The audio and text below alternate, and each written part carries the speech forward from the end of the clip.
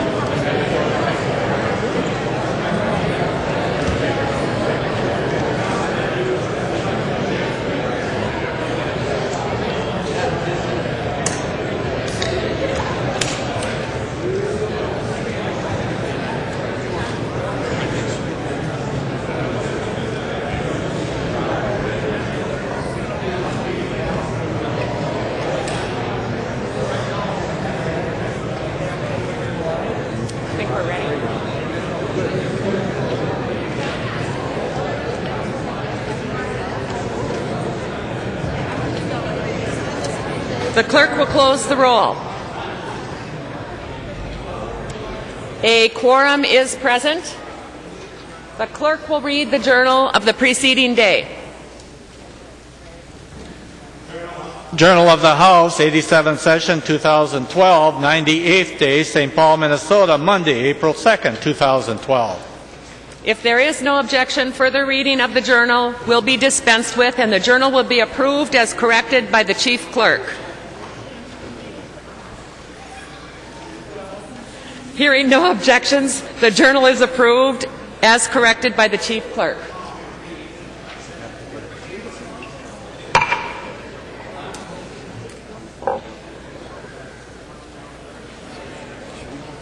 No, done. Thank you.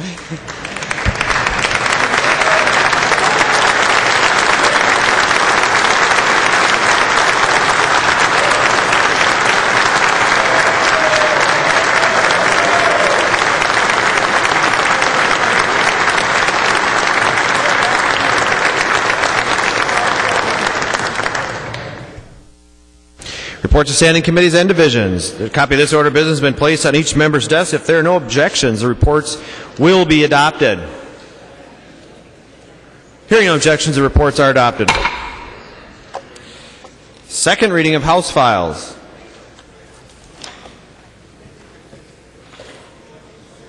Second reading, House File 518. Second reading. Second reading, House File 2065. Second reading. Second reading of Senate files. Second reading, Senate File 946. Second reading. Second reading, Senate File 1543. Second reading.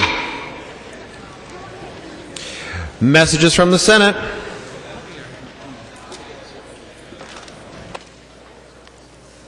Message from the Senate. This is the O'Driscoll motion. Mr. Speaker, I hereby announce the passage by the Senate of the following House file herewith returned as amended by the Senate, in which amendment to concurrence of the House is respectfully requested. House File 2244, an act relating to the Permanent School Fund. O'Driscoll moves that the House refuse to concur in the Senate amendments to House File 2244, that the Speaker appoint a conference committee of 5 members of the House, and that the House requests that a committee be appointed by the Senate to confer on the disagreeing vote. Call the member from Stearns, Representative O'Driscoll, to your motion.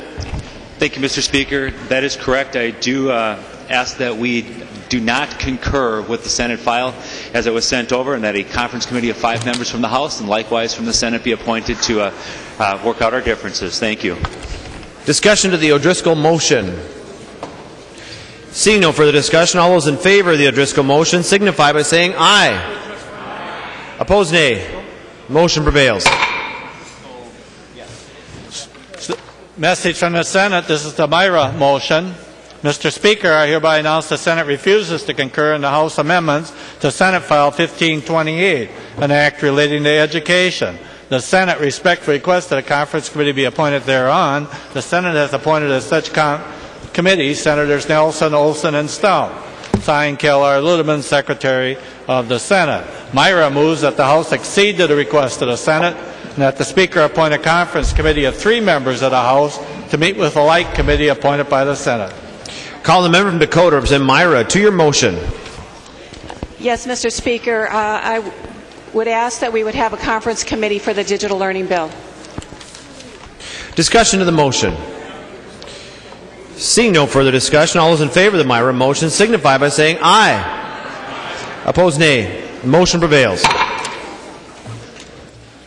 Message from the Senate. This is the Atkins motion.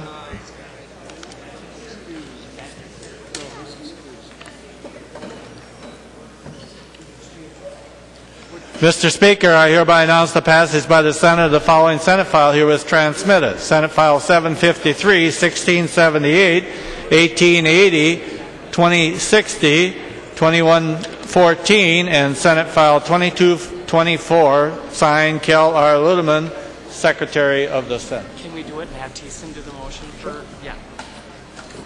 Message from the Senate, Mr. Speaker. This is the Thiessen motion, and I hereby announce the Senate refuses to concur in the House amendments to Senate File 2392, an act relating to liquor. The Senate has respectfully requested that a conference committee be appointed thereon. The senators appointed to the conference are Gerlach, Michelle, Hall, Howe, and Reinhardt. Thiessen moves that the House accede to the request of the Senate and that the Speaker appoint a conference committee of 5 members of the House to meet with a like committee appointed by the Senate on the disagreeing votes of the 2 houses. Call the member from Hennepin, Representative Thiessen, to your motion. Thank you. This is the Omnibus liquor bill that we'd like to go to conference on. Thank you. Discussion of the motion. Seeing no further discussion, all those in favor of the Thiessen motion signify by saying aye. Opposed, nay. The motion prevails. First reading of Senate files.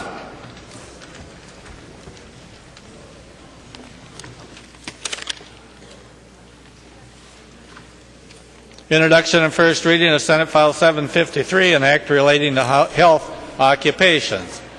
Abler moves that Senate File 753, House File 1191, now in the General Register, be referred to the Chief Clerk for comparison. Hearing no objections, so ordered. Introduction and first reading of Senate File 1678, an act relating to public defenders. The bill has been referred to the Committee on Ways and Means. Hearing no objections, so ordered. Introduction and first reading of Senate File 1880, an act relating to counties. Quam moves that Senate File 1880, House File 2359, now on the calendar for the day, be referred to the Chief Clerk for comparison. Hearing no objections, so ordered.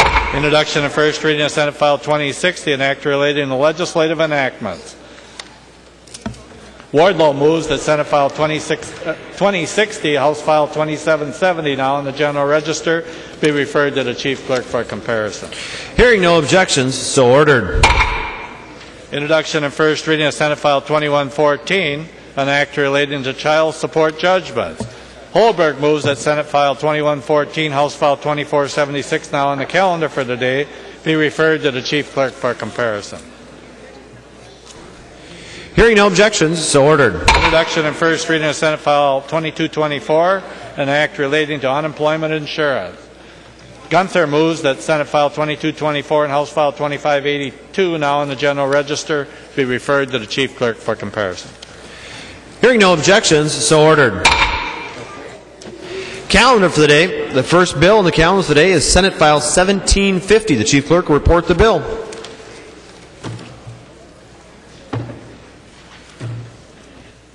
Senate File 1750, number 15 on the calendar for the day, an act relating to natural resources. Calling the member from Beltrami, Representative Hancock, to present your bill. Thank you, Mr. Speaker and members. This is the Omnibus Lands Bill. Basically, the primary purpose of this bill is to authorize the sale of certain tax-forfeited lands in various counties, including Beltrami, Big Stone, Goodhue, Hennepin, Itasca, Couchiching, Lake Morrison, St. Louis, and Washington counties. It also authorizes the DNR to sell two parcels of land which are located in Dakota and St. Louis County, and it does contain some small boundary changes to two state parks, two recreation areas, and two state forests. It does contain some language on road easements to individuals on school trust fund lands, and it also provides that the easement term is limited to 50 years. These are in keeping with House File Bills 2164 that we have passed. The bill amends Minnesota statute to change the limit on real estate lease terms from 10 years to 21 years to conform with changes previously made. This also has a portion, we are taking the Senate language, and it has a portion of exempting the cities, the boundaries in the cities of Dayton and Ramsey from the Minnesota Wild and Scenic Recreation River System, and it applies the current city zoning standards. Probably the biggest thing that the bill does is it does provide for the facilitating the transfer of land in the Boundary Waters canoe area for our school trust lands. As you know, we have 86,000 acres of state land in the Boundary Waters canoe area that is designed to provide income to our school children. And this bill provides the mechanism for this transfer and I think it helps us with our fiduciary responsibilities in that regard. And I want to thank Representative Dietrich for her tireless work in this area, and I think this is a bill that will help facilitate that. In keeping with that, Mr. Speaker, I will have an amendment that basically substitute language that we have gone through in the House here to replace the Senate language. So with that, I would take some questions with the idea that, especially in the Boundary Waters Canoe area, we are going to have an amendment that substitutes our language for that. There is an author's amendment at the desk. I believe it is being distributed right now. Representative Hancock, we'll have the Chief Clerk introduce the amendment, and then you can speak to it, but we'll not vote until each member has it. There is an amendment at the desk. Hancock moving to amend 1750, the second engrossment as follows. The amendment is coded A2. The member from Beltrami, Representative Hancock, to your author's amendment. Thank you, Mr. Speaker and members. What our amendment does is it basically calls for the creation of a children's state forest, and it, in keeping with our fiduciary responsibilities, we are encouraging in this language the exchange of land for land.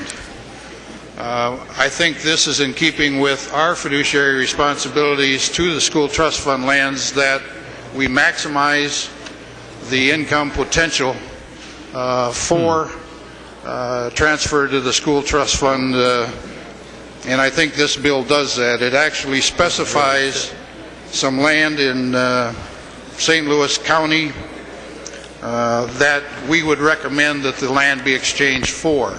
Good timberlands that I think will provide for a long-term benefit to the school trust fund lands. With that, should probably say 3.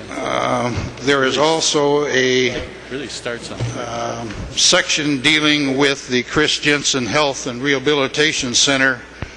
That was a bill that we had passed, offered by Representative Dill, and I don't think there was any controversy in that, and we have included that language in this bill, or in this amendment, subdivision 1.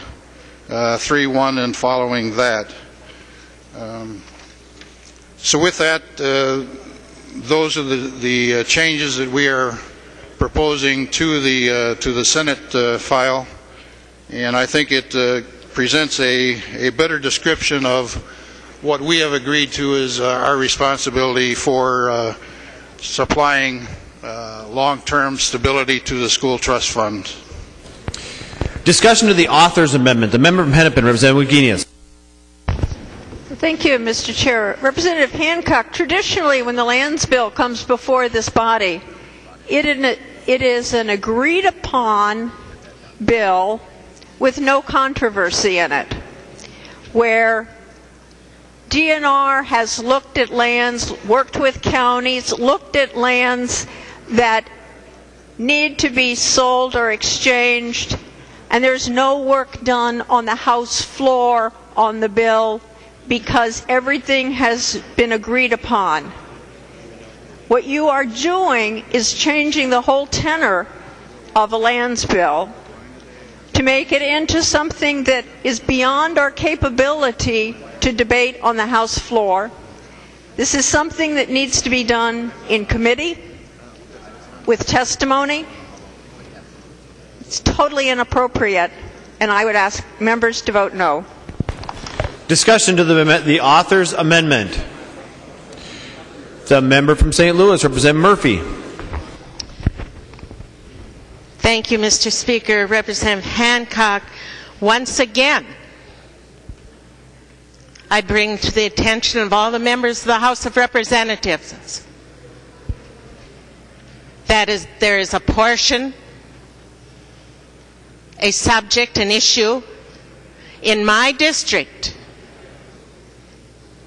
in District 6B,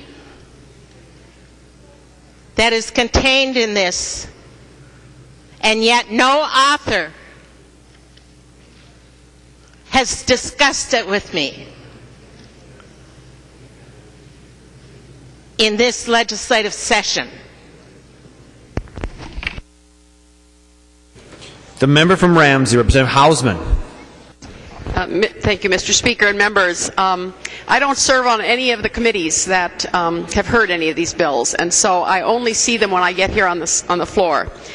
But when I see in this amendment that we seem now to be naming the forest after the children, I remember our conversation earlier when we had the school trust fund lands. I said it'll connect with another bill that we'll see, swapping land. And we do it all in the name of children. Now we're going to name it after them. Exploiting state lands and naming it after children. They're the ones who will have to deal with this in the future. Why do I think we're going to exploit those lands, even though I don't serve on those committees? Because it is all about maximizing income on those lands. What resources do we have in Minnesota? Our only resources are forestry and mining. How can we maximize income on those lands? It is by more intensively doing forestry and mining. I don't see any other way that one can make this argument. With the signed bill yesterday, and again, that was the third bill I said there's a connection to. All of these bills are related. With the signed bill yesterday to expedite permitting, we're greasing the wheels to do this. We're greasing the wheels to exploit state lands. And we're naming it all after children. Mr. Speaker, I do want to be on record as opposing this whole interconnection, and I would request a roll call if none has been asked for. Representative Hausman's requested roll call. Seeing 15 hands, there will be a roll call on the author's amendment. Discussion. The member from Dakota, Representative Hansen. The member from Beltrami, Representative Hancock. Well, thank you, Mr. Speaker. I want to say that these bills have been discussed. All these bills, Representative Wagenius, we have discussed them in committee. They were discussed in natural resources. They've gone through. There's no controversy. I believe the counties are behind these. Certainly, I don't view the conservation and the wise use of forest land and mineral lands as exploitation. To me, conservation is wise use of.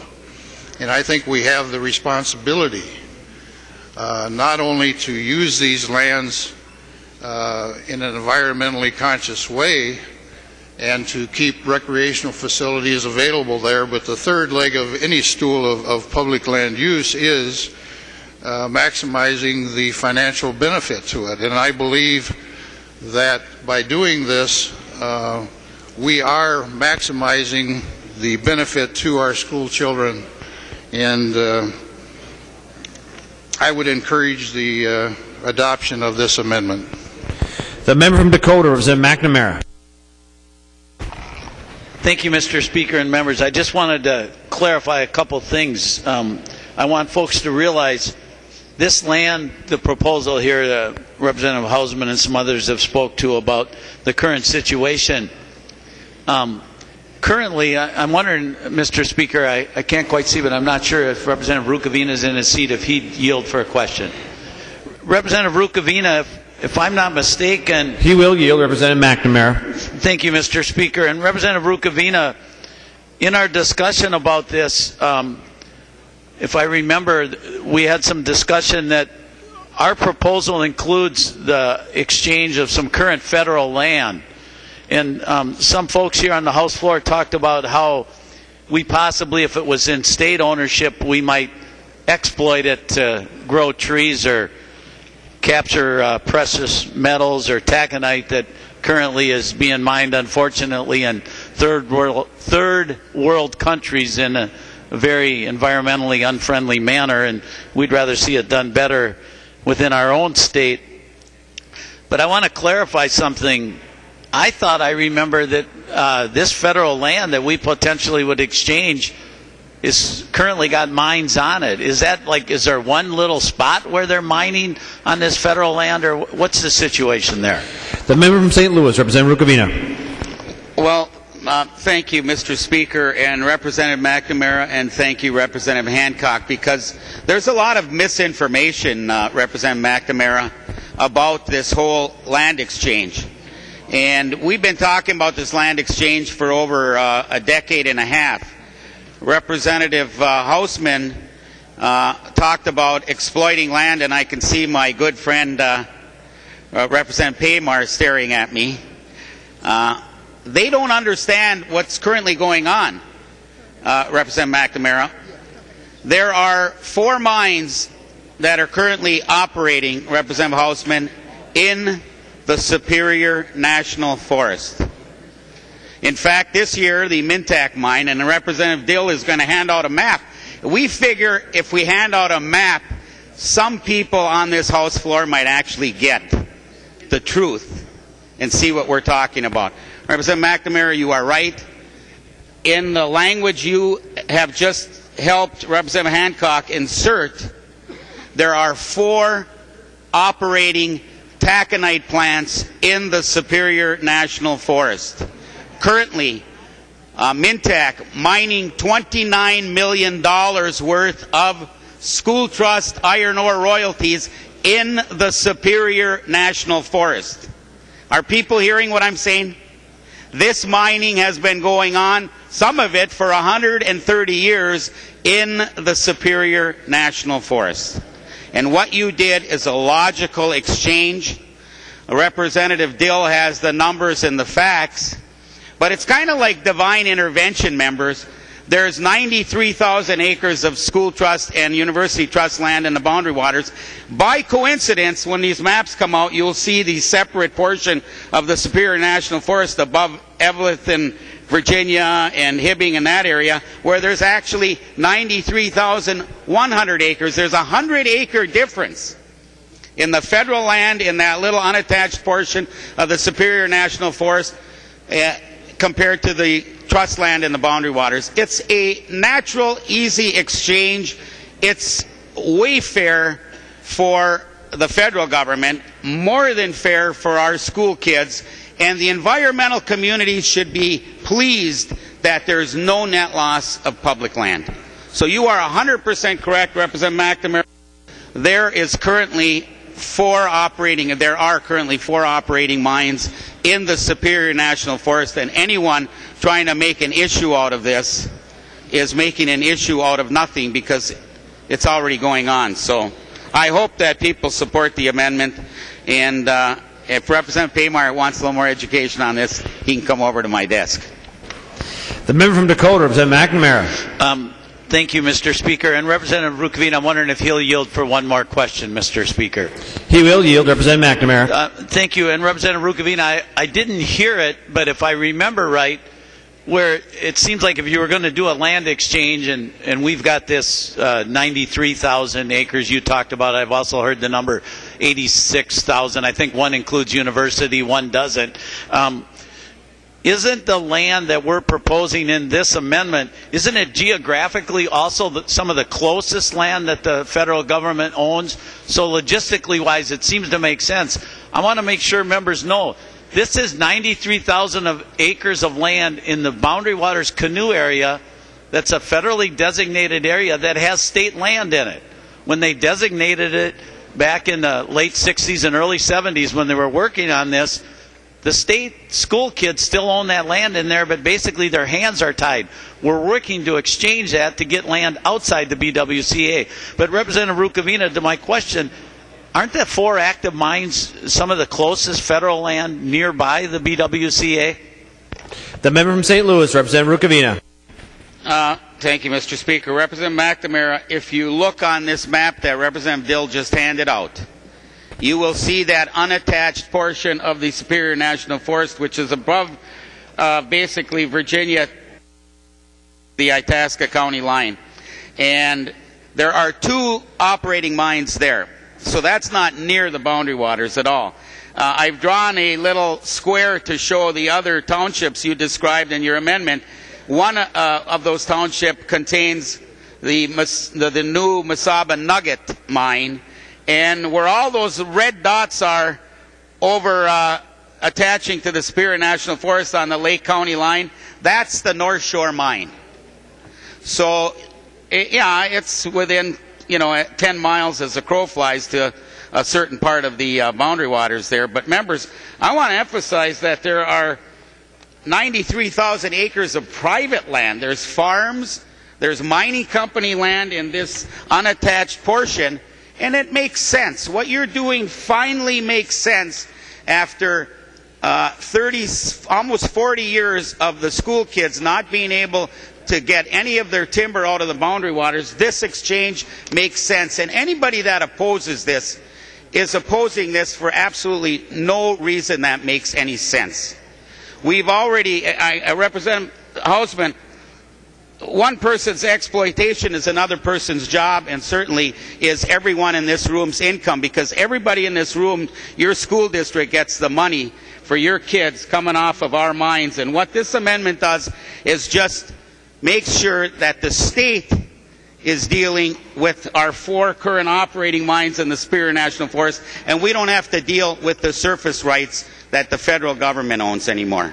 It makes it a lot easier to cut timber and everything else, and I see absolutely nothing wrong. I think it's a great idea to create the Children's National Forest in that unattached portion and harvest the trees forever and keep income coming into the trust, and let our current operating mines keep continuing to mine iron ore and keep putting that money in the trust. So I hope everyone will support this, and Representative McNamara, I thank you for doing it. Member from Dakota, Representative McNamara. Well, thank you, Mr. Speaker, and I just wanted to wrap up quickly. Basically, the A2 amendment that Representative Hancock brought forward gets land for the school kids instead of an IOU from the federal government, and I think that's most important, that as we go forward, having the land would be much better than an IOU from the federal government. Thank you. Discussion of the bill. The member from Hennepin, Representative Wagenius.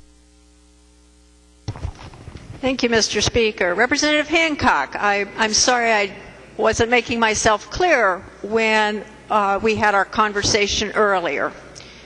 You are attaching an amendment to the lands bill, which has always come to us as a non-controversial bill that has been settled in committee, and then when it gets to the floor, folks just vote for it.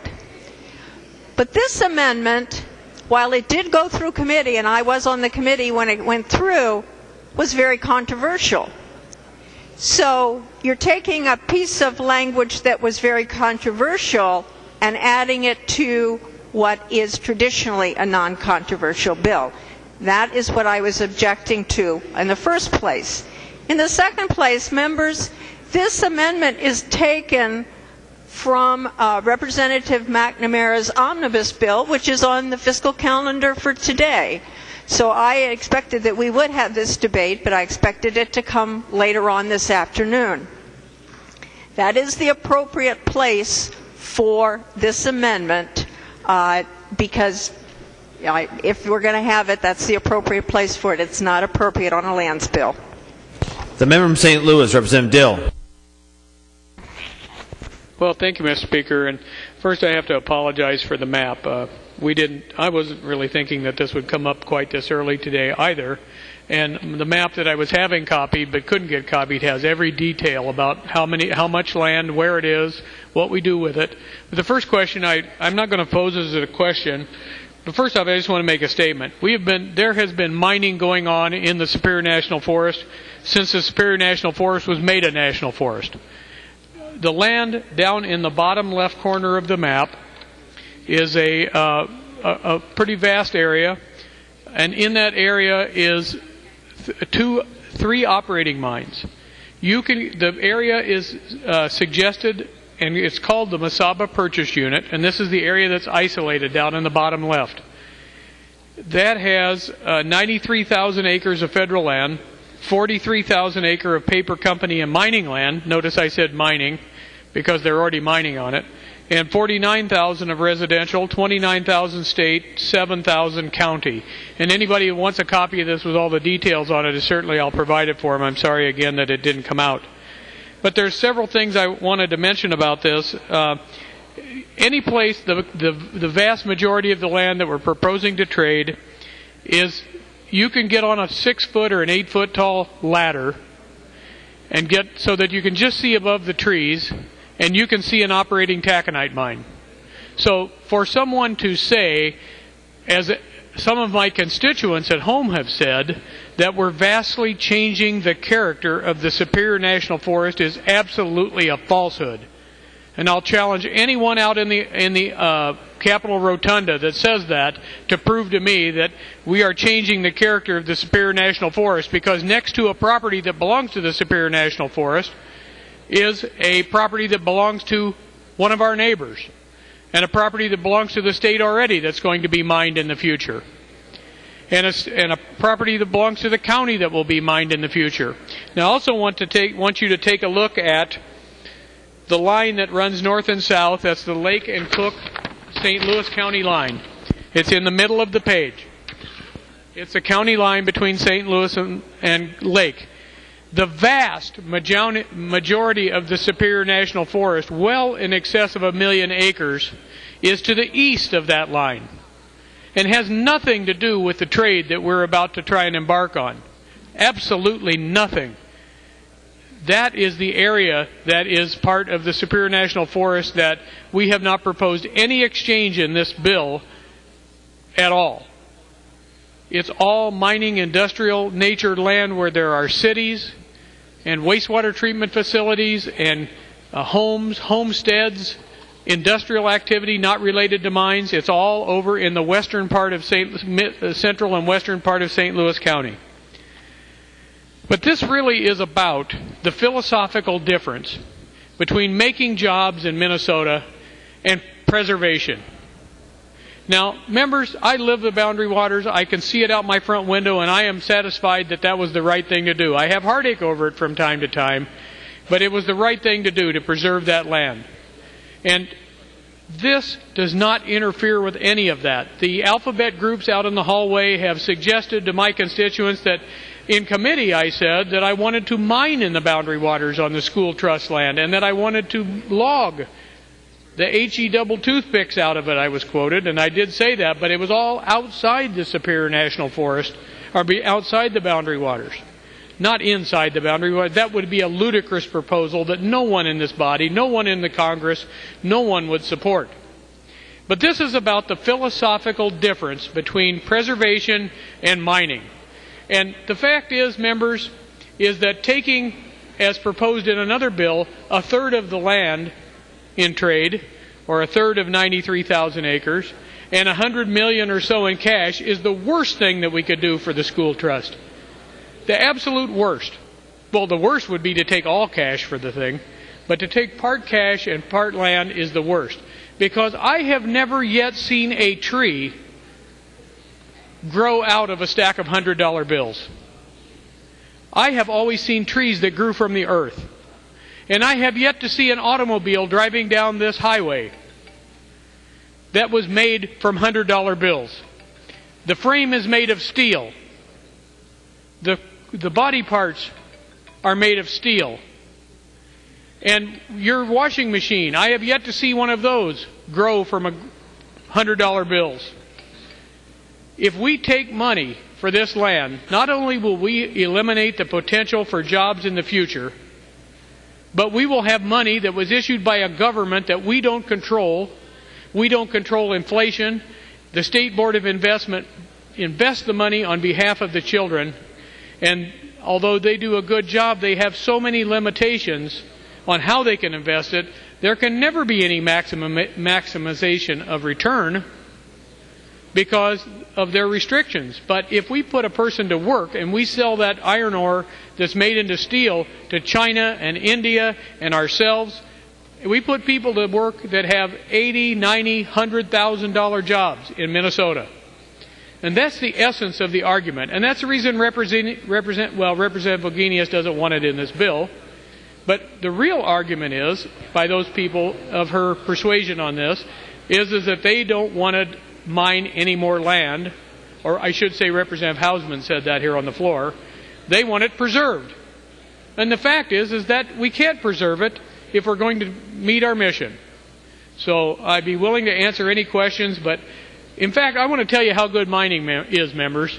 You know, I've heard people on this House floor say that, well, you know, when we mine, we just make our earth is scorched and it's gone forever. Well, members, if you drive up in the Iron Range, you go up in Representative Moline's district, and you look at the mine dumps that are there today, you see trees growing out of them.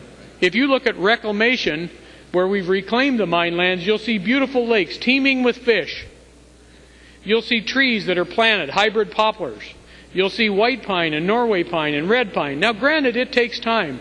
In fact, those mine pits are so fertile that I saw, it was unbelievable, but I saw 10 windmills come up out of the ground. And so not only do we have trees and fish and do we have all kinds of things to reharvest, but now there are windmills shooting up out of the ground. That ought to make the environmentalists absolutely insane. Love it. Let's do some more of it. I mean, that's new technology.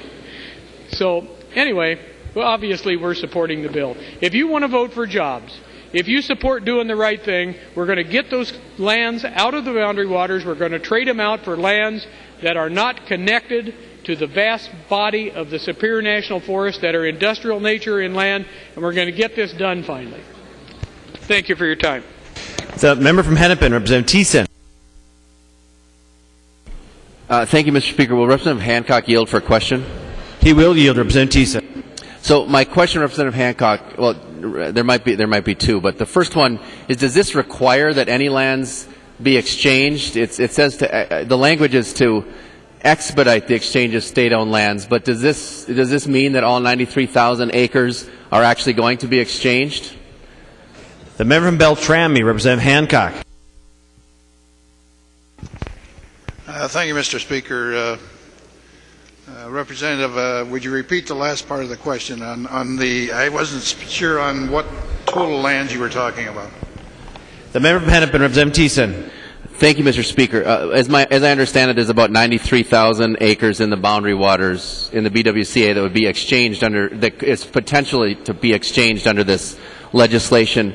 And I'm looking at the amendment. I'm just wondering if there's anything in the amendment that requires that land be exchanged instead of the possibility that some of that land could be sold under other circumstances. The member from Beltrami, Representative Hancock.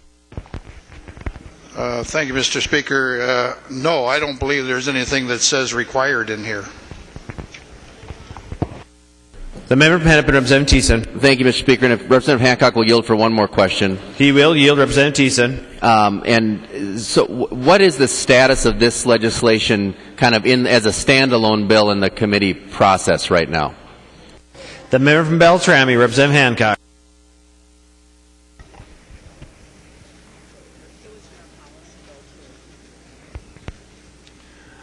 Thank you, Mr. Speaker. My understanding that it is also in a policy bill that we have.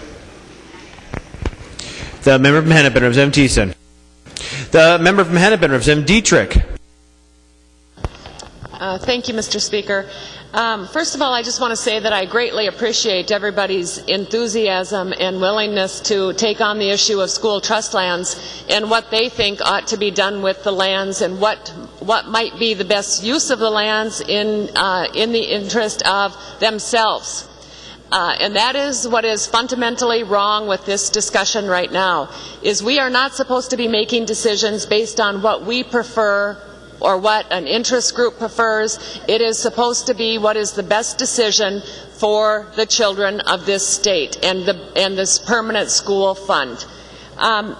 So I want to first of all say thank you. I really appreciate the discussion, but this is not a discussion to be had on the House floor. Here we are talking about 86,000 acres of land in the Boundary Waters Canoe area that is owned by the school children of this state.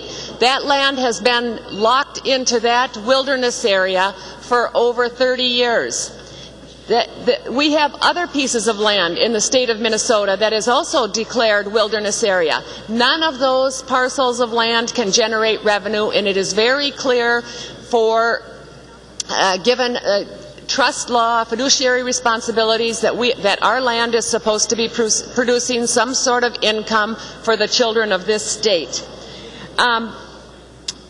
So it was in 1998 that the legislative auditor actually in their audit report said that there were these 86,000 acres in the Boundary Waters Canoe area, and that should be the DNR's highest priority, is to get that land out. And what has happened in 30 years, people? Nothing. And why? Because it always comes to this floor and it becomes heated, and we all start giving our own personal preferences and start representing other interest groups besides the school children of the state. So, because of this amendment, we are going to be forced to take a vote today. And let me just remind you that when you vote, you are acting as a trustee. And so I want to just remind you that there are 3 options out there. I'm going to start with the first.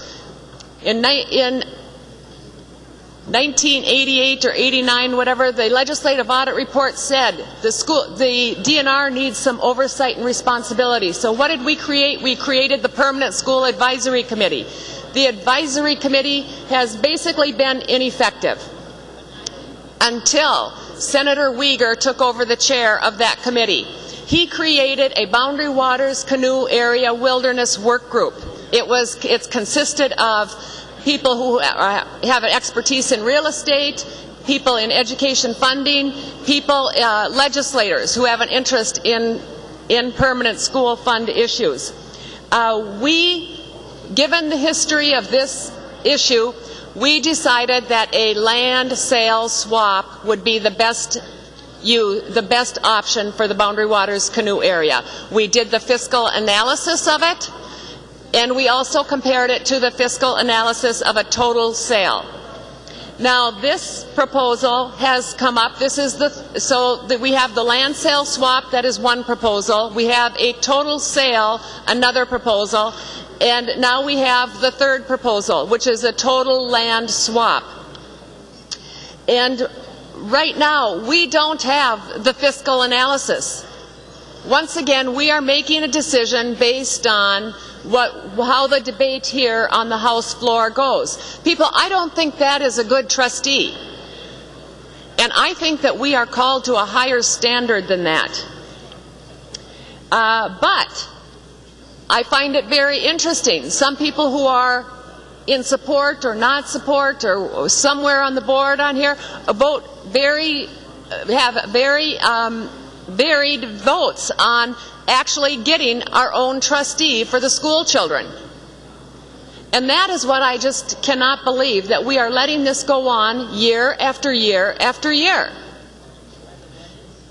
Representative O'Driscoll had a bill this year that said these decisions would come from an independent agency with good information and someone who is charged to be the trustee of all the school trust lands, just not the land in the Boundary Waters Canoe area, because the issue here is all over the state, or actually central Minnesota and above.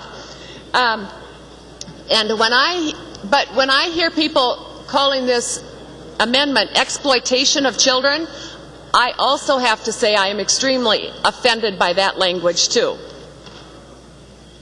At least somebody is trying to take action, taking a stand for what they think is in the best interest of the kids. But with this level of information and an amendment on a bill, I would just say that that we need better information than that, and the only way to do it is to hire a real trustee who can work on this issue 40 hours a week and be accountable to us, be accountable to the school children of the state, and that is the only way to solve that. So I am going to once again put in a plug for this body to this year, get it done, make sure that we don't have these types of debates on the House floor anymore, make sure that we have a trustee for the 2.5 million acres that the school children own, the 1 million in mineral rights, and a trust fund of over 700 million. We need a trustee.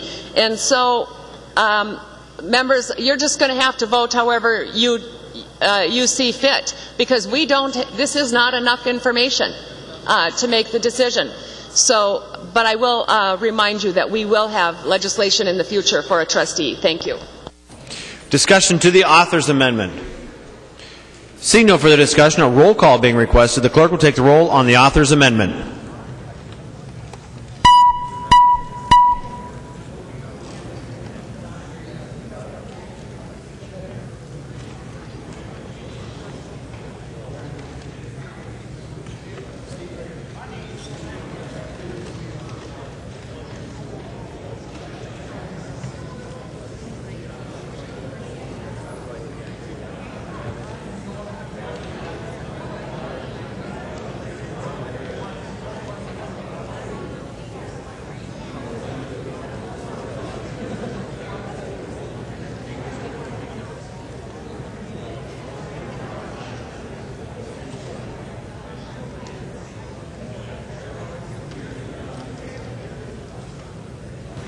The clerk will close the roll.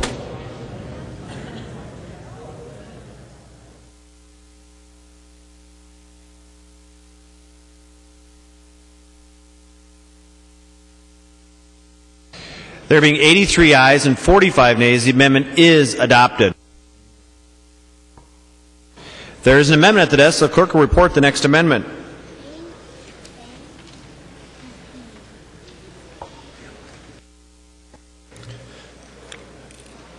Dill, moving to amend Senate File 1750 to second engrossment as follows. The amendment is coded 896. The member from St. Louis, Representative Dill, to present your amendment. Thank you, Mr. Speaker. Hopefully this one isn't as controversial. In the bill is some provisions for a county sale of lakeshore lots at private sale in St. Louis County. We realize that some leaseholders that will have their land sold either to them or to another would be unfairly treated as they have built properties on there, built structures or bought structures that existed on those lease lots. So what this amendment does is the leaseholder, if having the land offered to them for sale, may opt to continue to lease the land for the rest of their lifetime, and that their fee for the lease of the land would be the same as if it were taxed as private property. And this is a compromise language that was worked out between the county and Representative Rukavina and I, as we represent that part of St. Louis County. And I would ask for your support on this and answer any questions. Discussion of the amendment. The member from Beltrami, Representative Hancock. Thank you, Mr. Speaker, and thank you, Representative Dill. I would view this as a friendly amendment and encourage you to vote yes. Discussion of the Dill amendment.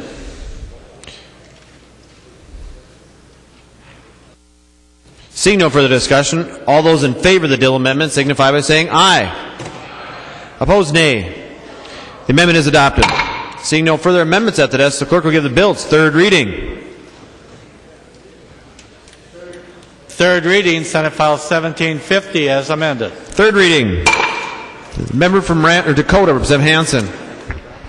Thank you, Mr. Speaker. Would Representative Hancock yield for a question? He will yield. Representative Hansen. Thank you, Mr. Speaker. Representative Hancock, this is the lands bill, and I want to ask about a land exchange or a land sale that I believe was authorized in the 2003 legislative session, and we've talked about it subsequently. It was a provision to balance the budget, I believe, in 03 or 04, and it was to sell off existing properties for that purpose of balancing the budget. And here we are in 2012, and I just would like some insight into that sale, if it's occurred, or what's happened with that land sale that was authorized to balance the budget back in 2003. The member from Beltrami, Representative Hancock. Thank you, Mr. Speaker. Representative Hansen, as you know, I was not here in 2003. I just looked like I should have been, but my understanding, the land sales here, instead of the state owning 8.5 million acres, maybe it's now 8.4999 million. I don't think there's been a great deal of sale of land. But I do think it does provide those counties that have tax forfeit land that they feel that their economic interests are best served by putting it back into private ownership. That's what this bill does. In terms of the policy of the long term of getting rid of the patchwork and making best use of land management, I think this helps address that. How it relates to the budget, I'm really not privy to know. Thank you. Member from Dakota, Representative Hansen. Thank you, Mr. Speaker. Would the chair of the Environmental Finance Committee yield? Representative McNamara will yield. Thank you, Mr. Speaker. Representative McNamara, I think you heard my question to Representative Hancock about the land sales that were authorized in 2003 to help 2003 or 2004 to help balance the budget. And what's the status of those? How does that relate to what we're doing here with this bill? I don't believe that. I think there was a bill last year to go below market rate. I'm not sure what's happened with that land sale to balance the budget from early in the last decade. The member from Dakota, Representative McNamara. Thank you, Mr. Speaker. And Representative Hansen, if I remember right, I think it might be 2005 when former Representative Seifert put in that the state will sell a certain amount of land. I want to say it was maybe 10 million that he put in at that time, and the state is and I think part of it was directed to the DNR, if I remember right.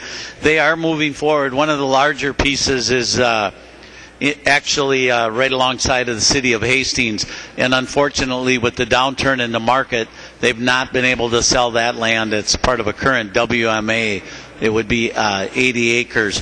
They still, and you are right, we did pass some legislation that allowed this land to be sold at below market rate.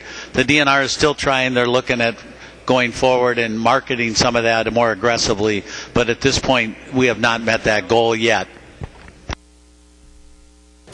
The member from Dakota, Representative Hansen.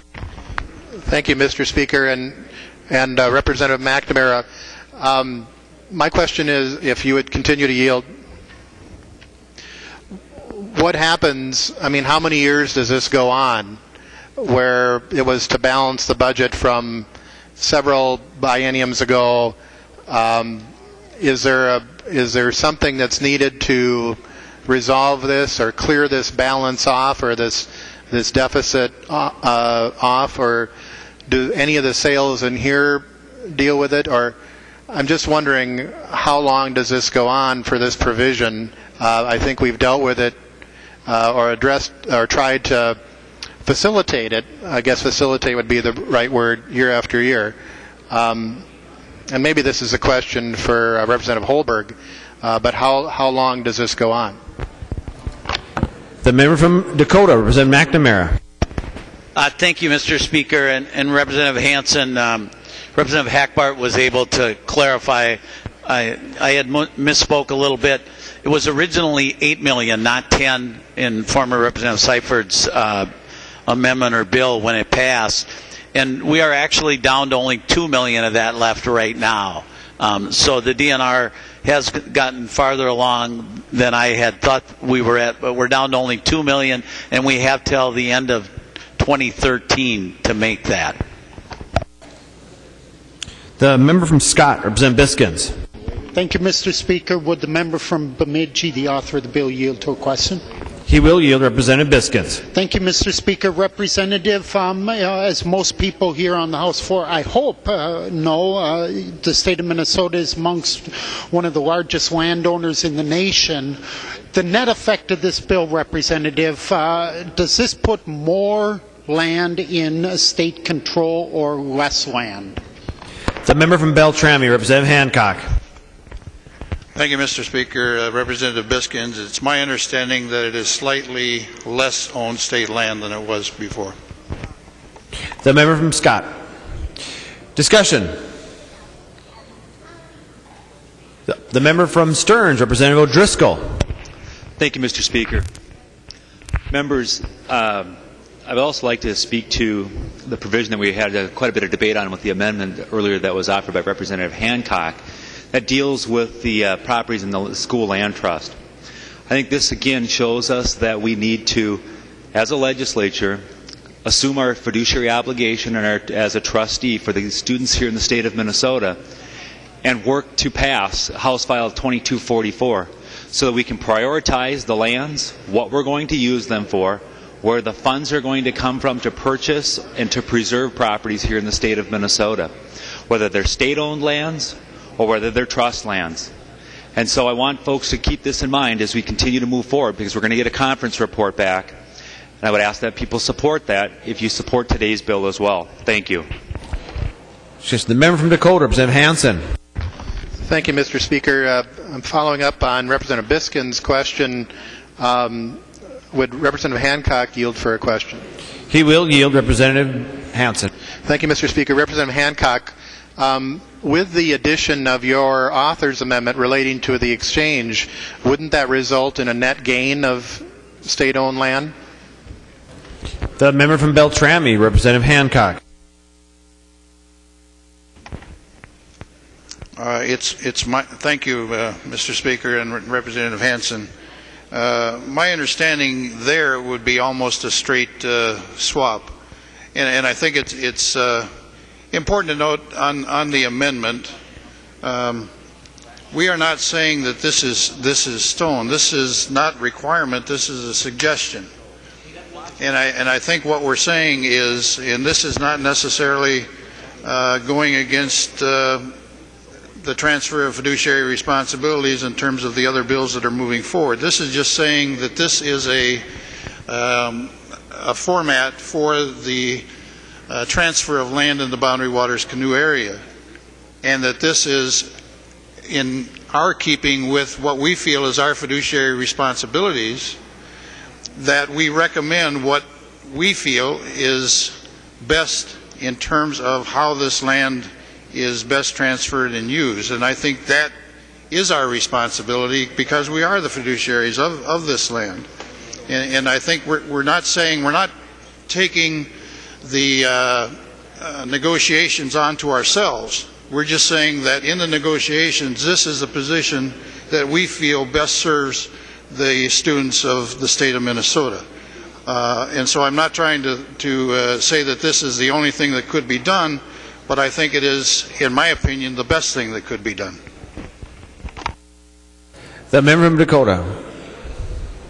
The member from St. Louis, Representative Dill.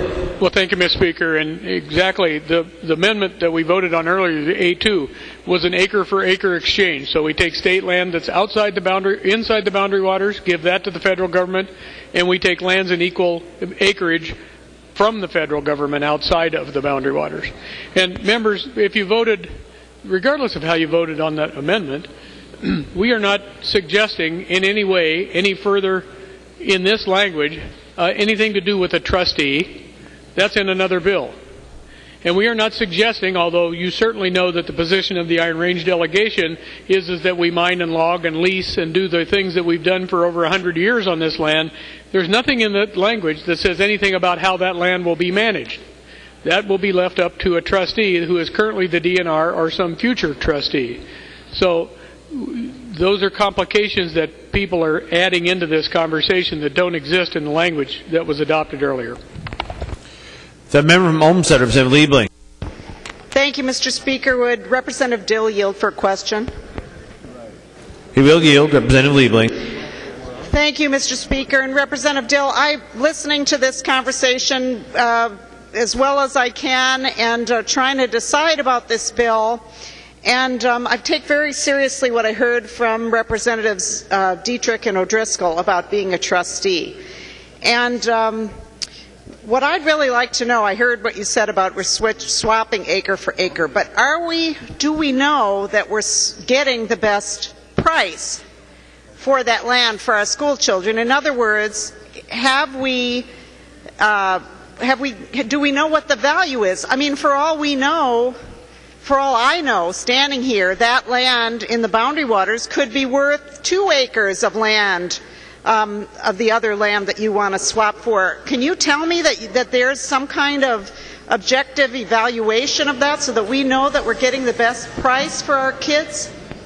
The member from St. Louis, Representative Dill. Well, Representative Liebling, thank you for the question. That's been the burning question since 1964 when this all happened.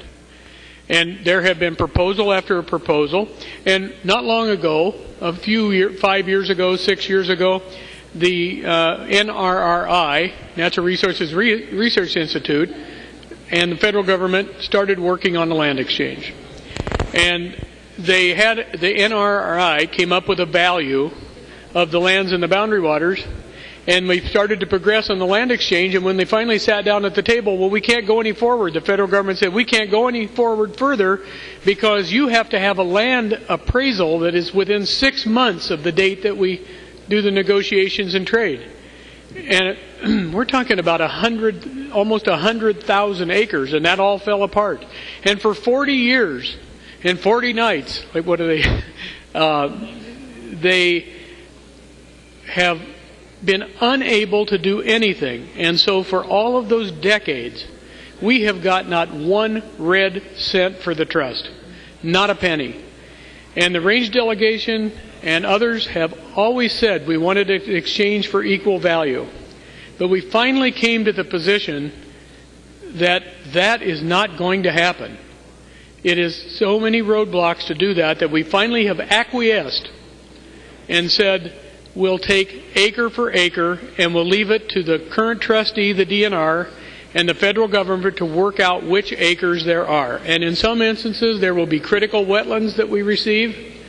In some instances under this plan there would be critical habitat that we'd receive. In some instances there would be critical timberlands, and in others there would be mining lands.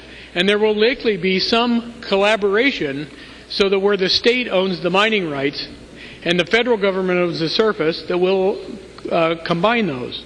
And where the state owns the surface and the federal government the opposite direction, will combine those.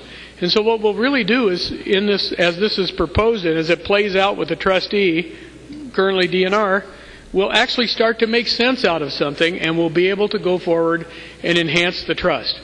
You know, members, there's over $1 billion in the 2 trusts, the school, the higher ed, and the PUF, the Permanent University Fund. 80% of that has come from mining. 20% has come up from leases and logging. As I said earlier, if you want to put people back to work in Minnesota, you want to put them back to work in high-paying jobs, you want to make washing machines and dryers and cars and buildings and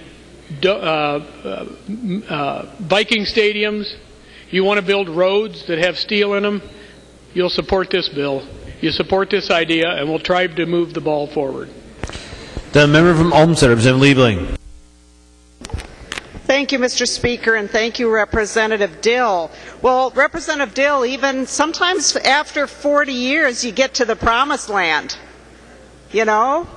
And what you said actually really gives me concern, because we all want jobs here, but that exactly the point is that as a trustee, you're supposed to have undivided loyalty to the children, to make sure that this is about them and about their trust lands, and we all on this floor have divided loyalty because we care about the jobs created and all of those things. And so that gives me great concern. The other thing that gives me great concern, and I'm looking at Representative Dietrich as I'm saying this, but you know, the DNR, as we've heard, has been kind of a lousy trustee.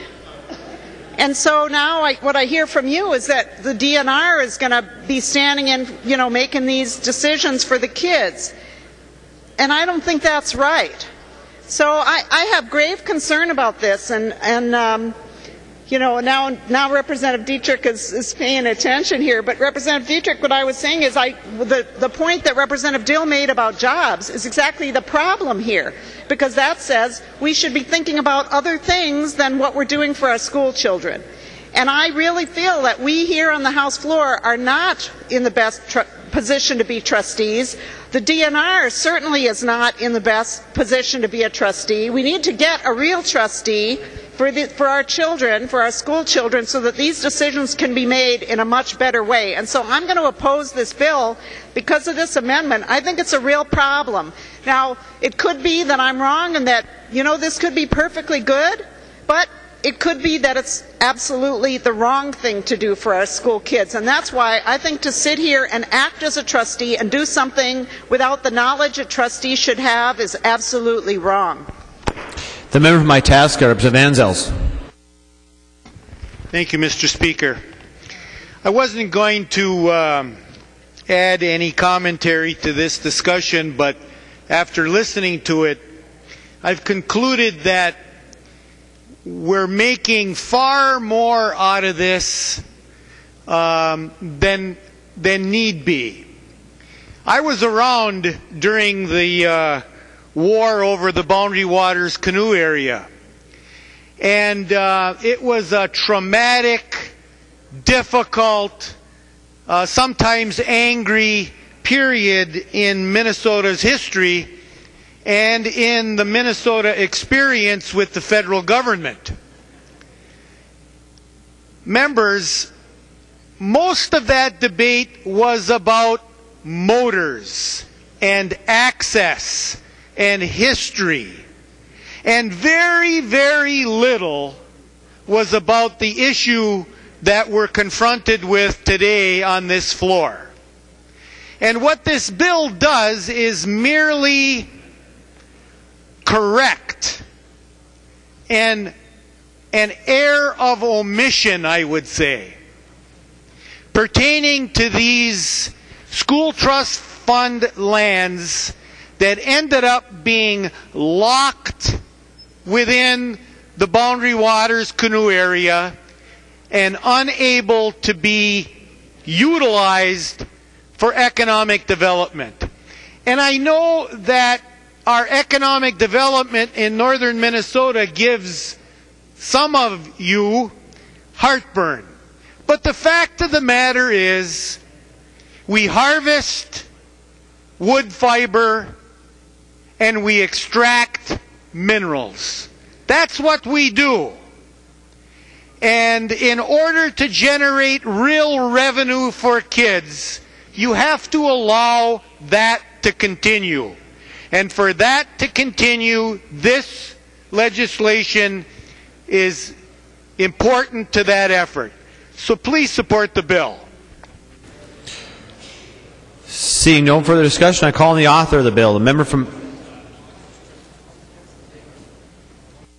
Oh, I'm sorry, the member from Ramsey, Representative Paymar.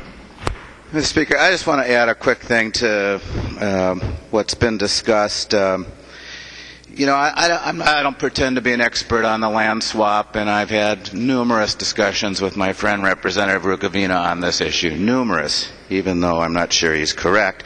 But I've had numerous discussions, and I respect all of my friends on the range when it comes to this issue. I know it's complicated, but I do think that there's a concern amongst the environmental community that just is not being addressed here. Representative Hausman began to address it, but you know, let's just keep in mind what potentially the land swap would do.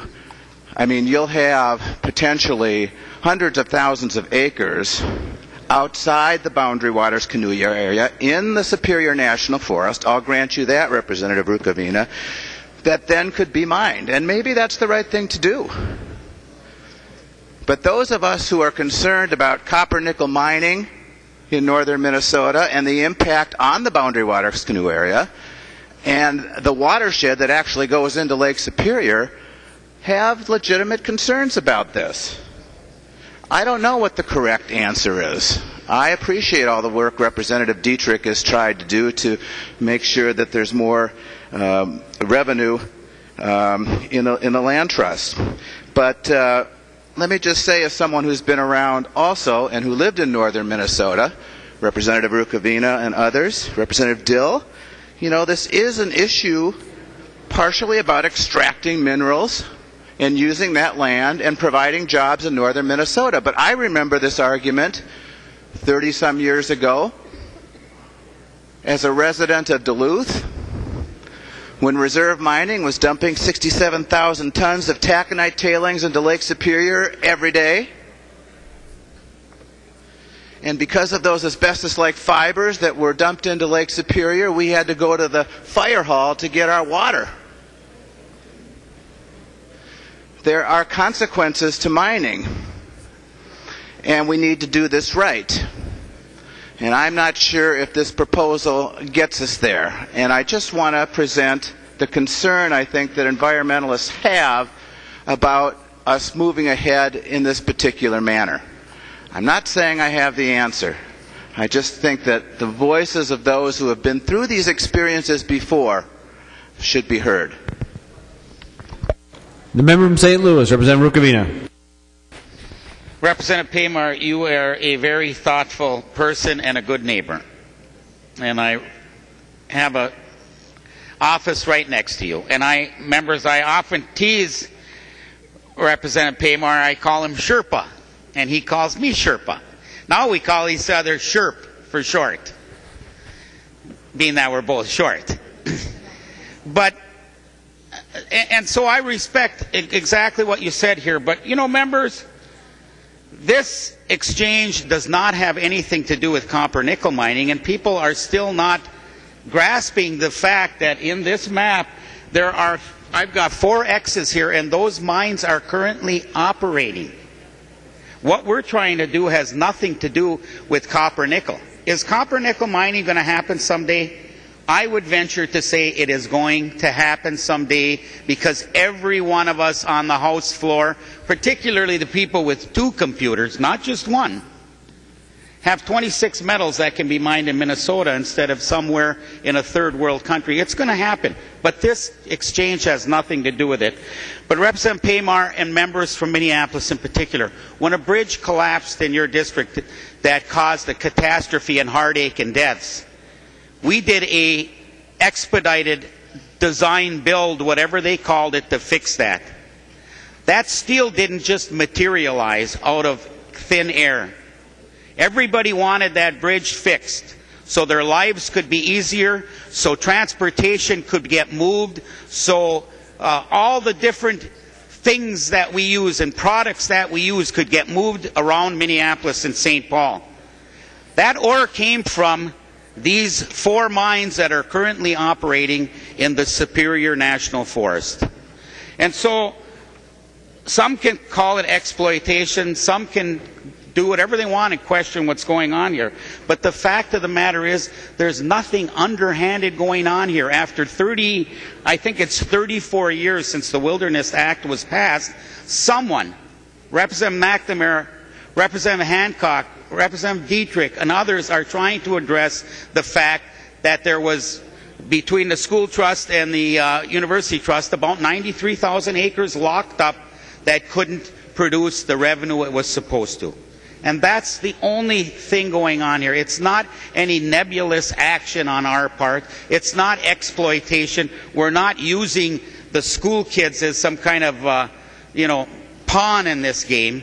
We are creating a forest that's going to be used in perpetuity. It's going to be managed properly by a trustee. It's going to be mined and it's going to be logged. And the people, my neighbors that live there next to me, my house is right here. Right, that little dot, if you can see it, members. That's my house. Representative Lincheski and Representative Dietrich and Representative Hillstrom and Representative Hortman and Representative Junkie and others can come. They've been to my house. It's right next. You are 0.6 of a mile away from the Superior National Forest that's unattached here, that's producing timber and everything else for the private sector, the public sector, whatever. So, members, there's no need to vote against this on an environmental concern. And Representative Paymar, I'm going to say this and sit down. There is no net loss of public land. No net loss. I don't understand why anyone would oppose this.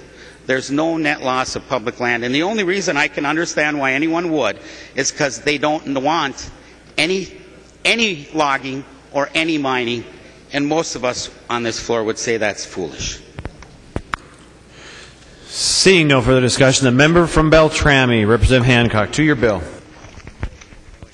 Thank you, Mr. Speaker and members. This bill does what it's supposed to do. It allows counties to transfer some of their tax forfeit land back into private hands for their better economic interest. It allows the DNR to address some of the issues in the management of the lands in our state parks and other lands that we own as a state, to touch up the rough spots and to better manage the land. And we are not deciding here who the ultimate trustee is going to be, whether it's the DNR or someone that we designate. This is providing an apparatus for the exchange that is long overdue, that we must not allow the financial benefits of 86,000 or 93,000 acres to sit there. This will help facilitate that exchange. I do not believe that whether the ultimate trustee of the land is the DNR or someone else that's designated, I do not believe that the long-term fiduciary responsibility and outlook for that is going to exploit any of the land that's transferred. Certainly, we want to maximize the financial gain and benefit for the benefit of our school children, but that can only be done if it's done in an environmentally conscious way that takes into consideration the health and well-being of the land, because timbering goes on, and a well-maintained forest is highly better in not only production but in terms of environmentally beneficial if a forest is managed properly. And so that's what we're doing here. I think it's a good bill that does what land bills are supposed to do, and it does, I think, help facilitate the ultimate transfer of land from the Boundary Waters Canoe area. So I think you should feel good about it. As been mentioned, I think it is a jobs bill, but I think it's something that not only we should be happy to do, but I think it is our responsibility to do. So I would encourage a green vote. Seeing no further discussion, the clerk will take a roll on the bill as amended.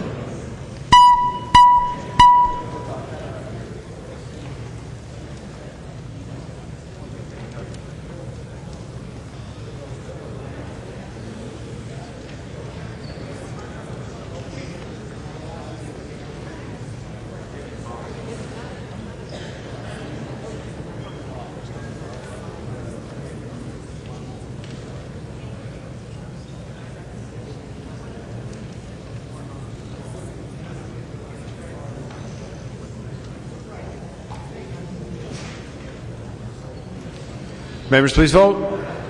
Clerk will close the roll.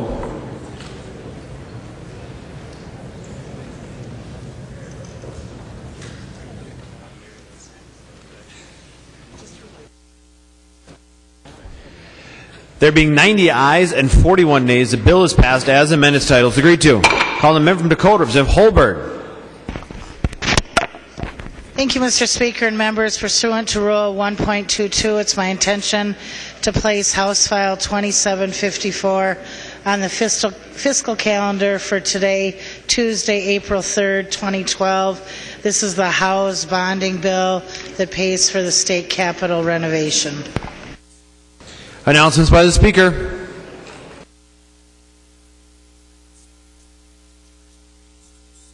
Announcement by the Speaker. The Speaker announces the appointment of the following members of the House to a conference committee on House File 2244. Driscoll, McElpatrick, McNamara, Dietrich, and Simon. Announcement by the Speaker. The Speaker announces the appointment of the following members of the House to a conference committee on Senate File 1528. Myra, Biskins, and Pulowski. Announcement by the Speaker. The Speaker announces the appointment of the following members of the House to a Conference Committee on Senate File 2392. Atkins, Anderson S., Hoppe, Sanders, and Lilly. The next bill on the calendar today is Senate File 2173. The Chief Clerk will report the bill.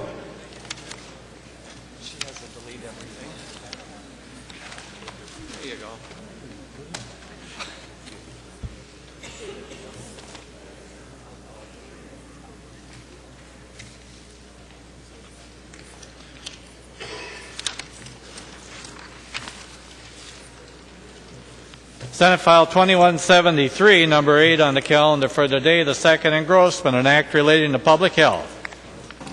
Call the member from Washington, Representative Lohmer, to explain your bill. Thank you, Mr. Speaker. Mr. Speaker, I have an amendment at the desk to insert the House language into this bill. There is a delete everything amendment. Representative Lohmer, we will present that amendment at this time. The clerk will report the Lohmer amendment.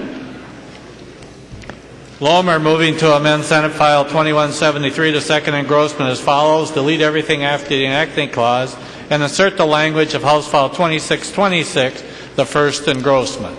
Call the member from Washington, Representative Lohmer, to your author's amendment. Thank you, Mr. Speaker. Mr. Speaker, if it's okay, I'm going to explain the bill first, and then I'll report the amendment after that. So, Mr. Speaker and members of the House, I'm asking for your support for House File 2626. The bill allows for automated drug distribution systems to be used in skilled nursing facilities, certain assisted living facilities, correctional facilities, MSOP facilities, and community behavioral health hospitals operated by the Department of Human Services. These systems are currently being used in pharmacies and hospitals and have been piloted in nursing homes. This bill was brought to me by a local long-term care pharmacy that serves nursing homes and is supported by the long-term care imperative. Automated drug dispensing systems are drug storage devices that electronically dispense medications in a controlled fashion and track medication use. Their principal advantage lies in permitting nurses to obtain medications for patients at the point of use. Safe and effective administration of medications has always been a core element of quality care in nursing homes. It is more important today than it has ever been. Some nursing homes now administer over 2,000 medications per day. That number has grown since the blister pack system was introduced over 25 years ago. Yet the blister pack system is still the primary system used in nursing homes. Today, there are 1,500 to 2,000 blister cards in a typical nursing home. Higher acuity levels, frequent prescription changes, and the increase in the number of daily admissions and discharges have made timely medication availability critical to serving resident care needs. It has also increased the potential waste in the use of blister cards. Automated drug distribution systems located in a healthcare facility have been utilized in multiple states over 10 years. These systems have a proven track record of accuracy, security, decreased cost, and decreased waste in addition to other intangible benefits. Automated drug distribution systems located at a healthcare facility offer the following benefits compared to traditional dispensing systems. Number one, control of drugs. Drug control and accountability is greatly improved when compared to traditional drug distribution systems. Each dose is accounted for, including controlled substances. Number two, faster access to drugs. For newly admitted residents and new or changed orders for current residents results in faster access to much-needed antibiotics, pain medications, and end-of-life medications, instead of waiting for a delivery from the central pharmacy that could take hours.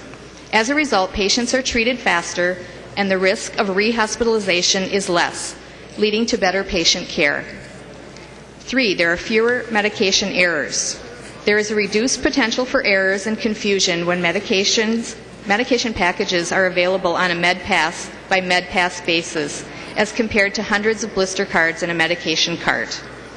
Automated drug distribution systems reduce the sheer volume of medications that staff is required to handle during each MedPass because the doses from these systems are for only that MedPass. Number 4, reduced pharmaceutical waste. Pharmaceutical waste in these settings is unavoidable using the traditional dispensing systems. In automated drug distribution systems, medications are filled daily for a specific med pass. Changed or discontinued medications or medications for discharged or deceased residents are not wasted. The best way to reduce waste is not to create it. Number 5, cost savings. All payers receive the benefit of being charged only for the doses used. If a medication is discontinued or changed, only the doses used are charged to Medicare, Medicaid, or other payers, not an entire month's supply as in traditional systems. Number 6, reduce drug diversion. Medications are available only one dose at a time and are completely tracked in the system instead of an entire month's worth of medication being available to be diverted. And finally, better quality of care. Medication administration personnel and nursing staff spend less time ordering and preparing medication, allowing for more time spent assisting and caring for the population they serve. Additional time can be spent with the resident, resulting in higher quality resident care, which is paramount in these settings.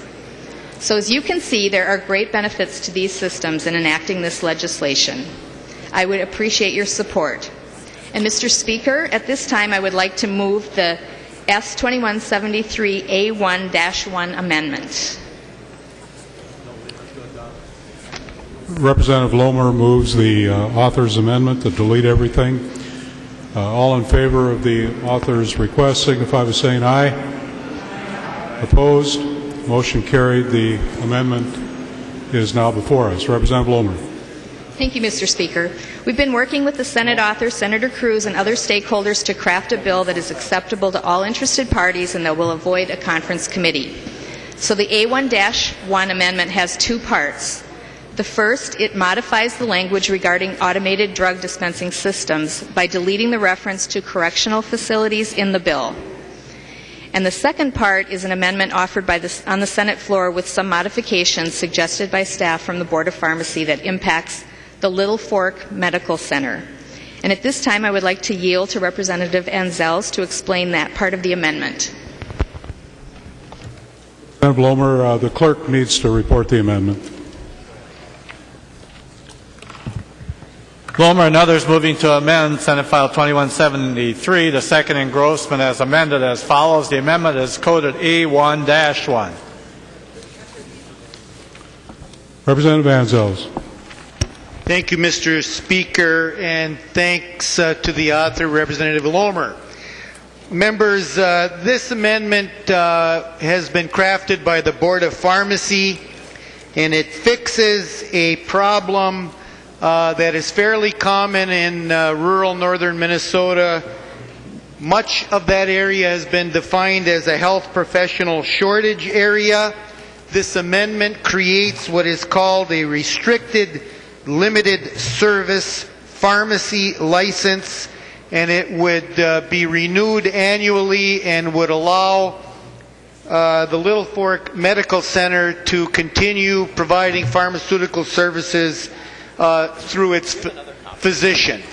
I ask for your support. The member from Olmsted, Representative Liebling. Well, thank you, Mr. Speaker. Would the author of the amendment yield, please? She will yield. Representative Liebling. Thank you, Mr. Speaker. And Representative Lohmer, I'm a little concerned about this amendment because first of all, we didn't hear about this in committee. And I just want to ask you, I understand from Representative Anzels he thinks this solves some problems, but first of all, I'd like to ask you why we didn't hear it in committee. And secondly, my understanding is that physicians don't need to be licensed to dispense drugs. I kind of thought a physician license already included that ability. Maybe I'm wrong about that, but here's the problem, is that I don't remember hearing this in committee, and I think it raises some concerns. So could you please address that? Representative Lohmer. Thank you, Mr. Speaker, and thank you, Representative. This came up in the Senate bill. This is when the amendment came up, so it was past the committee time. That's why we didn't hear it in committee. So someone brought it to Senator Cruz. the concern. And maybe Representative Van Zels would like to speak to that as well. Representative Liebling. Thank you, Mr. Speaker. If Representative Van Zels would yield as well. He will yield. Representative Van Zels. Thank you, Mr. Speaker and Representative Liebling. This has been a work in progress. It would pertain to medical centers in areas of the state deemed to be in health professional shortage areas. It's a language that the Board of Pharmacy developed on behalf of a medical center in rural Couchiching County, the Little Fork Medical Center, and it is would be a restricted license and would simply continue what has been in place at the Little Fork Medical Center in the way they conduct business for approximately 12 years. Representative Liebling. Thank you, Mr. Speaker, and thank you, Representative Lohmer and Representative Van Zels. Well, Representative Van Zels, from what you just said, I don't know why we need the amendment. And I just have, this really raises a lot of concerns for me. Representative Lohmer, if she would continue to yield, Mr. Speaker. She will yield, Thank you. Representative Liebling. Representative Lohmer, has this been vetted by, say, the MMA? Have you heard from them? Have you heard from any other professional groups that might be impacted by this? Representative Lohmer. Thank you, Mr. Speaker and Representative Liebling. First of all, I want to go back to the other question. I just want to let you know that the Senate did have a full hearing on this, and there was no opposition in the Senate. We just ran out of time on the House side. So to answer that part of your question, as far as we know, there's no opposition to this bill whatsoever. So as far as, I'm assuming that the folks that brought this to me talked to them, but I haven't heard of any opposition to the bill. Representative Liebling. Well, thank you, Mr. Speaker and members. I think there's a real problem when we do this kind of changes here on the House floor. And Representative Lohmer, it really doesn't give me any comfort to know that the other body vetted this, because I think we are a co-equal body, and we have a responsibility to vet these kinds of things and weigh in on them. And I would much rather, I'm not speaking against this per se, but I think it would be much better if we didn't put this on, and if you were to take this bill to conference committee and then allow the people to weigh in on this to make sure that we're not doing something on the fly that's really going to be a problem, because there is enough time left in the session to do that, to have a conference committee on this. I don't know why we have to just match up with the Senate when we're making a change in policy here that we don't really know what we're doing. So I would ask members to vote no on this. I think we just, this may be just fine, Representative Van Zels, but I'm just not comfortable doing this when we don't really know what the ins and outs of it are. And Representative Lohmer, as far as you know, there's no opposition, but boy, we've done some things in the last few years that, suddenly people find out when things were rushed through that the big mistakes were made. Need I say the two evil words here, property taxes. Sometimes it's a good thing if you get a little more information about what you're doing before you enact something that you might later regret. So unless I hear a whole lot more about this and get some comfort from the experts on these matters, I'm urging members to vote no. Member from Hennepin, Representative Loeffler.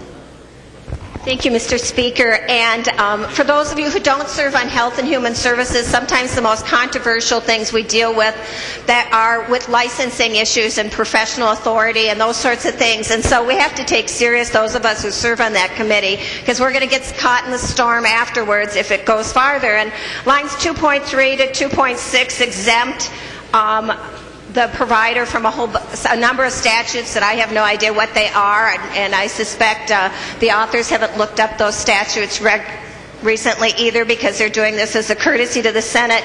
I think we should reject this amendment, and if it does need to be, we need to solve a problem in one specific hospital, we can the conference committee could consider a pilot project that just addresses that hospital without changing the licensing laws that apply to every physician, that apply to every pharmacist, and that are done, a more permanent fix could be arised in the normal committee process next year. And so I would really encourage people to reject this amendment and allow the conference committee to put together something much more narrow to solve the problem of one particular hospital. We have hundreds of hospitals, we have hundreds of pharmacists who are looking for jobs, and we don't want to get caught in something that has broader consequences than fixing the problem with the hospital and Representative Ansell's district. And I think a conference committee is the right place to put together that kind of a narrow solution, and it can come back fairly quickly.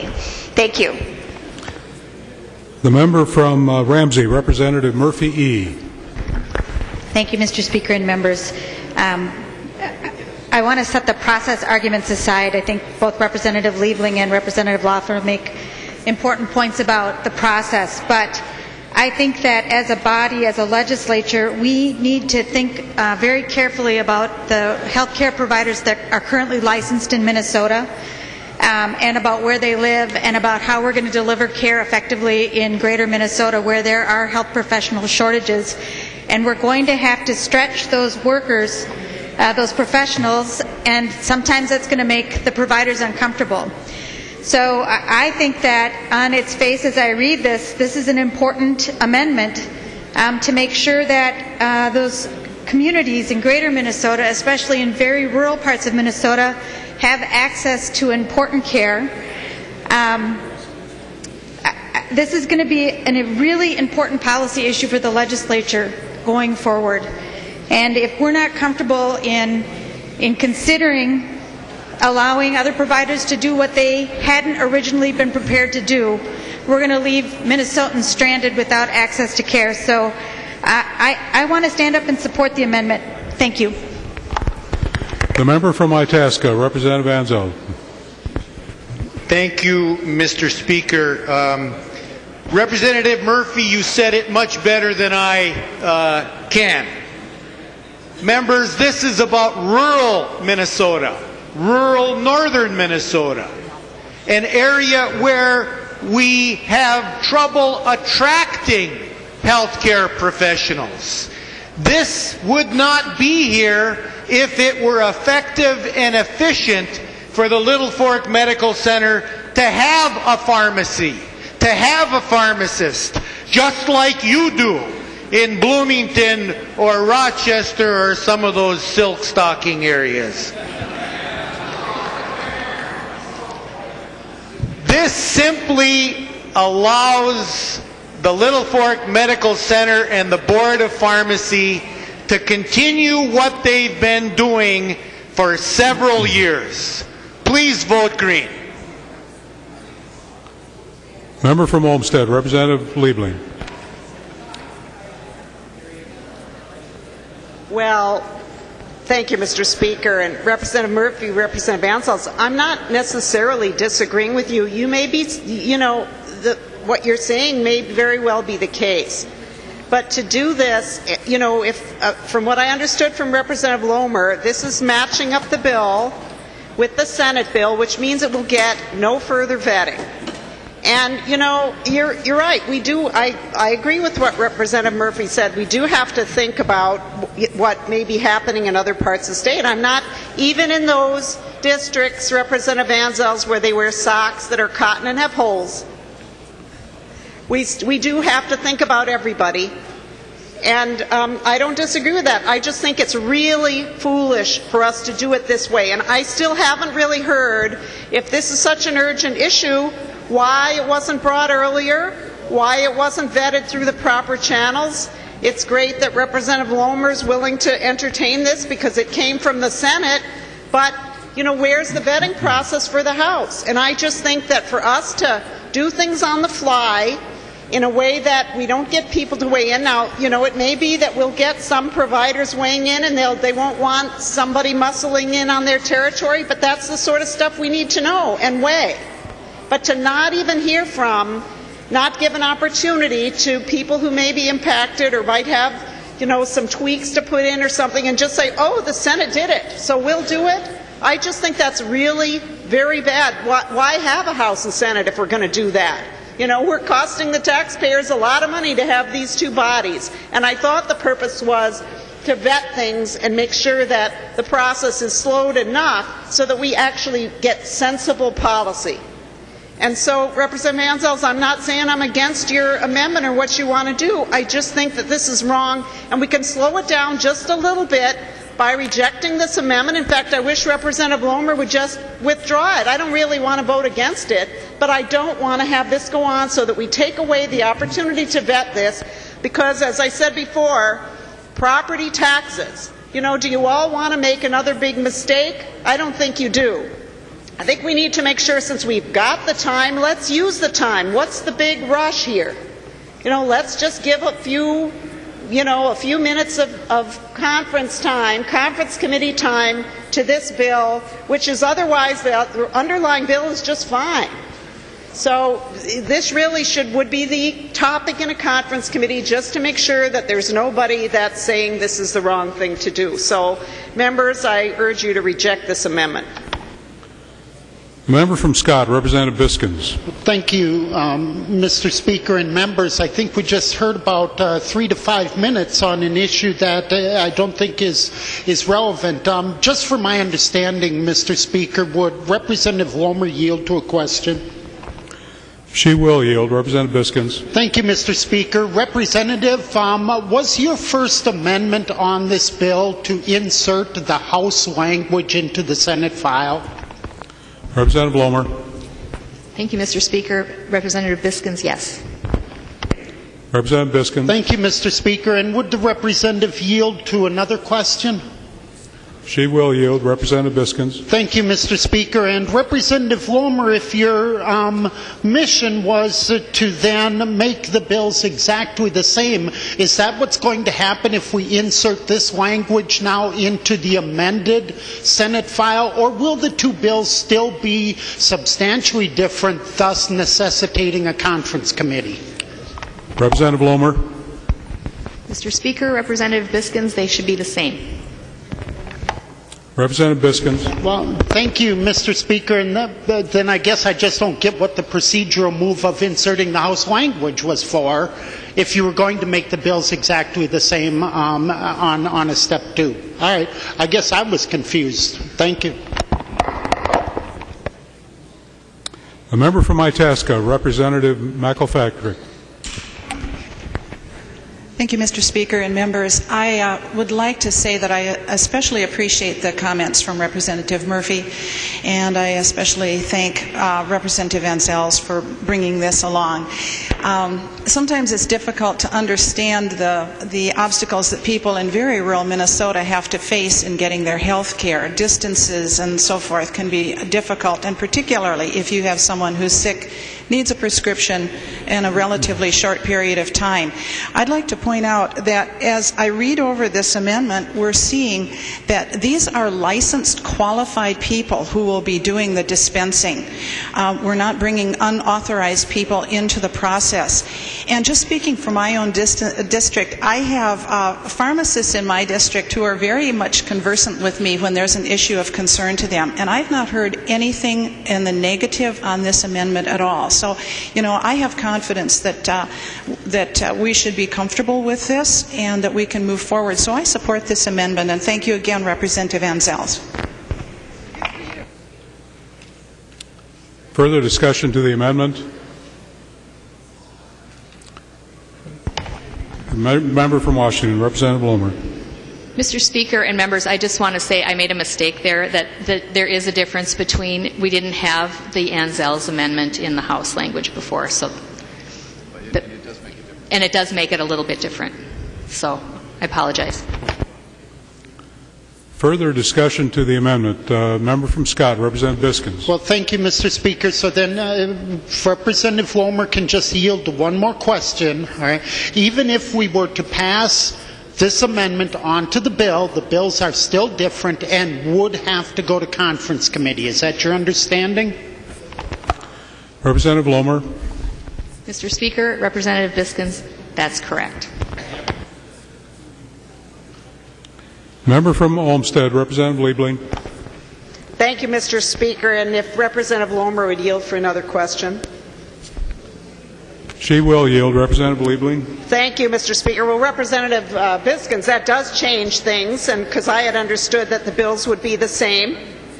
And Representative Lohmer, then, if this goes on, then, would you commit here on the House floor that you will have a conference committee with this, that you conference this bill, and that you will, allow for there to be testimony? I mean, I assume that after our discussion today, the people will be alerted who need to be alerted, but that you will give a sufficient opportunity for there to be any discussion of this piece of the bill, should anybody feel the need to do that. The member from Washington, Representative Lohmer. Thank you, Mr. Speaker. Representative Liebling, I will commit to work on this bill in conference committee to the best. We'll take it under advisement. So thank you. Representative Liebling. Member from Hennepin, Representative Kahn. Mr. Speaker and members, Representative Lohmer, I don't understand quite what you said about there having to be a conference committee. If the Senate accepts this bill now with this amendment on it, goes back to the Senate. The Senate can accept the bill with this amendment, and therefore there is no conference committee. Am I correct? I guess I'm asking Representative Lohmer to yield for a question. She will yield. Representative Kahn. Mr. Speaker, Representative Kahn. My understanding is they could accept it. Okay. So, Representative Kahn. Mr. Speaker, let me point out then your last statement was completely incorrect. That there will not was partially incorrect. There will not necessarily be a conference committee.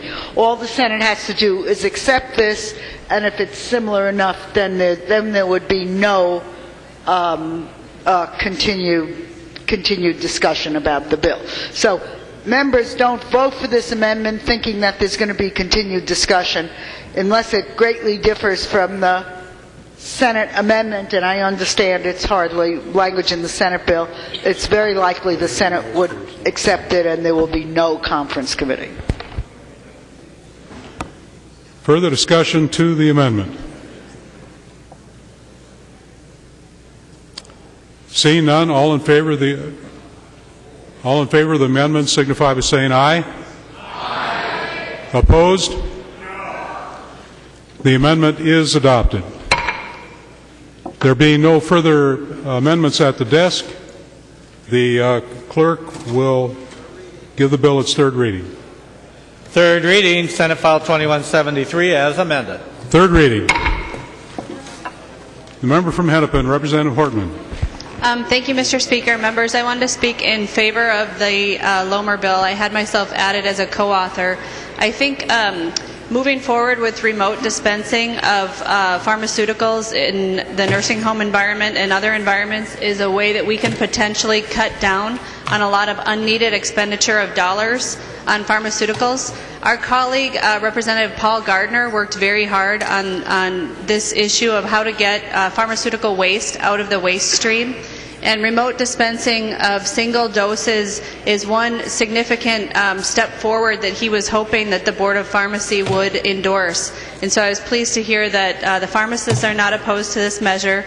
And I do believe it's a step forward to getting pharmaceutical waste out of the environment and also saving taxpayer dollars on only those drugs that are actually needed and used in the facilities.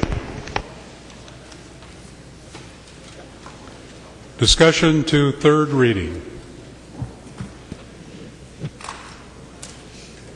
Seeing no further discussion, the clerk will take the roll.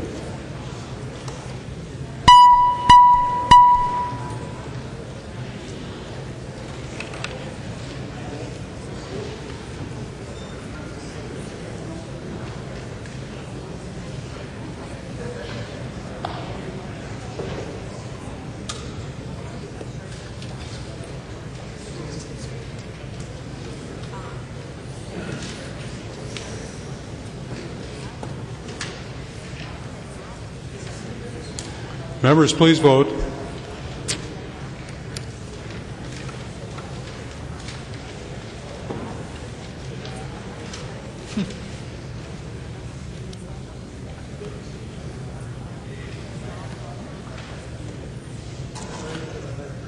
The clerk will close the roll.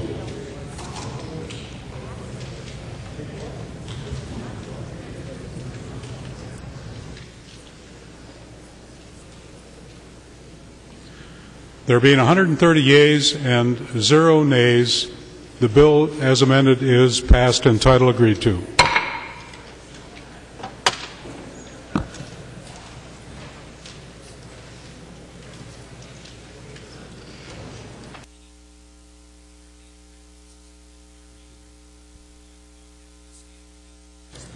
The next bill on the calendar is Senate File 1809. The clerk will report the bill. Senate File 1809, number 28 on the calendar for today, the second engrossment, an act relating to health. Call on the member from Stearns, Representative Gottwalt. Thank you, Mr. Speaker. Mr. Speaker and members, this bill, the Senate file language, combines two fixes, if you will, stemming from last session. One of them is the community benefit activity of our local hospitals that was impacted by a proposal from the Department of Health to use SHIP goals to direct how that money is spent. Our hospitals got back to us and reminded us that they are already engaged in spending those local hospital dollars for community benefits in service of public health. They work with their local counties, county public health agencies, to direct those funds in a local manner. Many of us agree that in the end we would like to get money back to the State Health Improvement Program at some point, but that it was inappropriate to reach in and tell the hospitals how to do this. We've worked with the Department of Health, we've worked bipartisanly on this, and I want to recognize and thank everybody for their cooperation in bringing this to Peace in the Valley. The second piece of the bill deals with the peer provider grouping effort, which was the idea here is to bring out information for consumers that compares providers to providers and start getting that comparative language that empowers consumers and gives us a better idea of how things match up in the interest of rewarding high quality and lower cost care. The problem was in the original legislation we had put a date specific for releasing that information. And what we realized is as the information was coming forward from the department, it was not accurate. It was not correct.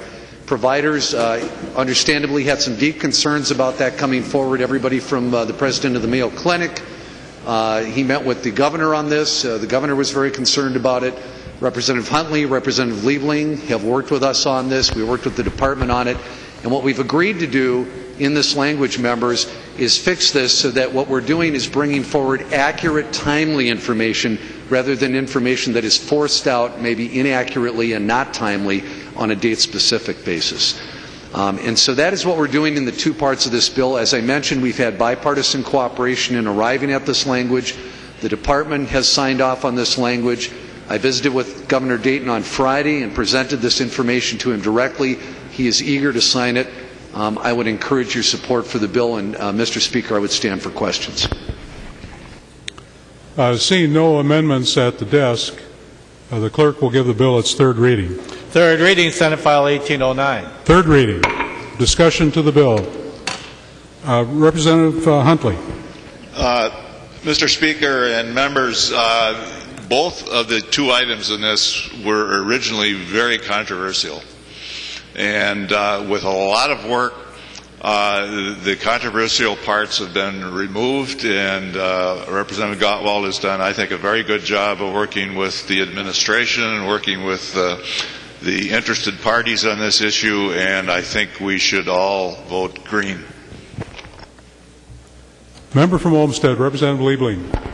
Thank you, Mr. Speaker, and I also support this bill. It's a great compromise. It's really a testament to the ability of people to work together to solve problems. I do just want to flag one thing, and that is that part of what created all the heartburn that began this process was the rush of special session and things that got done really quickly behind closed doors and didn't get properly vetted.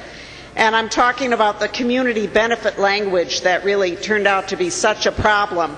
but with a lot of hard work, and I also commend Representative Gottwalt. We worked together on this, and the provider community worked really hard with the Department of Health, and everybody really gave a lot and really worked toward compromise. So this is a good bill, and I encourage everybody to vote for it. Further discussion to third reading. Seeing no further discussion, the clerk will take the roll on the bill.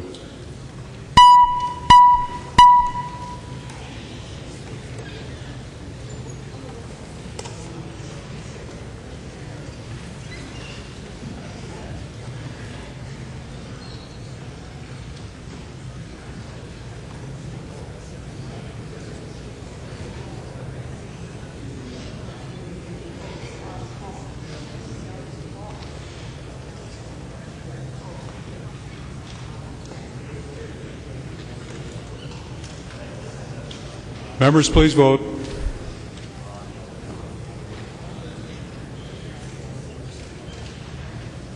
3 on the list. Yeah. The clerk will close the roll.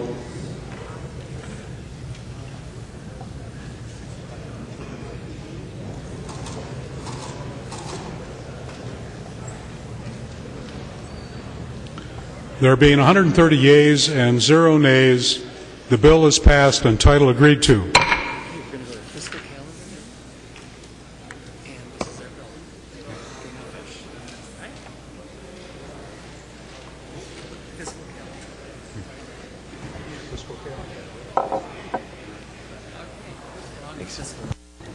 Fiscal calendar. The first bill in the fiscal calendar for today is House File 2171. The Chief Clerk report the bill.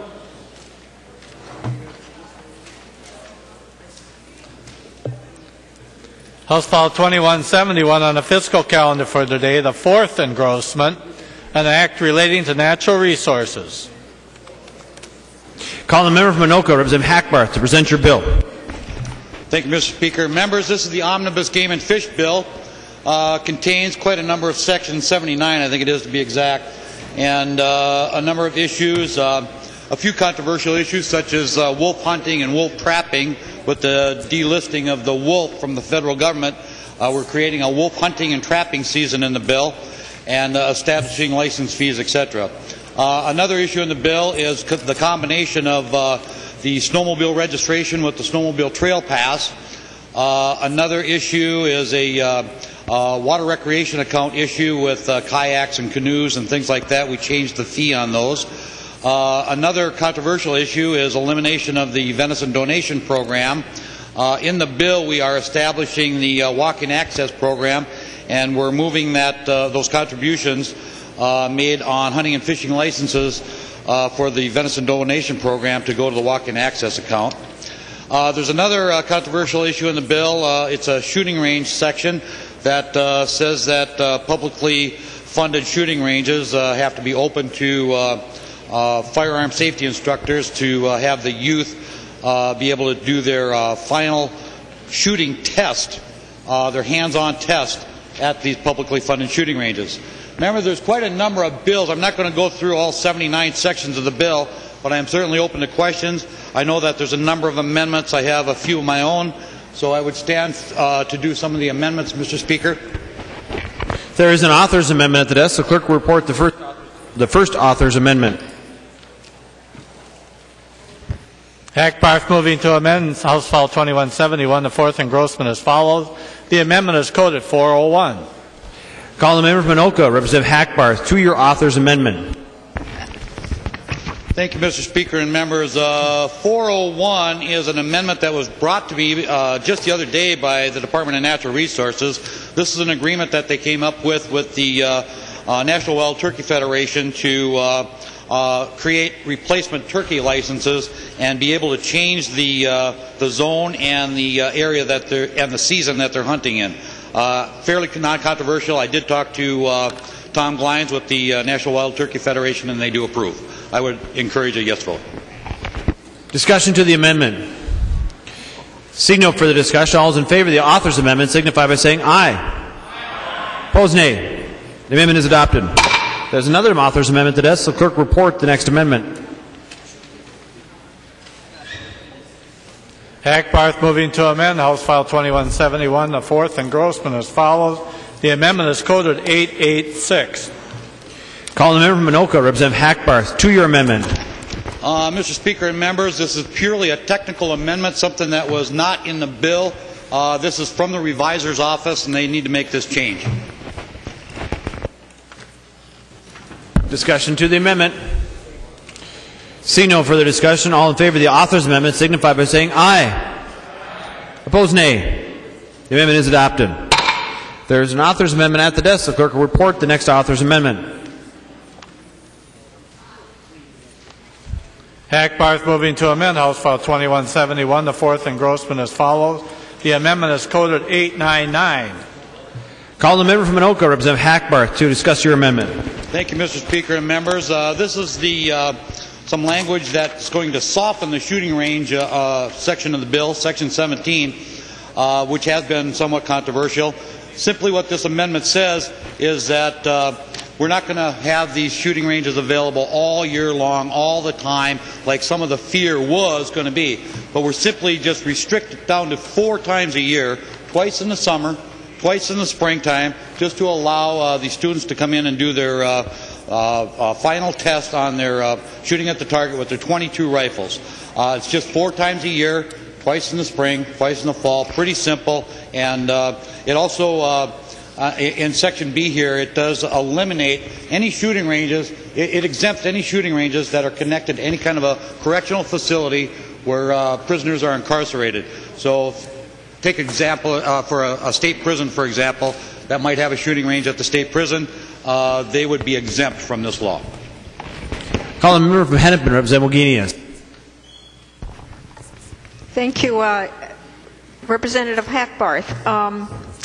This looks like a mandate to local units of government.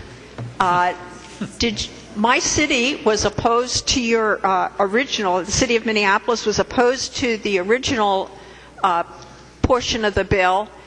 This doesn't seem to be much better. Did you talk to any of the cities who, I know there was complaints from the city of Bloomington, the city of Duluth, the city of St. Paul.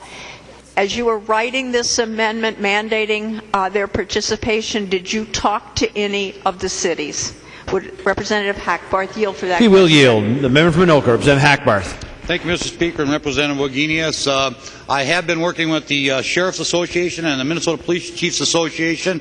I was hoping that they would come up with some kind of something to soften the blow of what they say is an onerous mandate to them. We include in the bill that these firearm safety instructors and the students can pay whatever the cost might be that are going to be incurred. So I don't understand what the problem is, but Representative Wogenius, no, I did not talk to any of the police departments or sheriff's departments directly themselves, but I did deal with their associations. They brought me one amendment that really nullified the bill, and I might as well not even do it. They may do this now. And that's really what they wanted me to do, is put in the word that they may do it, and that just says that they didn't really have to, but they may. And I'm not going to do that. That's the only amendment that was brought to me. I was willing to work with them, and I've said that repeatedly, and that's the only amendment they brought to me. So I took it upon myself to try to lighten the blow, and that's why I came up with this only 4 times a year. It seems very, very reasonable to me, and I did exempt if they have any kind of a correctional facility or anywhere where there's prisoners incarcerated, that particular facility is exempt. The member from Hennepin, Representative Wogenius. Well, thank you, Mr. Speaker. Members, I think you ought to be thinking about this for your cities too, that they are being mandated to have their shooting ranges be used by folks that they do not know and cannot screen. Think of Ramsey County that has an arsenal. Think about some of the unintended consequences of this mandate that is being given to our cities. It is not the question just of the money. My expectation would be the fees would be so high at this point to cover the costs that this may not work, but they're mandated to do it anyway, so the whole thing is not workable. Representative Hackbarth would yield again. He will yield. Representative McGuinness. Representative Hackbarth, is it your feeling that the sheriffs actually can represent the cities as well as the counties? The member from Anoka, Representative Hackbarth.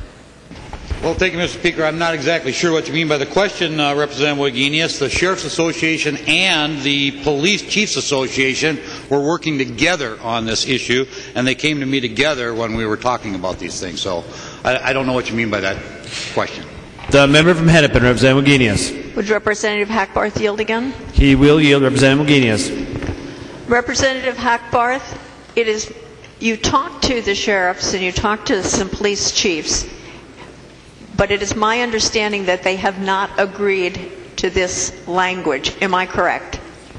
The member from Anoka, Representative Hackbarth. Thank you, Mr. Speaker, and Representative Wagenius, that is correct. They did not. The member from Hennepin, Representative Wagenius. Members, I think that Representative Hackbarth has told you the reason that it would be a good idea to vote no on this amendment, and I would ask for a roll call. Representative Wagenius has requested a roll call. Seeing 15 hands, there will be a roll call on the amendment. Discussion to the amendment. The member from Ramsey, Representative Scalzi. Thank you, Mr. Speaker. And would Representative Hackbarth yield for a question? He will yield. Representative Scalzi. Thank you, Mr. Speaker. Representative Hackbarth, in part of your amendment, it says the local public-owned or managed shooting range may not charge a fee to offset costs for general maintenance and operation of the facility. So I have two questions for you. Do you have any idea what those costs are? And then also what the costs for covering the extra liability would be? The member from Anoka, Representative Hackbarth.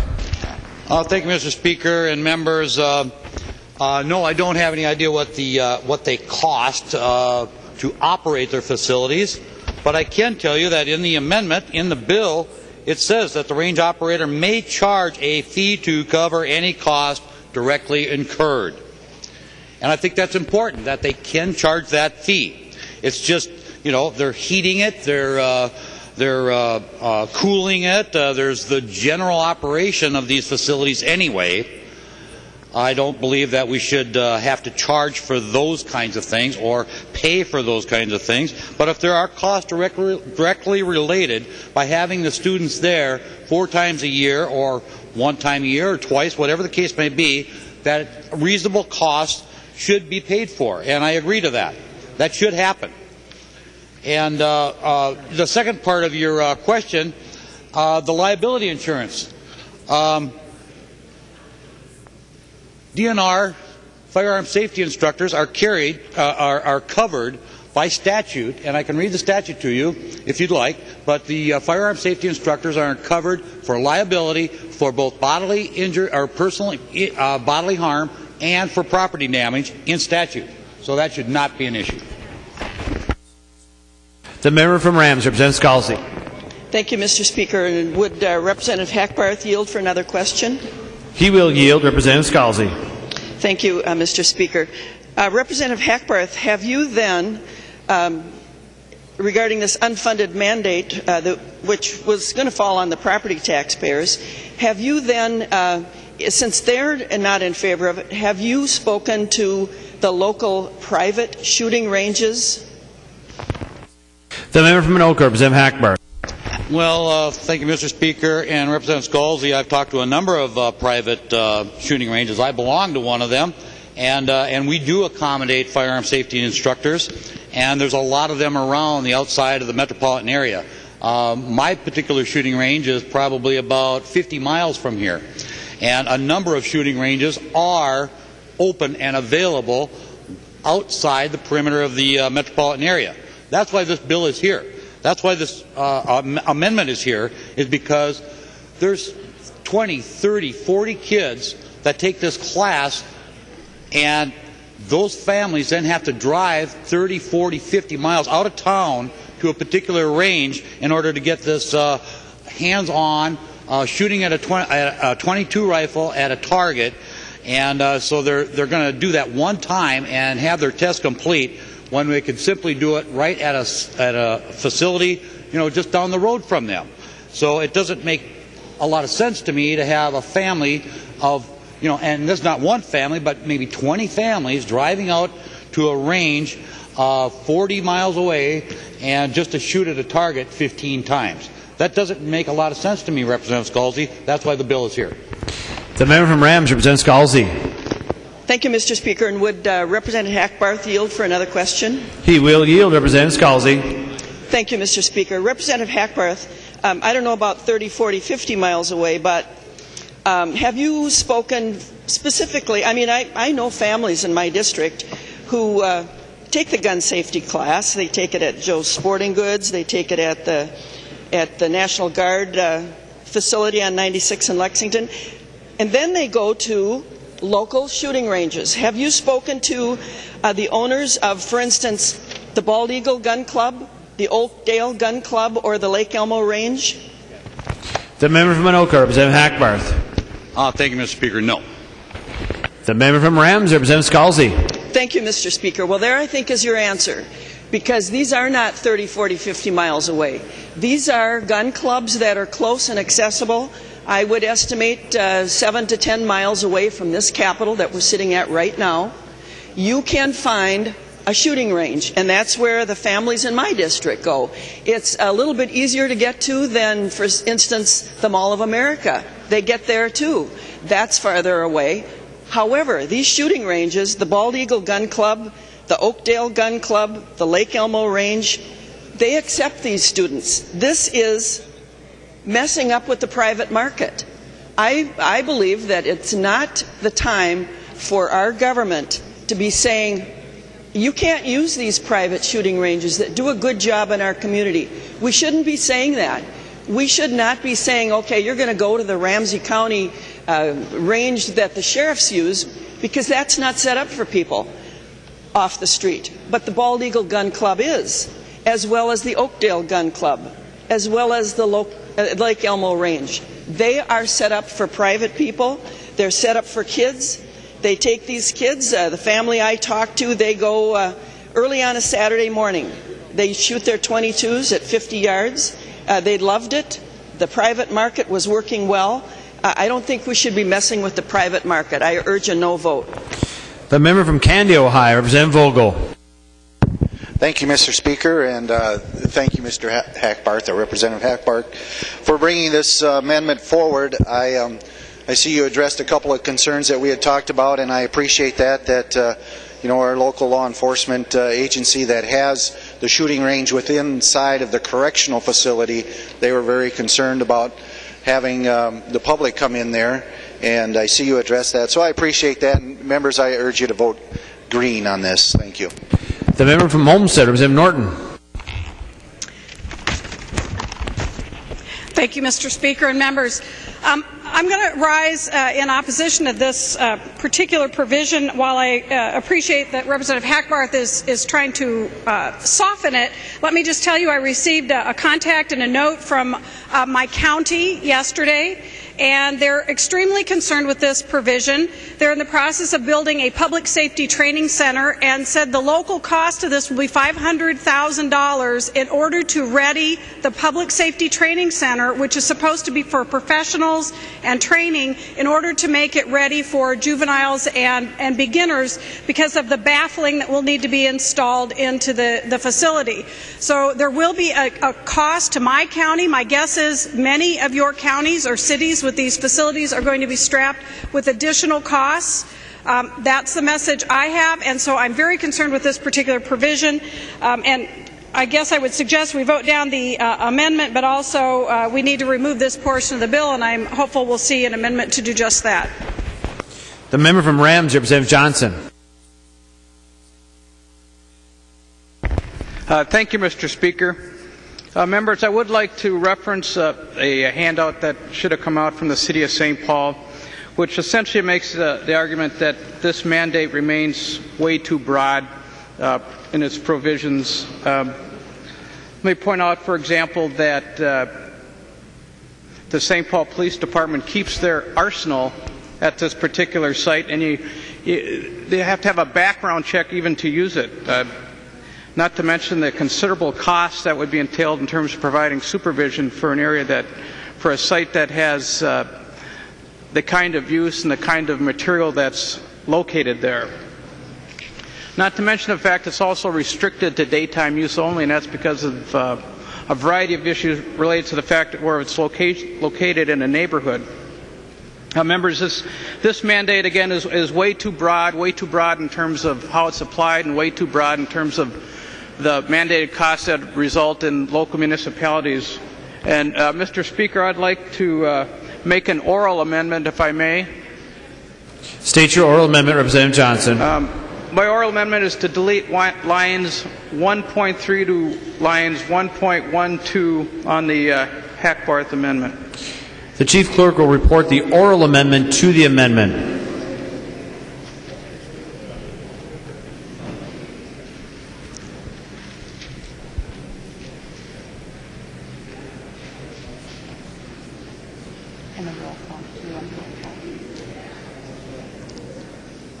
Is that the whole bill? Well, it's delete section 17. And insert? And then delete this. Representative Johnson? All that's left is this. Yes, Mr. Speaker. Representative Johnson, your amendment is to delete the entire amendment?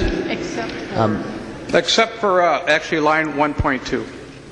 Well, or you take this off.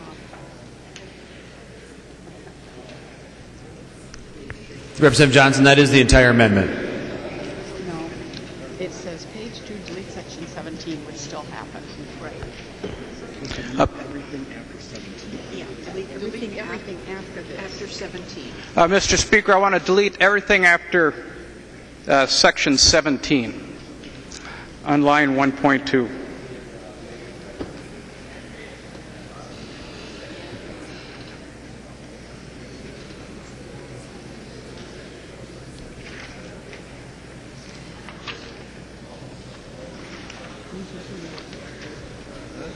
That make sense?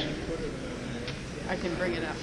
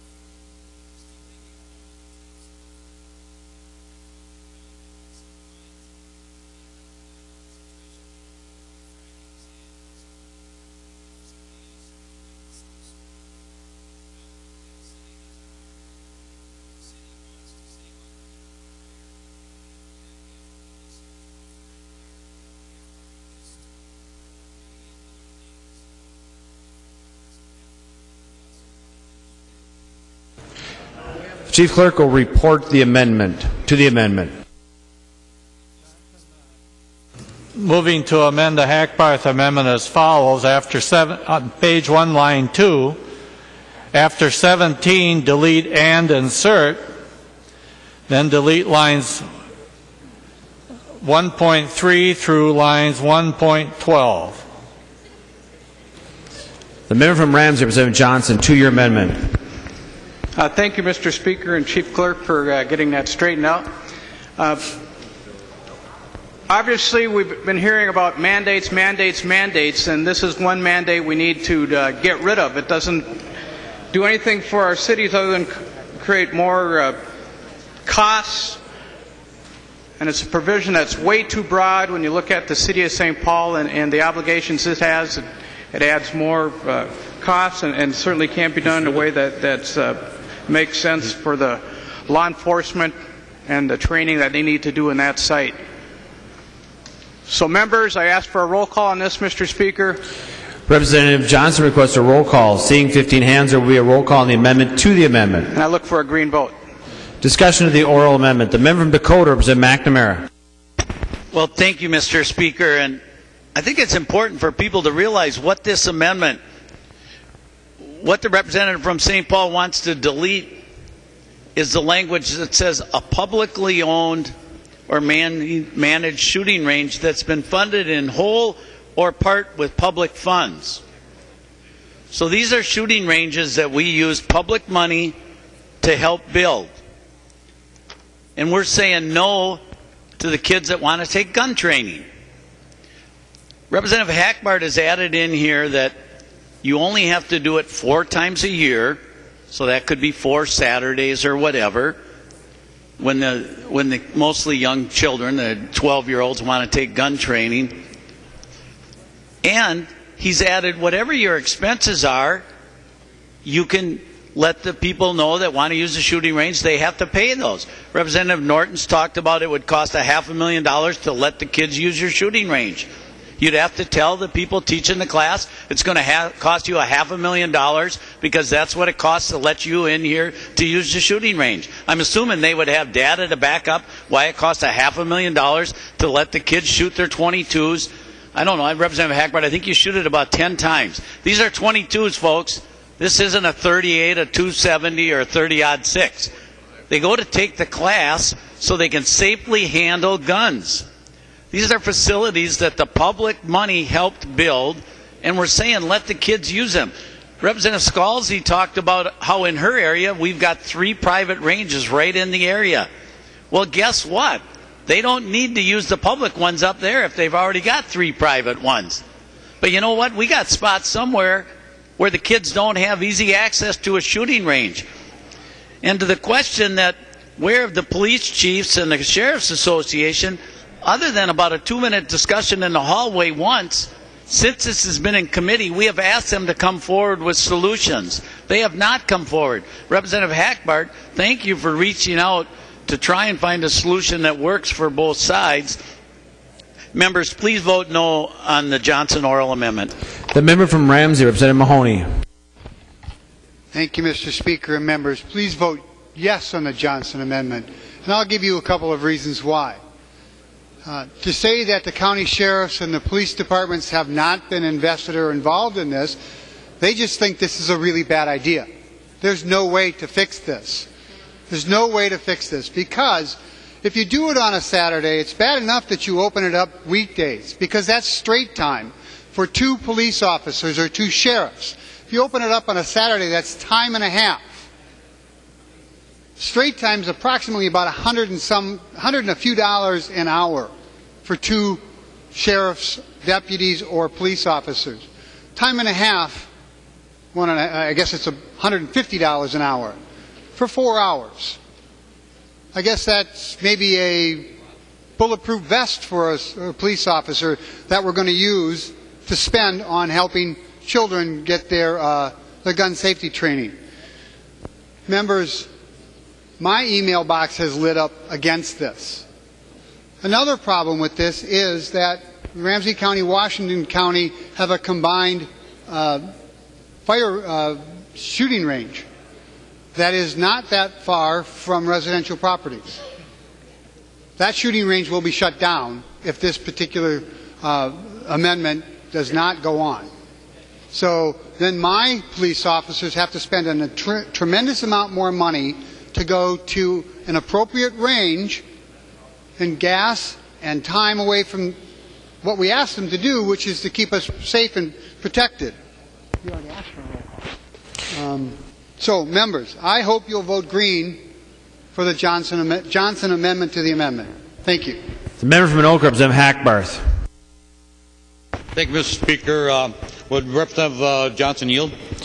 He will yield. Representative Hackbarth. Representative Johnson, City of St. Paul at their police headquarters, and that seems to be what you're concerned about. Do they incarcerate people there? Do they have any holding cells or anything like that there? The member from Rams, Representative Johnson. Could you repeat your question, Representative Hackbarth? The member from Anoka, Representative Hackbarth. Thank you, Mr. Speaker. Is there any holding cells or a correctional facility, or do they hold any prisoners or offenders at the city police department? The member from Rams, Representative Johnson. Thank you, Mr. Speaker. Representative Hackbarth, they have an arsenal there which requires some very serious consideration about firearms and their use around that area. The member from Anoka, Representative Hackbarth. Thank you, Mr. Speaker. That didn't answer my question. Do they hold any prisoners there? Are there any holding cells, anything like that? I want to point out to you that in the amendment that I brought forward, it exempts anyone that's holding prisoners at their facility. So if you have a shooting range at your facility, at your police station, and you incarcerate people, or you have a holding cell, or if you detain any offenders there, you will be exempt by this amendment. Just so you know. So I would recommend that this is a very good compromise that we've made to only do this 4 times a year instead of all year, and we exempt the correctional facilities. The member from Rams, Representative Johnson. Thank you, Mr. Speaker. Representative Hackbarth, no, there aren't any holding cells or detention areas there at this particular site. So it would be a huge problem for the area that you're talking about. The member from the member from Hennepin, Representative Benson J. Thank you, Mr. Speaker. Well, I'm really surprised to see this amendment, and the additional amendment is fine, but I had a discussion with Representative McDonald last week about this because I had received a letter from the Chief of Police of the Minnetonka City, and they were very perplexed about this. We simply do not have the space for opening it up to private firing range practice. And after visiting with Representative McDonald, it was my understanding that this particular bill was not going to come before the House. So here we have it again. And in the meantime, then, I sent email off to the Chief of Police indicating that the House of Representatives had gotten some sense and had decided they were not going to impose another mandate on the police departments here in the state. So now I'm faced with a real dilemma here because I had promised our Chief of Police that this problem had been resolved. So I'm just very sorry to see it come up again, and I thank Representative Hackbarth for trying to narrow the scope somewhat, but it does not solve the problem for the city of Minnetonka. And so, ladies and gentlemen, I strongly urge we support the amendment to the amendment, but then vote down the general amendment from Representative Hackbarth. It just creates an enormous problem for our city. And if private organizations wish to move in this direction to help young people with gun safety, I think that's very fine. But let's not impose it on the public police departments.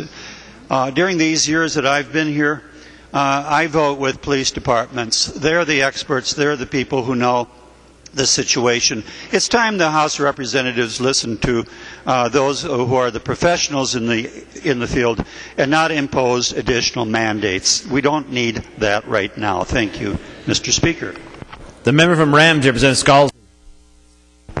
Thank you, Mr. Speaker. And to members, I hope you're paying attention to this because This is a real government creep into competition with private small business.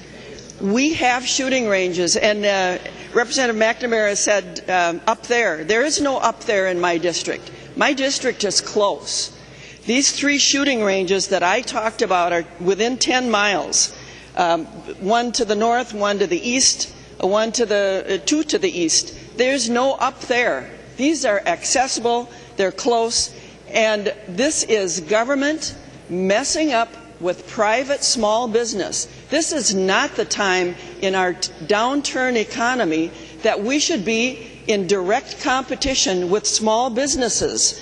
And I don't know how in the heck we could possibly do a better job than what the DNR is currently doing with these private small businesses. They provide this gun safety training for $15. $15, and that's using the private market. Why would we want to interfere with that private market? I'm sure they're just hanging on by the fingernails like the rest of us are running small businesses right now. This is not the time to interfere with their business. The member from Dakota, Representative McNamara.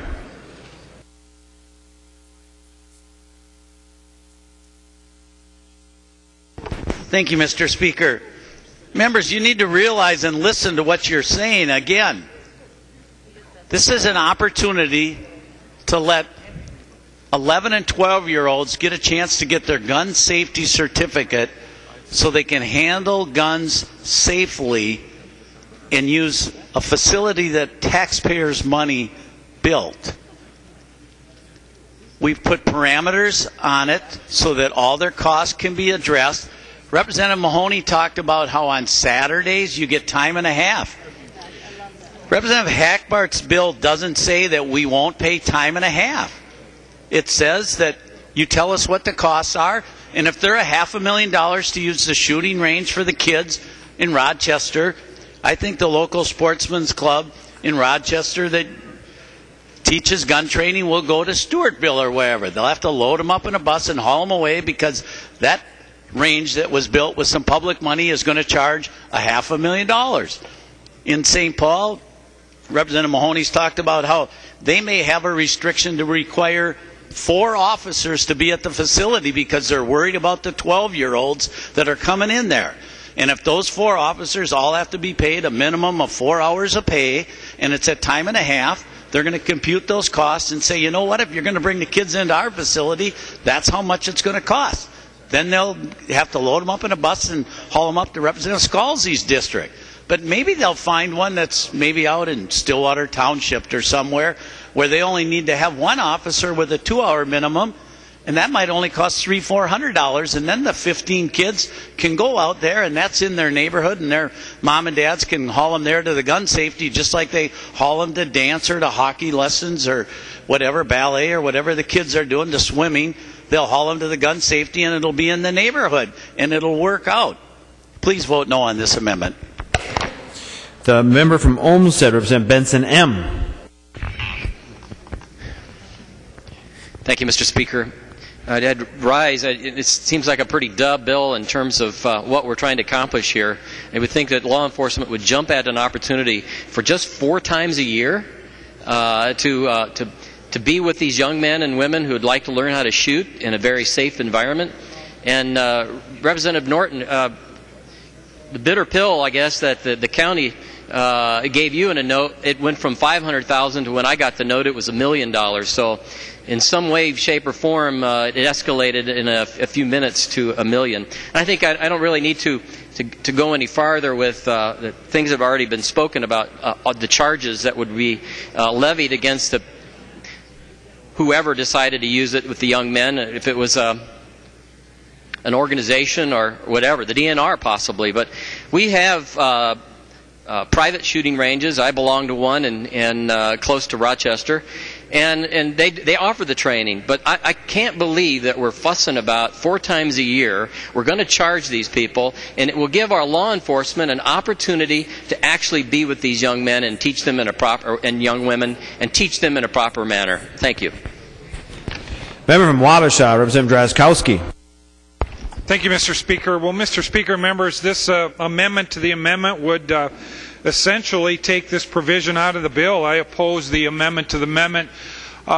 Members, I have served as a DNR firearm safety instructor and worked with these kids. I'll tell you that police officers and DNR conservation officers often are involved in the coursework and often are also there on the day of the shooting range event.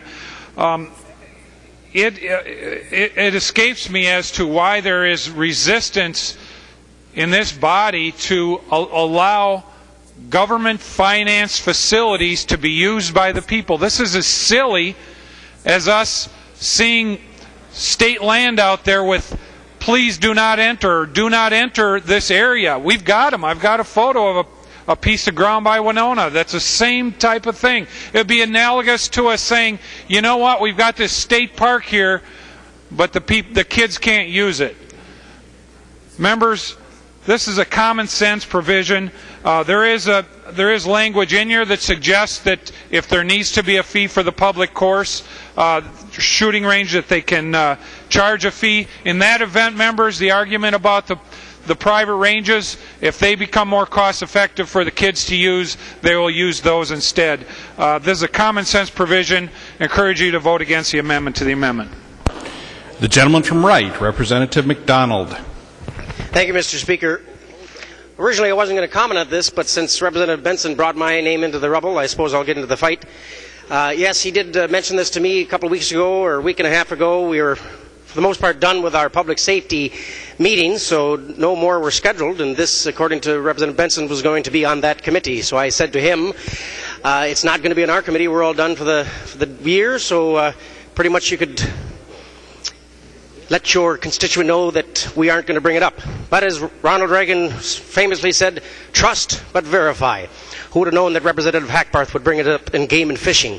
But now, since I have the floor, I will speak in favor of this amendment and in favor of the opportunity for youths to learn how to shoot a .22.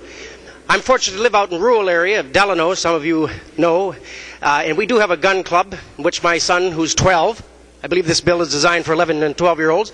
My son Jacob will learn how to shoot a .22 and a .410 and hopefully a couple more other weapons that he'll be able to train with. But I have nephews that in the city that don't have the opportunity. You know, we get very busy in life, and it's easy to put off gun training, especially if you're in the city. So for this bill, what it does is an opportunity for kids to go right into their local communities for gun training. Sometimes it's hard just to get into the car and drive 10, 20 miles to go anywhere, let alone gun training. So this is a great thing for the youth. The DNR just came up with a study that gaming and hunting and fishing are down in our state.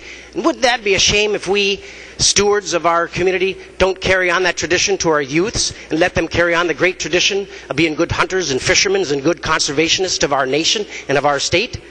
So Representative Hackbarth, thanks for bringing this to our attention. Representative Benson, thank you for giving me the opportunity to speak on behalf of this, I think, a very good idea that we can continue the great legacy of hunters and fishermen in our state.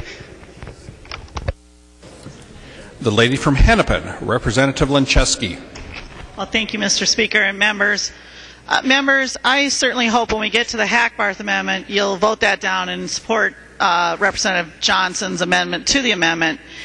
And, you know, members, I hope you think about what you're talking about here. You know, again, another day of no capitalism. If there is a market for all the folks who privately want to learn how to use firearms, why doesn't someone build a shooting range and make money at it? Capitalism, as Representative Scalzi was talking about, this is not government's job. This is mission creep in a huge way, members. You know, let's take a few examples. In my city, who I have passed out a letter to all of you, my city opposes this bill. What if the robotics club at the 2 high schools in my city said, you know, we need to earn our letters in what we're doing, so we want to use Bloomington's bomb squad. You know, the Bloomington taxpayers fund the bomb squad for the Mall of America and for the airport. And these are government functions that keep us safe. People remember in times of terror that there are only there's only two places where there's a bomb squad in this state, and they're in Bloomington. They're at the Mall of America and at the airport. Why doesn't the robotics clubs, all the students in all these high schools who need to get their training, why don't they come and work in the bomb squad facilities with all our robots? I mean, that's what people are saying here. Members, why don't we do, for folks who are trying to get their trucking licenses, why don't, Bloomington owns its own buses.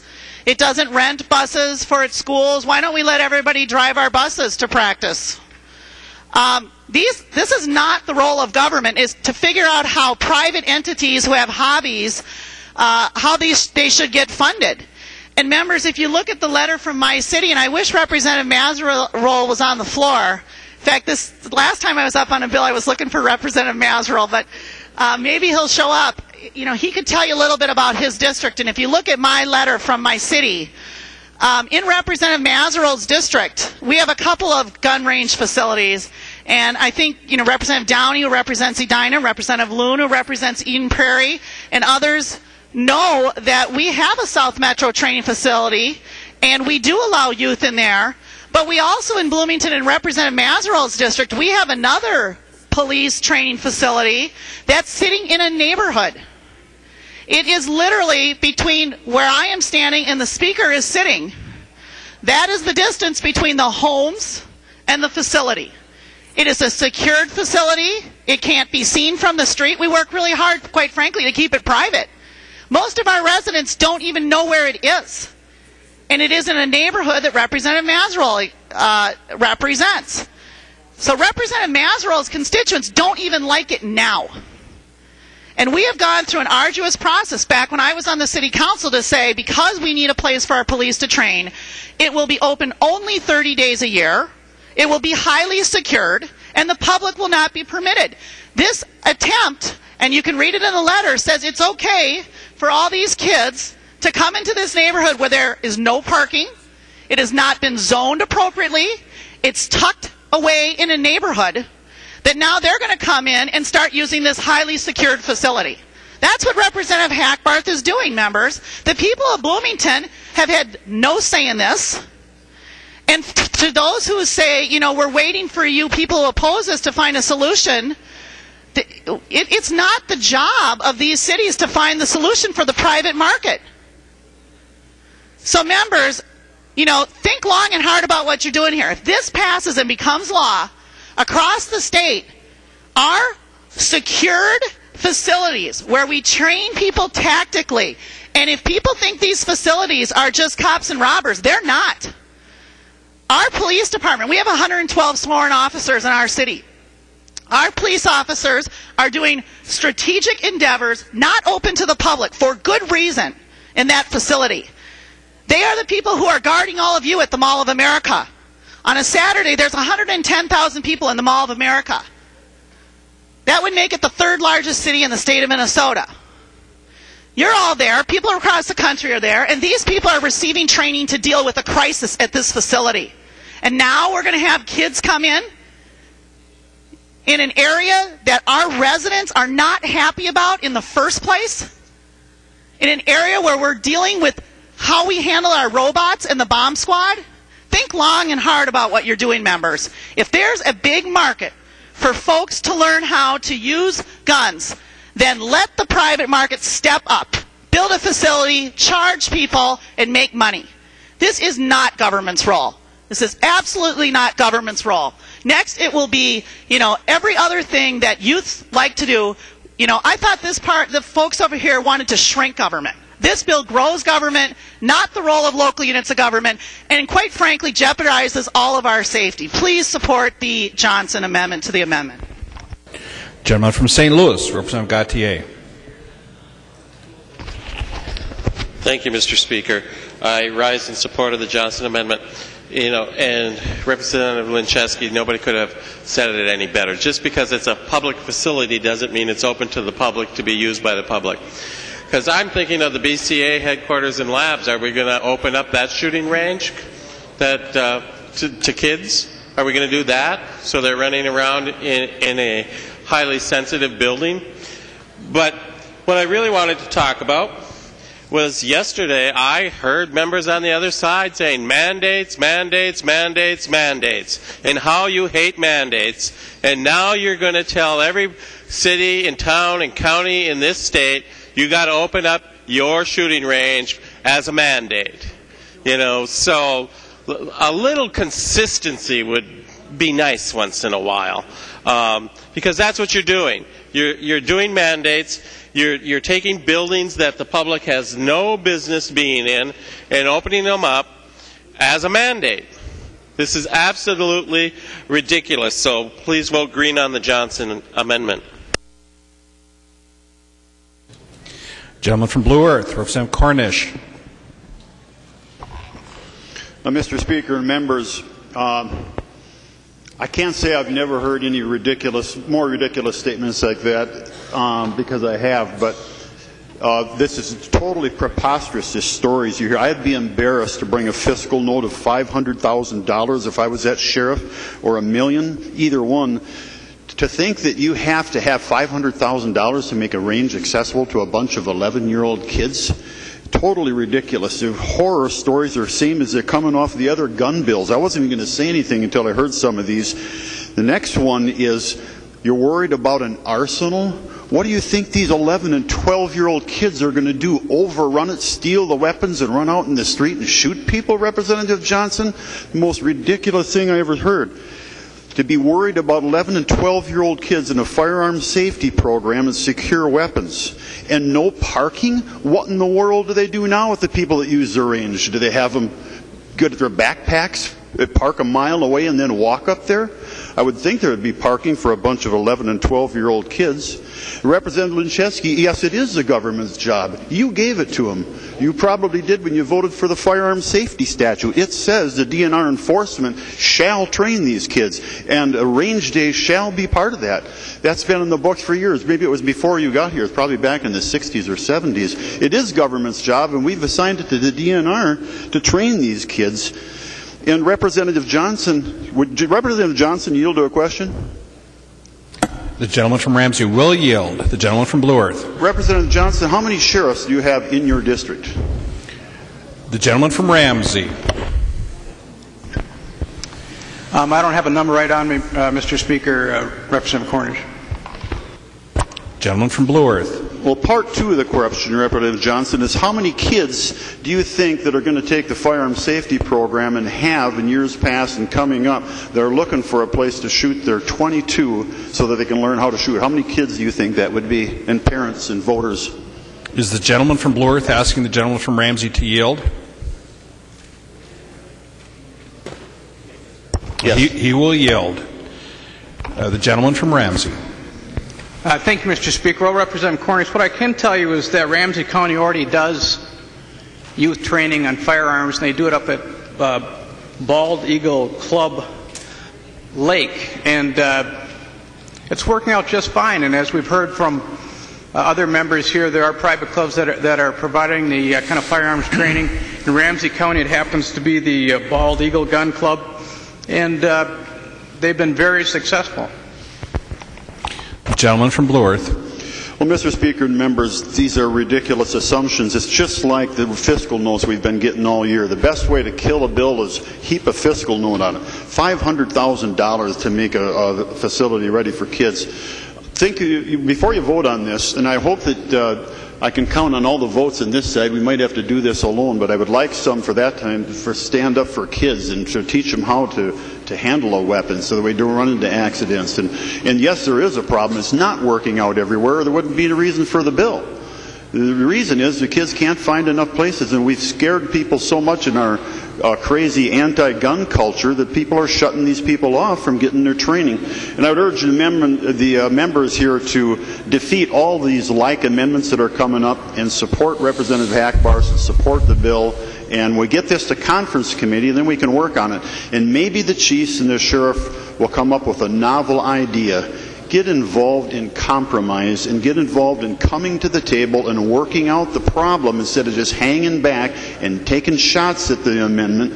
Come to the compromise, come to the table at the conference committee and tell us how you would want to change it, what exceptions you would like to make. So members, please defeat these amendments and support the Hackbarth. The gentleman from St. Louis, Representative Huntley. Mr. Speaker and members and Representative Hackbarth, I really want to thank you, Representative Hackbarth. You have a great thing here, and it will guarantee my election. Thank you very much. I have a letter from the police chief in Duluth opposed to your bill, and I'm going to do all kinds of radio and TV ads this fall saying that I stood with my police chief.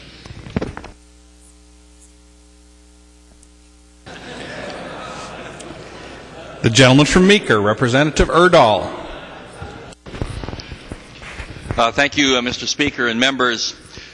And in one of the towns in my district, Annandale, they have a tactical training center.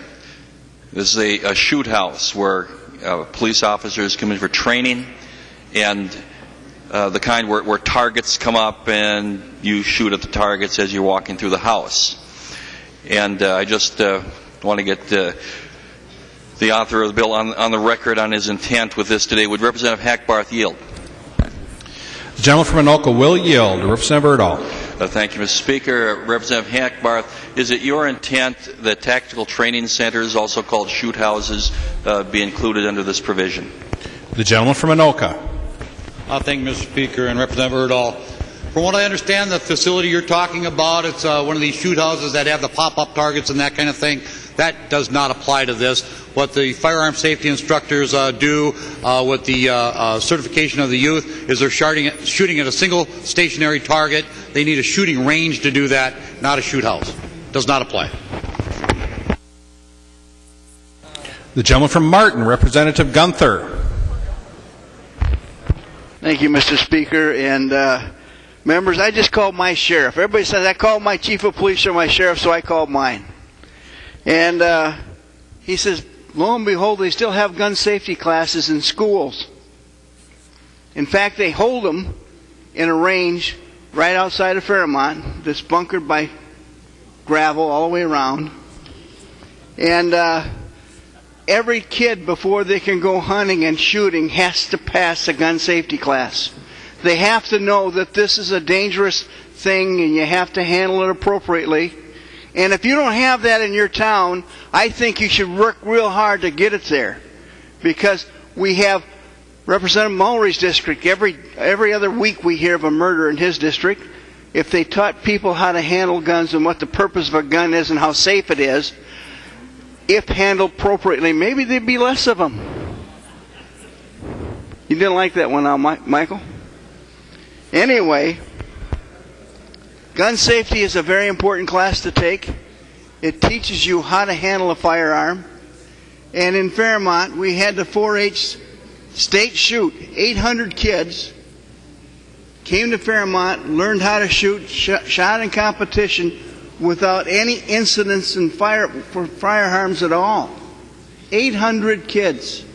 It's time that we all make sure our kids know how to handle a firearm appropriately, so we will not have incidences with people that don't know what a gun is about. So I think it's time that you should all go home and make sure there's a place for your kids to learn how to handle a firearm correctly. The gentleman from Clay, Representative Marquardt. Thank you, Mr. Speaker and members. I've heard a lot of talk about if it is a public facility, the public should have access to that. That's off the mark. I mean, if you've got a street maintenance building, does that mean that's open to the public to come in and fix their cars and vehicles? Maybe we should open up the police department's interrogation room to Cub Scout meetings. Or if you don't have access to a computer, maybe you should be able to go into City Hall and use those computers at night. I mean, members, there are parks, there are community centers, those are for public access. Because something is built with public dollars doesn't mean the general public should have access to that. I've also heard a lot of complaints on this House floor about how cities and counties are raising all of these property taxes. And yet, here's another unfunded mandate. And I've heard several of them this year, some in tax committees, increase in reporting requirements, all of these things being put on cities and counties. None are ever taken away. More unfunded mandates. Who's going to cover the liability costs? Have we thought about that? This is an unfunded mandate. Members, I'm going to support the Johnson Amendment and urge others to do so. Gentleman from Clay, Representative Lanning. Thank you, Mr. Speaker and members. I rise in support of the Johnson Amendment.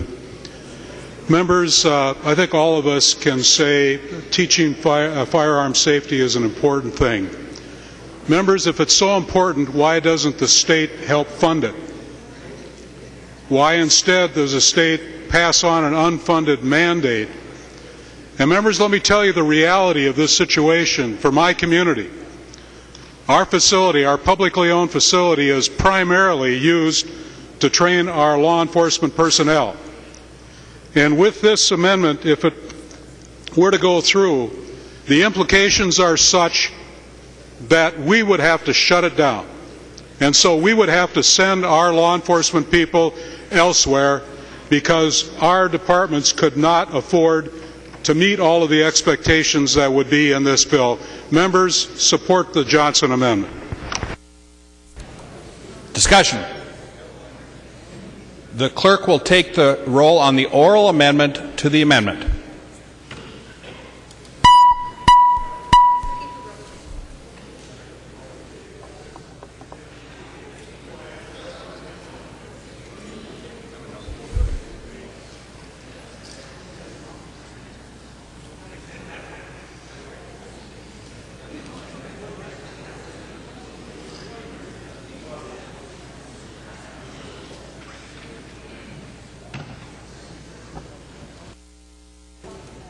Members, please vote.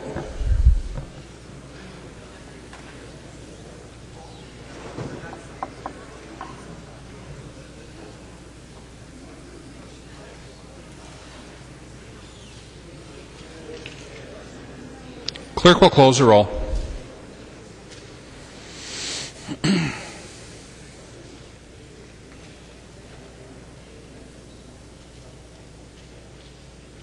There being 61 ayes and 70 nays, the oral amendment to the amendment is not adopted.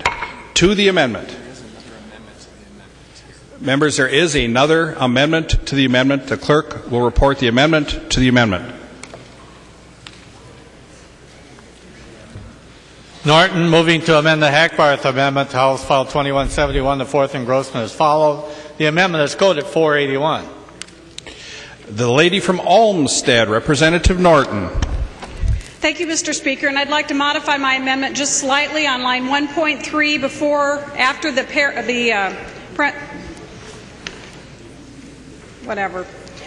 the word counties, if you would add cities or. The clerk will report the modification to the oral amendment, or to the amendment to the amendment. Norton is modifying her amendment as follows on line 3 of her amendment. Before counties, insert cities or. To the modified amendment to the amendment, the lady from Olmsted, Representative Norton.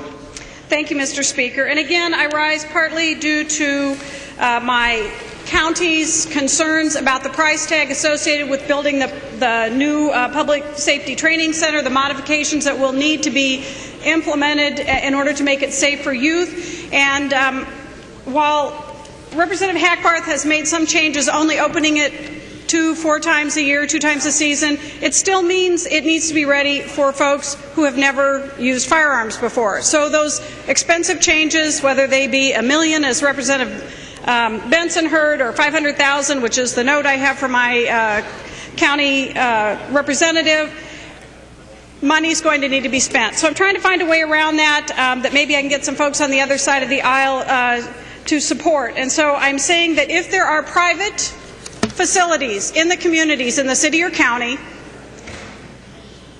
the counties and cities will be exempted from opening their doors and having to modify their facilities. Then that would allow those of you who seem to feel that there aren't private or perhaps live in areas that don't have private ranges, the facility could be opened. So it's looking for that, that compromise that will help cities and counties not have to spend extra money, but will still allow those who do not have this opportunity to be able to have the ranges open for those youngsters who need to learn to use a gun. Discussion of the modified amendment to the amendment. And I'd like a roll call, Mr. Speaker. Roll call having been requested. Are there 15 hands? Seeing 15 hands, there will be a roll call. The gentleman from Anoka, Representative Hackbarth. Thank you, Mr. Speaker and members. The section of the bill, Representative Norton, that you're changing was a compromise that I came to with some folks that wanted to not have this pertain to facilities that had correctional facilities and detention facilities attached to them.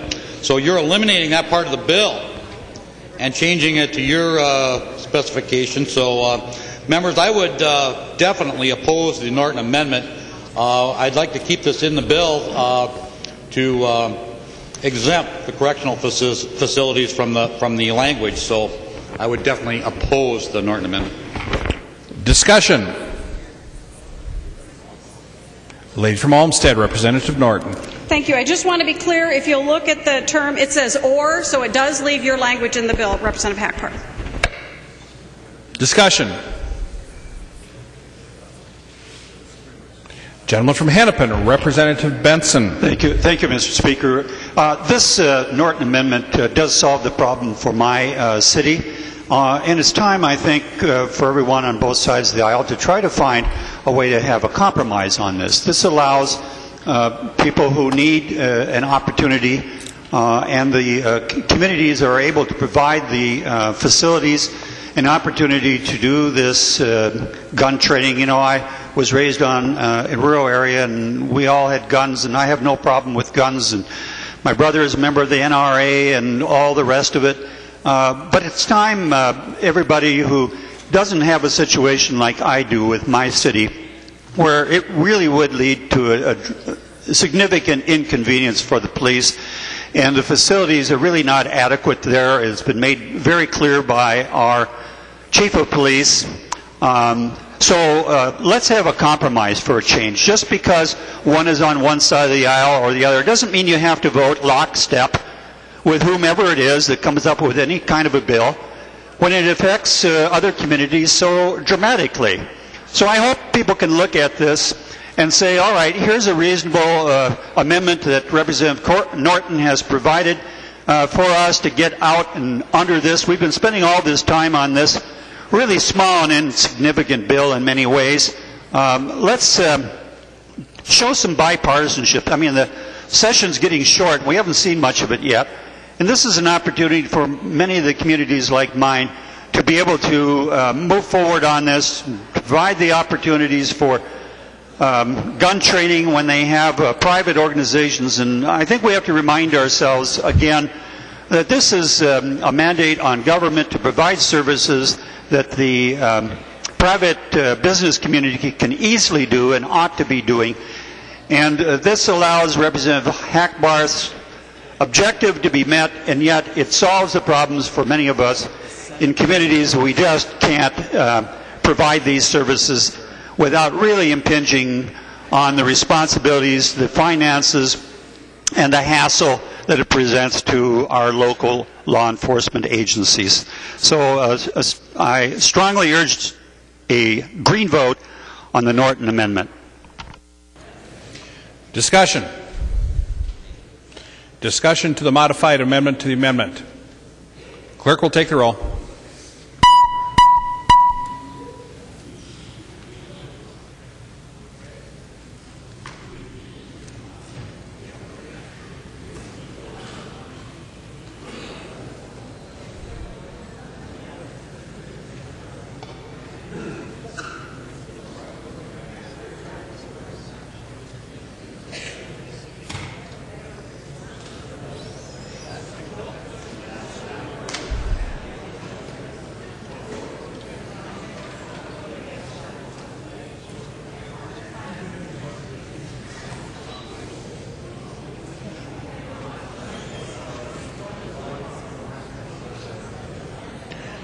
Members, please vote.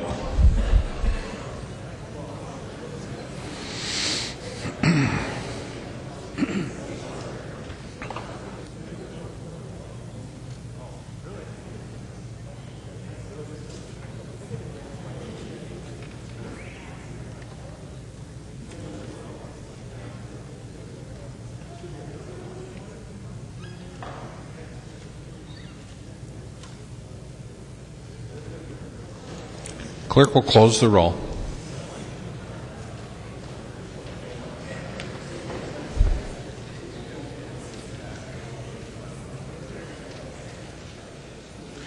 There being 62 ayes and 68 nays, the modified amendment to Amendment 418 is not adopted. There is an amendment at the desk. The clerk will report the amendment.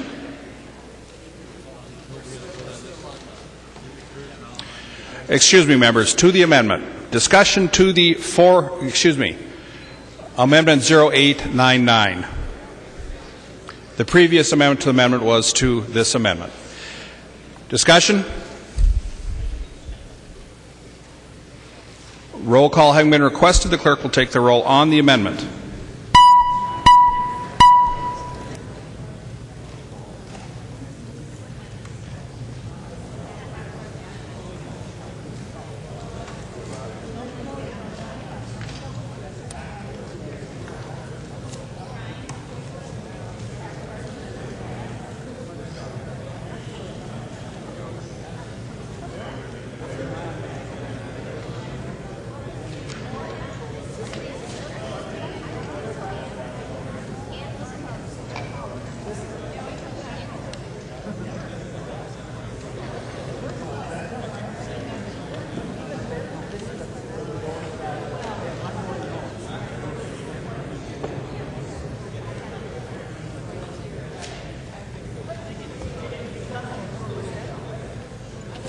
Clerk will close the roll.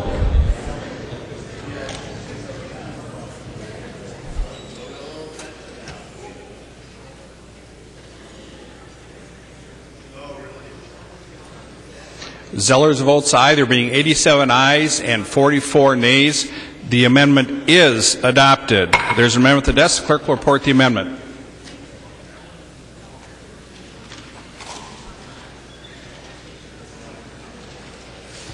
Fabian moving to amend House File 2171, the fourth engrossment as follows. The amendment is coded A32. The gentleman from Roseau, Representative Fabian. Thank you, Mr. Speaker. Members, I'm happy to report that there is now peace in the Beaver Valley. If you take a look at the original, what we're doing is we're removing Section 57 and we're inserting the language that's before you. What we're doing is we're granting authority to the road authority and the local government units to be able to establish a beaver control program. We are allowing for them to also be able to hire trappers to make sure that they can take care of their beaver situations. It's causing lots of damage in roads and fields and so forth, back into the forests. A lot of the trees are being flooded out. So this is a issue that we've worked on closely with the northern counties in particular. Commissioner Landwehr has been involved in the discussions. We've had several different times where we've gotten together to compare notes, and this is a bill that has agreement with the DNR and also with our local government units that I represent. I encourage a green vote. Thank you. Discussion.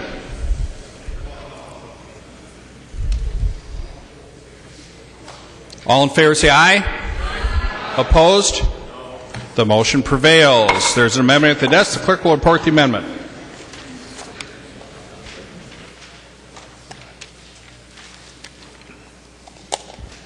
Ward and others moving to amend House File 2171, the fourth engrossment as follows. The amendment is coded A28.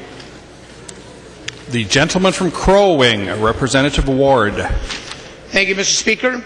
And, Mr. Speaker, I'd like to ask for a roll call on this amendment to start off. Roll call having been requested. Are there 15 hands? Seeing 15 hands, there will be a roll call. The gentleman from Crow Wing. Thank you, Mr. Speaker. And I also want to thank Representative Debke for making this a true bipartisan issue like we have been fighting forever on this, Representative Debke. So, members, you know, this amendment deals with the civil penalties related to the aquatic invasive species violations. And, members, this is a serious problem in our state. Whether it be Mille Lacs Lake, Minnetonka, Gull Lake, all of our lakes in the state of Minnesota are being infested with aquatic invasive species. And it is an issue that we need to step up the plate and take care of, members. You know, we don't need to just talk the talk, we need to walk the walk. And so, members, we need to do everything that we can to fight this epidemic that is threatening our waters, our habitat, our tourism industry, everything that we are about in the state of Minnesota. So, members, this amendment is offering meaningful civil penalties to make sure that people think about the consequences they're doing by adding aquatic invasive species to our waters. Members, this amendment doubles those civil penalties, and I'd like to point to line 1.18 and 1.19. Where we have asked the boaters and fisher people and others on our lakes just to simply remove the drain plug and the bait well plug in their boats. And members, I've seen data from the DNR which indicates that as they've been there monitoring, the survey indicates that less than 30% of boaters are pulling the plugs in the waters. Less than 30%. People are not taking this seriously. And so all of a sudden we get more and more lakes infested in the state of Minnesota with AIS. Members, other hunting and fishing violations have significant consequences, significant penalties, so that whoever thinks of breaking those laws suffers some severe consequences. That's all this amendment is trying to do, members, is double the fines for civil penalties for those violating the aquatic invasive species penalties as they stand. So, members, I asked for a green vote on this amendment to fight this epidemic which has greatly impacted our beautiful state and waters in Minnesota. The lady from Hennepin, Representative Depke. Thank you, Mr. Chair, and thank you, Representative Ward, for bringing this up. As you recall, members, that Representative Ward and I fought strongly for increased penalties the last year. This is a very serious issue, and the public has to be made aware how important it is. I've had the opportunity to sit in on many of the testimony in Representative McNamara's committee this year. My district has taken it so seriously that they have appointed an ombudsman to work with the local officials, to work with the local units of government on this, and they are taking it very seriously. The number one area is really when we carry those invasive species from lake to lake. Lake Minnetonka is infested with aquatic invasive species and with the zebra mussels. It changes the fishing environment, it changes the environment in general, it changes the safety of people that are swimming. Zebra mussels are a very serious problem, and aquatic invasives across the state are a serious problem. But what it does is it changes the habitat for fishing, like the northerns and particularly the walleye. Lake Minnetonka is visited by 250,000 visitors on an annual basis, and right now a $50 charge or penalty for carrying aquatic invasive species or not getting out your ballast water, it's $50, folks. That's all it is, and people are not doing it because the penalties are not taken seriously. I just want to read you something that the Minnehaha Creek Watershed District has just sent to me this afternoon. Representative Depke, I thought you might be interested to know that the Aquatic Engineering Company in the city of West Parkway in Eden Prairie is finding zebra mussels in the sprinkler systems of some of their Lake Minnetonka clients. They're now getting into the sprinkling system. This is a serious problem. It reduces the value of the property on these lakes, but more importantly, it's reducing the pleasure that we have of the fishing industry that's so important in this state, and it's changing the type of fish that we will be able to capture. This is a jobs program for those people who that make their livelihood on fishing, and they make their livelihood on the people that visit these lakes all over our beautiful state, from all over the country and all over the world. We need to take this problem seriously. Thank you very much, members. The gentleman from Wabasha, Representative Drazkowski. Thank you, Mr. Speaker. Well, members, here we go again. We had a bill last year that imposed all these additional fees on people for operating their boats in Minnesota. Actually, I remember standing up and speaking against the fact that they are going to now track you down the road to find out if your boat plug is out of your boat or it's in your boat. And if it's in your boat, no matter how far you are from the landing, you're subject to penalty. Well, now that wasn't good enough, so the proponents of this legislation actually put it in twice in the same provision, just to make sure. Members, we are doubling fees for this when we're collecting $280 million a year from the Legacy Act from 2008. $280 million a year, which they're buying another 7,000 acres of land with this year, I understand. And then we're going to go and sock it to Minnesotans again. Take it from them. If the Legacy Act wasn't for invasive species, what was it for?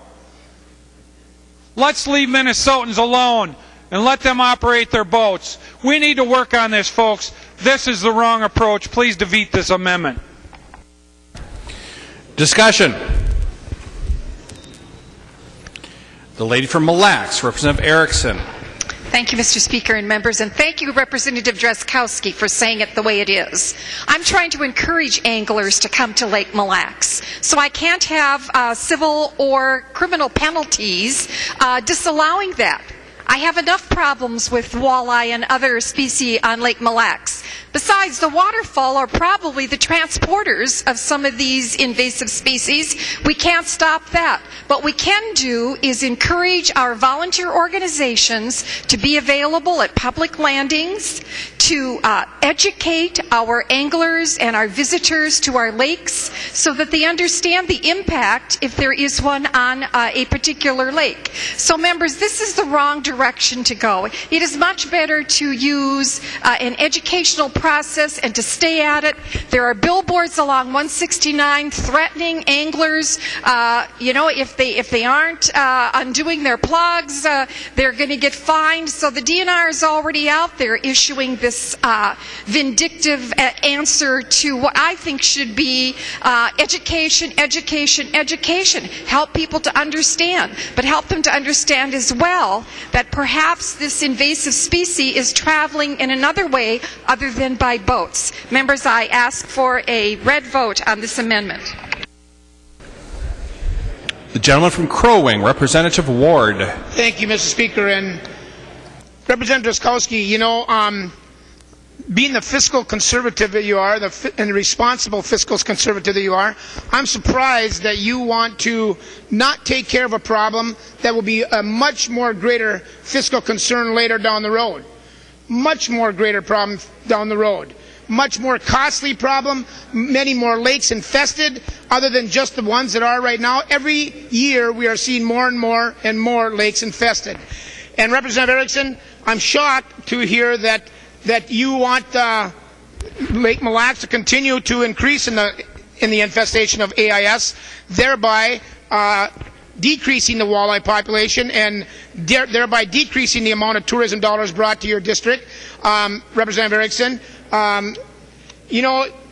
when we talk about not one penny more, maybe we should be talking about not one penny more to clean up our lakes again that are being infested because we don't take precautionary methods. We don't do what we need to do.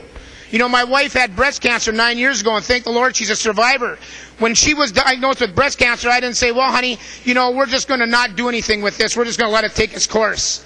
We fought that with everything that we could do. And we need to do this as well. in the state of Minnesota because it has a significant impact for the future of our economy, the future of our tourism, the future of our jobs, the future of our habitat, the future of our waters in the state of Minnesota. So it's a wise fiscally move to make sure that we are doubling the fines so people think about what they're doing. Deer hunters, that poach or that do break the law when they are actually in deer hunting season, or fisher people as they are breaking law, they can lose their truck, they can lose their boat, they can lose their firearms. Here we don't pull your plug, so we slap you with a $50 fine. Let's make it $100 where it's more meaningful, Representative Depke, where it's more meaningful so that we maybe can stop this epidemic in the state of Minnesota. Members, please vote green on this amendment. Discussion. Gentleman from Candy, Ojai, Representative Vogel. Thank you, Mr. Speaker. Thank you, Representative Ward. I have to agree with Representative Ward. This is a serious issue, people, and we need to wake up. All right? These zebra mussels will kill the fish in our lake, so we won't have fish to go fishing for. They will, if they continue to spread across this state, they will ruin the tourism in our state. We will not be having that tourism industry. It's important. It's very important. People need to be awake to this whole concept of transporting that water from one lake to another with the possibility of having those zebra mussels in it will be a huge mistake. And I agree with Representative Ward on this. Vote green on this, please. Discussion to the A28 amendment. The gentleman from Scott, Representative Bisgins. Thank you, Mr. Speaker. Members, we can beat the crap out of our hunters and fishermen, right? And we can pretend we're actually doing something here. But folks, understand, waterfowl carry invasive aquatic species from one body of water to another, and I don't know how much money you're going to get out of a duck or a goose, and I'm not sure how much jail time, but they sure make good eating. All right? Please vote against this amendment. Discussion. The gentleman from Grant, Representative Westrom. Mr. Speaker, members, I would urge a no vote at this time. This is an issue that should be vetted in our committees. Representative Ward, I know some of the early bills had fines and increased civil penalties in them. We were going to look at that in civil law. That type of language got stripped out. I don't know if remember if it was this bill or other bills, but that would be my concern, Representative Ward. As many of the points have been made, there are other ways that these invasive species get transported. We don't even have our arms around them all. At some point, it's like the mosquito carries malaria. At some point, you can't stop nature from doing what nature's going to do. Is $50 or $100 going to stop somebody that's intentionally trying to do this? I don't think so. But I don't think most of the fishermen and citizens of our state are trying to do this. In fact, most of them are stewards of the lake, stewards of the land, and like and enjoy the activity they are doing. We are told that it's always the person who's got the boat or the fisherman or the fisherwoman that's doing this. I don't think we know exactly how it's all happening. There's certainly waterfowl that are causing some of this, and so we're going to impose this on our citizens without going through committee to discuss all the ramifications on the premise that $50 from $50 to $100 is going to stop this habit or this behavior. Representative Ward, there's also a practical sense of people taking their plugs out of their boat to drain the water, head down the road, across the street, down the way to park it at their lot. And we're saying, no, you can't do that. You can't have your plug out of your boat. Or you have to have the plug out of your boat. I'm sorry. You have to have the plug out of your boat. Well, there's a lot of times the water will get drained, and to save it for the next time, they put the plug back in to be smart. And let me tell you what happens when you don't put the plug back in, Representative Ward. Let me tell you what happens. You borrow your boat to a person or a friend or a family member. Representative Ward, what happens when you put a boat in the water without a plug because the person that borrowed the boat doesn't know the plug isn't in it? You put a boat to the bottom of the lake. Now you got gas and everything else running into that lake because you weren't able to prepare your boat to borrow it to a friend. And now you've got yourself an expensive bill because of a law that's trying to protect somebody against what a duck might be causing. So, Representative Ward, we got to think this through. And when your boat goes to the bottom of the lake, let me tell you, it costs you thousands of dollars. I can tell you that from experience. And so, Representative Ward, there's a lot of ramifications that go with this. This was in bills that were deleted out. It didn't go through committee. We should be examining all of this. One last thing, members, with the DNR. I brought a proposal to them last year, and they still seem reluctantly interested in trying to do anything but just higher penalties and fines on the good citizens of the state of Minnesota. I've had constituents bring ideas of natural occurring bacteria, naturally occurring products or bacteria in nature that have proven positive results in eliminating or reducing zebra mussels.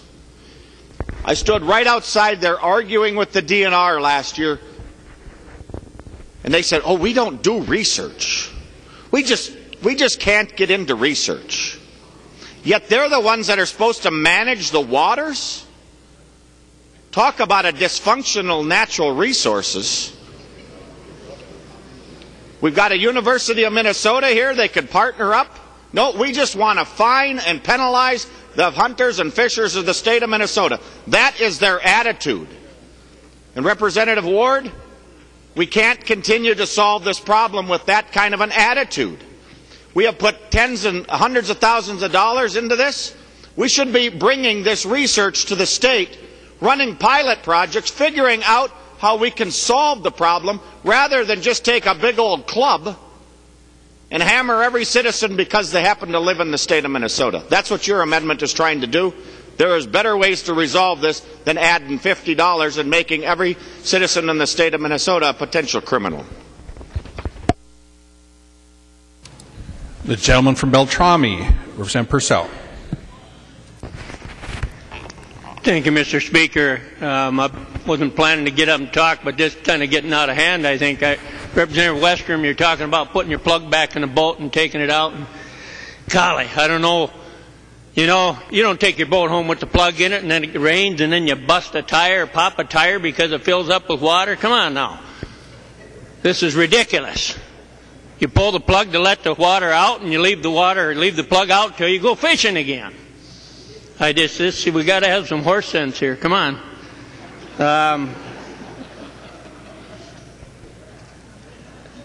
I want to rise in support of the bill. We have too much at stake here, and I hear folks talking, yeah, ducks are going to carry this invasive or that invasive. Tell me what you're talking about. Tell me the science that you're talking about here. And I want to remind Representative Westrom, too, when we talk about research, you're talking about science. That's a word we hear uttered very rarely on the other side of the aisle. Science. Now we believe in it today. Well, that's good. I'm glad there's sometimes we do, sometimes you don't, I guess, huh?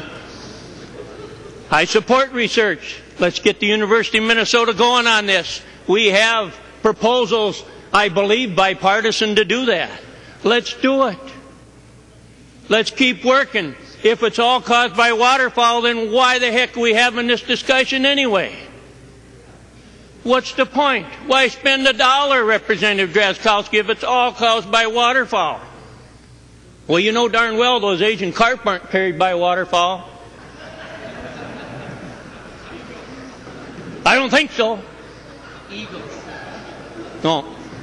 Representative Rukavina reminded me they're carried by eagles, so with the anyway, we need the protections. We can talk about people being fined. If they're silly enough and stupid enough to keep doing this stuff and not pulling their plugs, they deserve to be fined. I think they deserve a bigger fine than what we're giving them. But let's do something. Let's just don't stand here with our hands in our pockets and say, oh, this is all okay. We can educate, we can have billboards. We've had billboards for how many years? Look at the graphs of what invasive species are doing in this state, what lakes are being infested. Look at the graphs. We have a big challenge in front of us. Support the amendment. Discussion. Gentleman from Anoka, Representative Hackbarth. Thank you, Mr. Speaker and members. Representative Ward, I understand the concern, and we've heard the debate on the amendment. Not the place for the amendment, Representative Ward. We've got a bill coming maybe tomorrow that might be a better place for it. If we have a hunting and fishing license fee increase bill, that might be the place for it. But this is not the bill for it. We don't have any fee increases in this bill. And Representative Ward, it's not just a doubling of the fine on line 124, starting on line 124. You're actually quadrupling some of these fees from $250 up to $1,000. Probably a better place to have this discussion in Civil Law Committee on these civil penalties. Members, I would recommend a no vote. Discussion to the A28 amendment. The clerk will take the roll.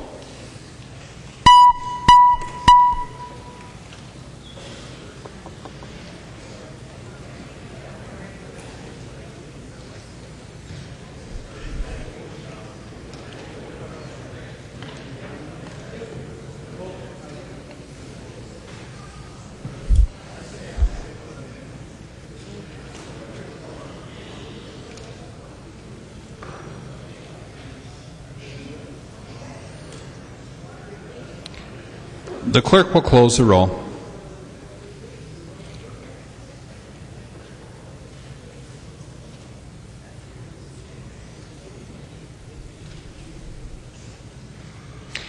There being 60 ayes and 71 nays, the A28 amendment is not adopted. There is an amendment at the desk. The clerk will report the amendment.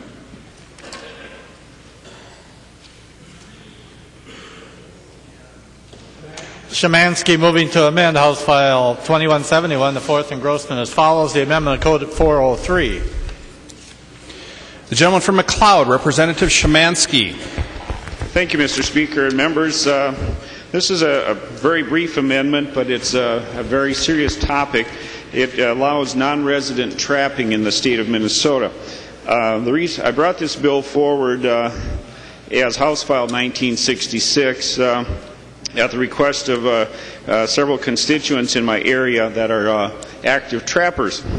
The circumstance with non-resident trapping in Minnesota is that the state of Minnesota does not allow non-resident trapping except on land owned by the non-resident trapper.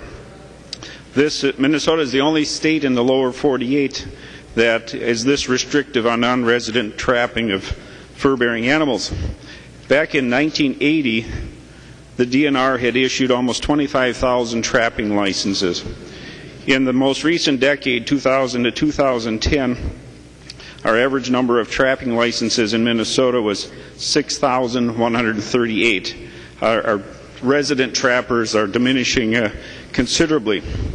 The reason for this bill is to not only allow non-residents to trap in Minnesota, but with the restrictions that we have, other states have a reciprocity agreement that says if their residents are not allowed to trap in Minnesota, Minnesota residents are not allowed to trap in other states. So I'm presenting this bill. We did not have the opportunity to have it heard in the Environment and Natural Resources Committee, and feel that it's an important topic for us to discuss as we discuss the Game and Fish Bill here today. The concern, and I appreciate the concerns of the trappers across the state of Minnesota. Our neighbor to the east, Wisconsin, does allow non-resident trapping. In recent history, they have averaged 10 non-resident trapping licenses issued per year. Last year, I believe they issued 16 non-resident trapping licenses. This bill, not a large bill in terms of the impact on our fur-bearing industry, but it is important to those members of the trapping community that would like to trap outside of Minnesota. And for that reason, I offer this amendment today and ask for your support. Discussion. Gentleman from Anoka, Representative Hackbarth. Well, thank you, Mr. Speaker. And Representative Szymanski, we've discussed this issue, and the Minnesota Trappers Association oppose your amendment. There's a number of folks that do. What's going to happen, Representative Szymanski, is there's people that come from outstate that come into Minnesota, and they're going to trap everything out. And that's our concern, that these big trapper companies will come in and they'll trap for the fur, and our own trappers and our own residents are not going to have that kind of opportunity to hunt and trap like we'd like to have them do. Our natural resources are something that we protect in the state of Minnesota. We haven't allowed this for many, many years. I don't remember when this law went into effect. I think it was something like 1927, something like that. And we haven't allowed non-resident trappers in the state of Minnesota. We don't want our natural resources trapped out by big companies that might come into the state. So for that reason, I would oppose your amendment. Discussion. All in favor say aye. Oh, excuse me, members. Excuse me, I'm going to back up a little bit. Representative Szymanski. Thank you, Mr. Speaker. I wanted to rise. I don't think the argument is complete yet, and at this time, rather than take a vote on a bill that is important, but I think we need to have a continuing discussion, I would like to withdraw the amendment at this time.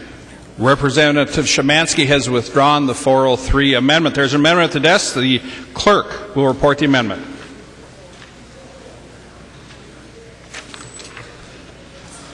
Ward and others moving to amend Senate File 2171, the fourth engrossment as follows. The amendment is coded A29. The gentleman from Crow Wing, Representative Ward. Thank you, Mr. Speaker, and I'd like to request a roll call on this amendment as well, please. Roll call having been requested. Are there 15 hands? Seeing 15 hands, there will be a roll call. The gentleman from Crow Wing. Thank you, Mr. Speaker, and Representative Depke, let's try again. And again, my friends, this is all about aquatic invasive species, and this amendment deals with somebody that's willfully breaks the law and moving the penalty from a misdemeanor to a gross misdemeanor.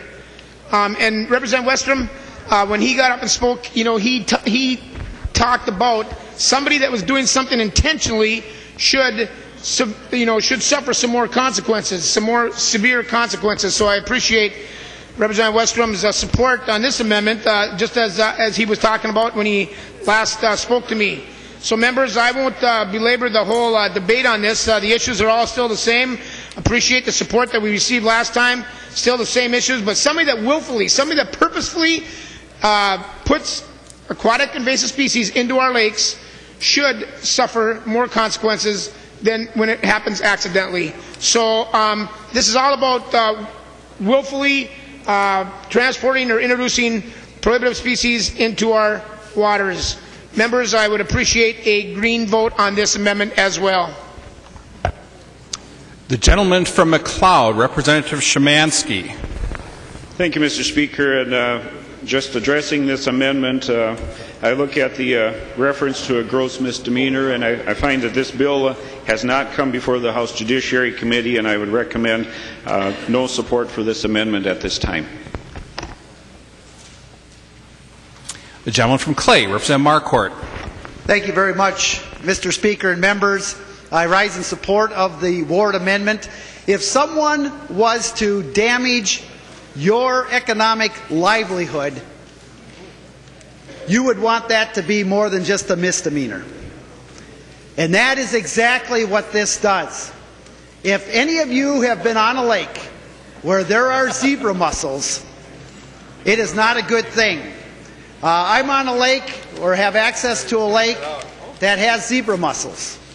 And a couple years ago, you could look in various spots, and every once in a while there was a little clump of zebra mussels on either a shell or a rock. Here and there you could see that. Last summer, that had increased at least tenfold. In these same areas, you could see these clumps of zebra mussels all over. On boat lifts, zebra mussels all over.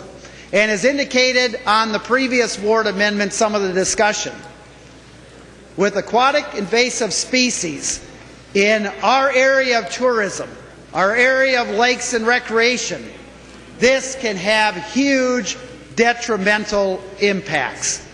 Zebra mussels will literally wipe out fish populations.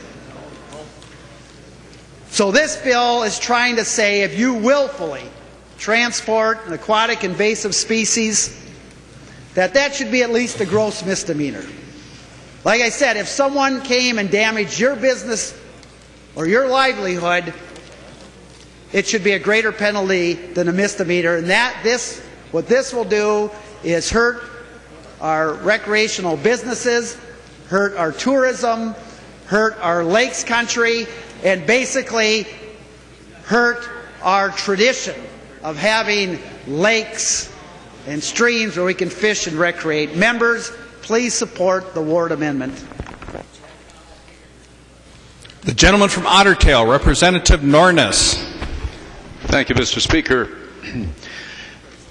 I live in an area that has both the zebra mussels and flowering rush and some of these very nasty things in our lakes already. And I understand the seriousness of that and how we need to deal with that in all the ways that we can. But looking at the amendment, if Representative Ward would yield for a minute. Looking at the amendment, the word that jumps out at me is willfully. How will we determine that someone has willfully put zebra mussels into somebody's lake? How would you determine that? That seems like a very difficult thing. The gentleman from Crow Wing, Representative Ward. Thank you, Mr. Speaker. And I'm going to ask my fellow Representative Winkler he and I just had a discussion about that, and if he would weigh in on that as well. Representative Norris, you're absolutely right. That's a difficult word to define. I guess the intent, the person's intent would come into play here, and if it's determined by a CEO officer that somebody on purpose, and again, willfully means on purpose rather than being accidental. And you're right, the definition is tough to define, but I think there are times that people can be observed of doing something purposefully rather than accidentally.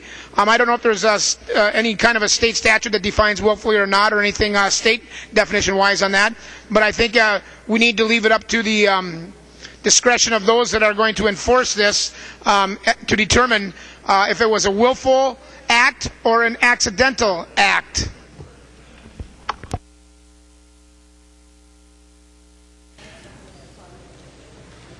The gentleman from Otter Tail has the floor. Mr. Speaker, I thank Representative Ward for that, and I guess I don't have a clear explanation or definition of how we would do that. I do report that one individual did bring a boat lift into a lake and introduce zebra mussels in our county. He was prosecuted, and I don't recall what the fine was, but the current law took care of him, and I think that's the biggest detriment that we have now to somebody if they see that the legal process will catch up with them, even if it's accidental. So I think that's part of the solution. I'm not sure that fining somebody higher or actually increasing the amount of those fines is actually the answer. So thank you. The gentleman from Grant, Representative Westrom. Mr. Speaker, thank you. Representative Ward, if you would yield for a question. The gentleman from Crow Wing will yield. The gentleman from Grant. Mr. Speaker, Representative Ward, what's the fiscal cost of this amendment? Have you done any estimates on that? The gentleman from Crow Wing. Thank you, Mr. Speaker. Representative Westrom, I do not have any fiscal costs on the amendment. The gentleman from Grant. Mr. Speaker, Representative Ward, if he would continue to yield. The gentleman from Crow Wing will yield. The gentleman from Grant. Mr. Speaker, Representative Ward, would you agree there probably is some sort of cost? I don't know if it's $5,000 or $50,000, but would you agree that there's some sort of cost, or how would you pay for this amendment? Gentleman from Crow Wing. Well, thank you, Mr. Speaker, and Representative Westrom. Representative Westrom, there will be a cost. It'll be an increased cost in fines to the person that is violating the laws. Whether if there's more enforcement costs, I don't think so. If there's other costs incurred by the state, the COs are out there monitoring and enforcing the process as it is right now. Again, they need to determine if it's a willful act or an accidental act. So the associated rise in costs, Representative Weston, will be to the perpetrator of the law. Gentleman from Grant. Mr. Speaker, one more question for the gentleman from Crow Wing. The gentleman will yield. The gentleman from Grant. Mr. Speaker, Representative Ward, seems to me that prosecuting a gross misdemeanor is going to cost somebody in the judicial branch system more time to prosecute. I don't know how you couldn't have a cost that goes along with this penalty. Has anybody told you that there would be no additional expense by increasing this penalty to our criminal code? The gentleman from Crow Wing. Thank you, Mr. Speaker, and thank you, Representative Westrom. And nobody has indicated that to me at all, Representative Westrom.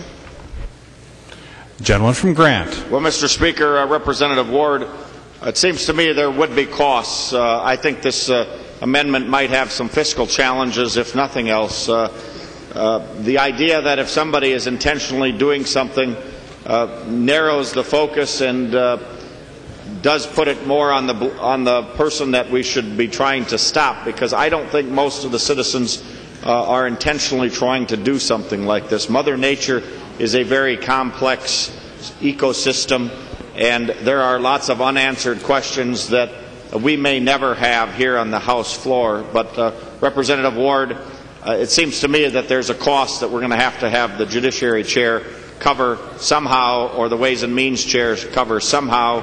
When you enhance penalties, we've seen that. Representative Rukavina has pointed that out many times. When we increase the penalties for drunk driving, rightfully, there are additional costs with prosecuting that, because as a penalty goes up, Representative Ward, the individuals their natural desire to settle something goes down, because if it's a petty misdemeanor, they're likely going to pay it and go away, and there's no court costs. As those costs go up and they become more severe, they are going to challenge and raise their defenses in court, which takes more court time, which takes more prosecutors' time, takes more public defenders potentially. So seems to me we should be looking at the cost that's going to go along with this. If it's the right thing to do, we're going to have to pay for it somehow. The gentleman from Scott, Representative Bisgins. Thank you, Mr. Speaker and members. Having heard the concerns by the chair of the Committee on Civil Law, having to listen to the concerns of Representative Rukavina for 14 years now about the cost, not only in the attorney's office, but also in the entire civil justice arena.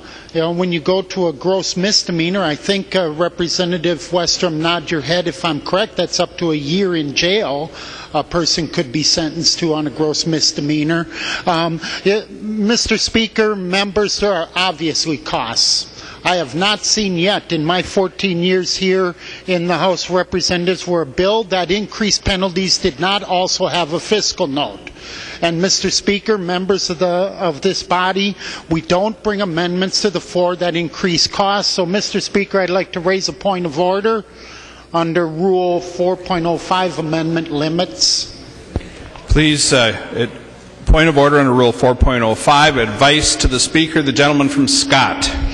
Thank you, Mr. Speaker. And Mr. Speaker, my advice, and it's pretty simple because words do mean things, and this is written pretty straightforward. An amendment to a bill that has received second reading being considered by the House is out of order if that amendment would increase the spending or spending base from any fund from which appropriations are made in that bill. Mr. Speaker, there is obviously a cost to this bill which increases penalties. That means it would increase the spending to the base in whatever committee deals with gross misdemeanors. And so in that way, I think the words are pretty straightforward, Mr. Speaker.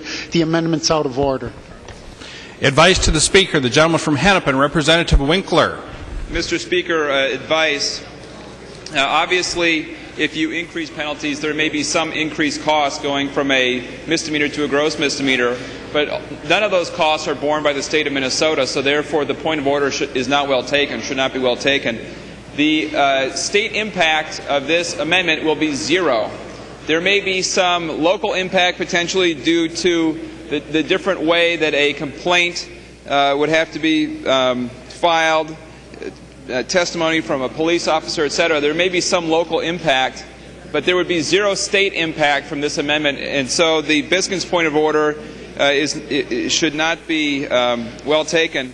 And members, I'm just going to suggest to you that the local areas, the local cities, the local counties that are going to be hit hardest by invasive species are going to be the most concerned about this provision, and my suggestion is that they're going to be very happy to have to file a complaint here and there against somebody who's willfully violating the law in this manner. So I think the local impact actually is extremely targeted to those areas that are most benefited by this provision.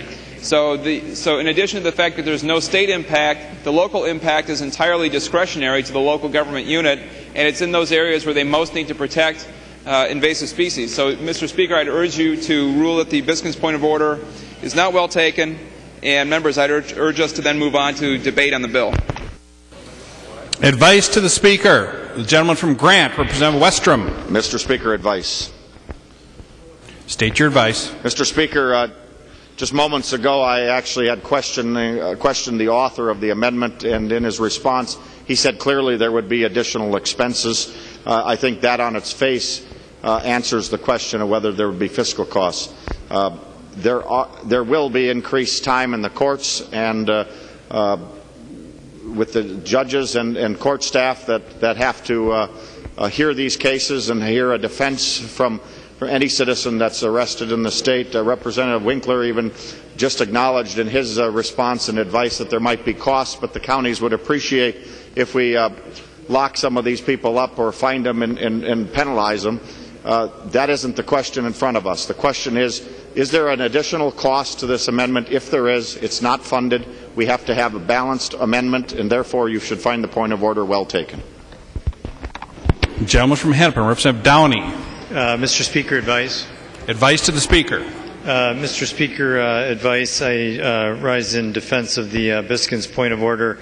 We've heard a lot of discussion here about the potential implications of costs. We haven't talked about conservation officers and the like.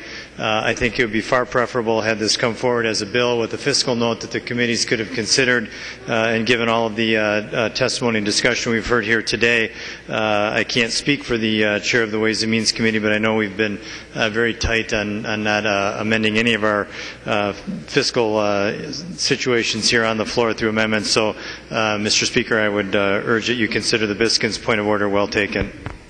Advice, the gentleman from Hennepin, Representative Winkler. Mr. Speaker, advice. Representative Westrom, you have it exactly wrong. The question under Rule 4.05 is not whether there is additional cost, as you said, but is whether the amendment will increase spending. And it's state spending. It does not increase state spending. And members, good evidence of that is Representative Barrett's bill. Representative Barrett had a bill on synthetic drug use, and he changed the penalty from a misdemeanor to a gross misdemeanor.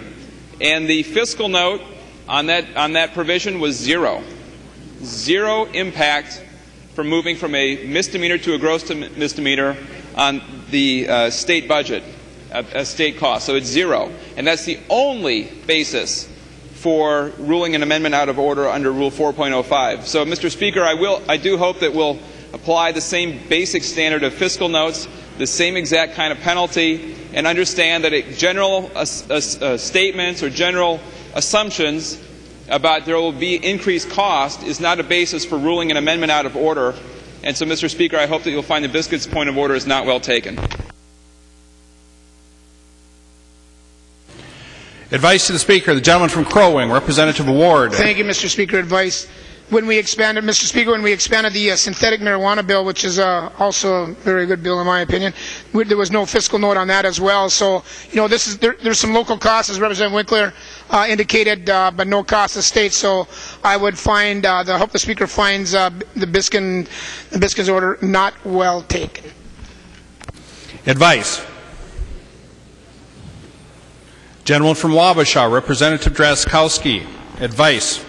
Thank you, Mr. Speaker. Mr. Speaker, I rise to offer advice to the body. Mr. Speaker, it is evident that we're going to have increased costs in enforcement, increased costs potentially in incarceration, increased costs potentially in judiciary, a variety of areas, some of which we may not know since this has not gone through the fiscal note process. Mr. Speaker, it's very evident on the face that the uncertainty of the ability for this amendment to be contained within the costs prescribed to this body at this point.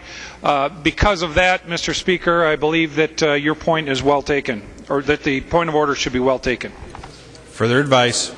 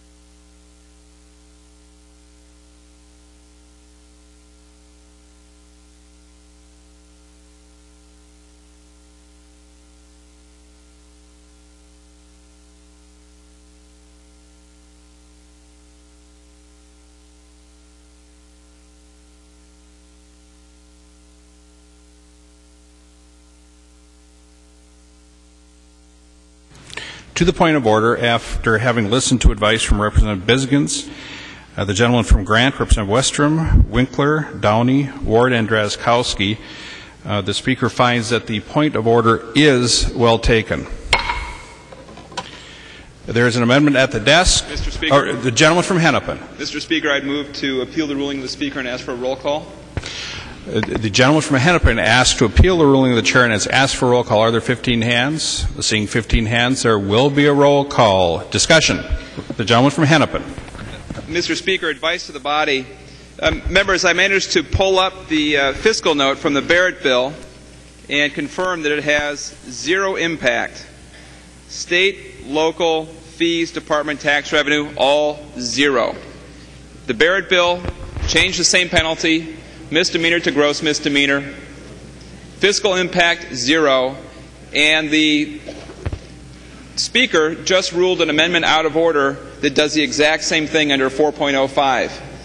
And now, I mean, obviously we could have torn up the rules here this session a long time ago, but we seem to be sinking to new lows every day of ignoring what the rules say and ignoring what the standard is for our voting here, members. The fiscal note on moving from a misdemeanor to a gross misdemeanor is 0. The desire to avoid voting on issues is much higher than the fiscal impact. You've got like a $34 billion desire to avoid voting on issues this year. The whole budget you'd spend on avoiding that. But the fiscal note here is 0. It's really outrageous that you would hide behind Rule 4.05, increased spending, when this kind of language, this exact language, says it's 0 impact. You should be embarrassed if you vote green to uphold the ruling of the Speaker on this point of order. Gentleman from Grant, Representative Westrom. Well, Mr. Speaker, members, Representative Winkler, it's interesting how you take a completely different agency, a different bill, and act as if that's the fiscal note for this amendment. The author of the amendment said he didn't get a fiscal note. He said there would be costs, obviously. We've walked through the areas that you would have a cost. Now, to use your analogy would be the same as saying any time there's an increased penalty in any section of law, there will not be any cost added to the state judiciary. Now, members, I think on its face, that defies common sense. We don't have a fiscal note by the author. If it's 0, then bring us the fiscal note that shows 0, Representative Ward. I don't think you'll get a 0 fiscal note. The only way you would probably get one is if there's nobody doing this. And if there's nobody doing this, there's no reason to pass the law in the first place.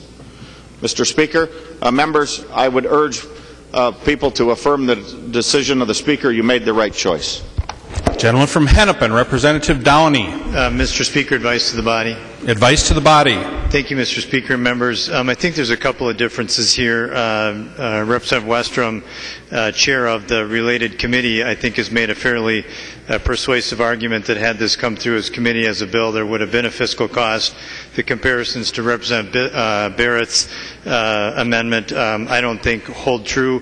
His provision actually had a fiscal note to substantiate the fiscal impact. And members, we aren't simply changing a misdemeanor to a gross misdemeanor in the Ward amendment. We're actually creating a new category of offense. And so I think they're materially different, the Barrett amendment versus the Ward amendment. Unfortunate for me, actually, I'd like to vote for your amendment, Representative Ward, but I urge the body to join with the Speaker's ruling and vote green. Other discussion?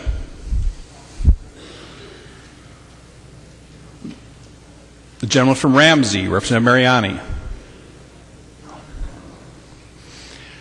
The clerk will take the roll on the appeal of the ruling.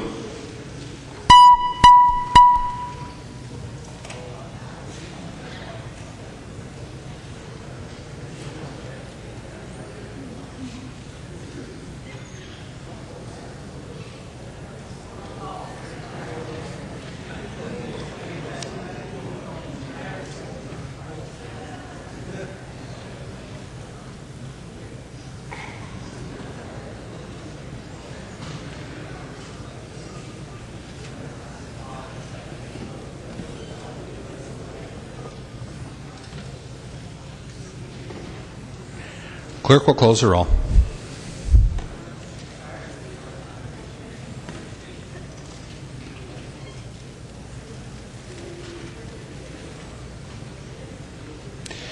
There being 71 ayes and 59 nays, the ruling of the Speaker is upheld. There is an amendment at the desk. The clerk will report the amendment.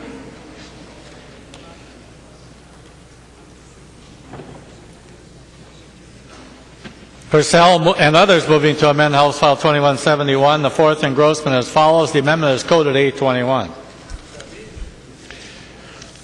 The gentleman from Beltrami, Representative Purcell.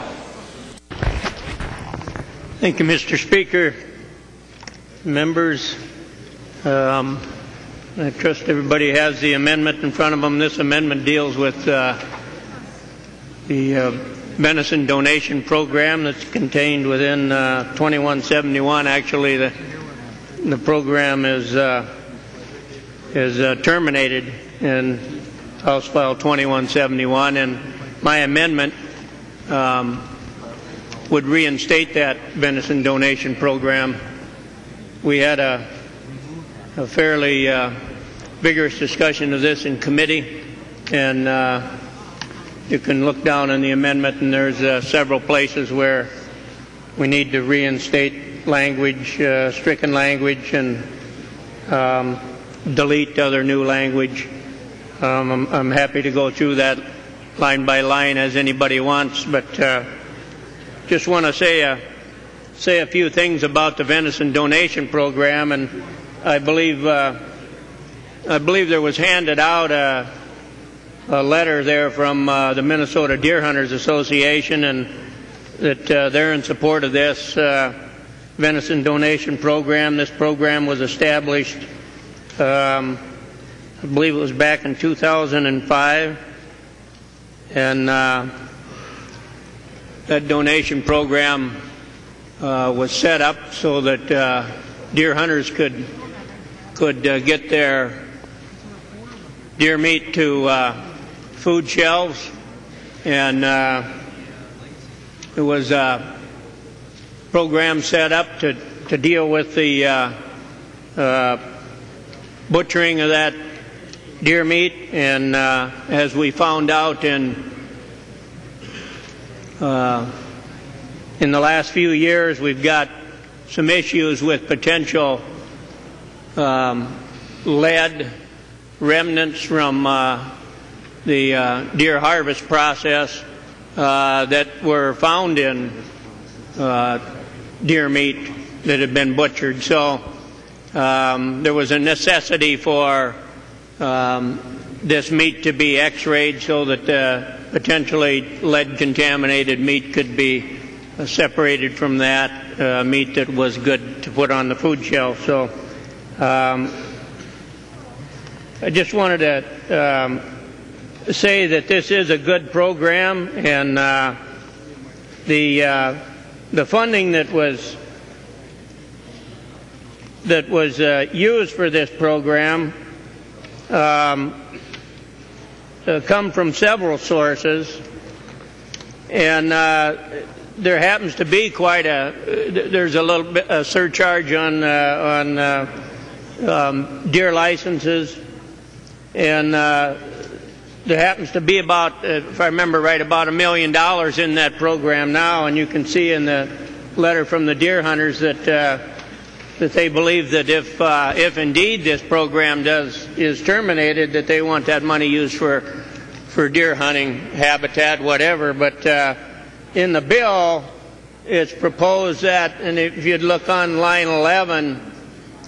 page 11, line 10, you could see that the money that's left in that program would be used for a walk-in access program. And I know you all may not know what that walk-in access program is, but that's where there's not much public lands in southern Minnesota, so there's a program where we buy our way back in. We, the public, we use money to buy our way back into private lands for hunting. This has a lot to do with, I believe, pheasant hunting and the like.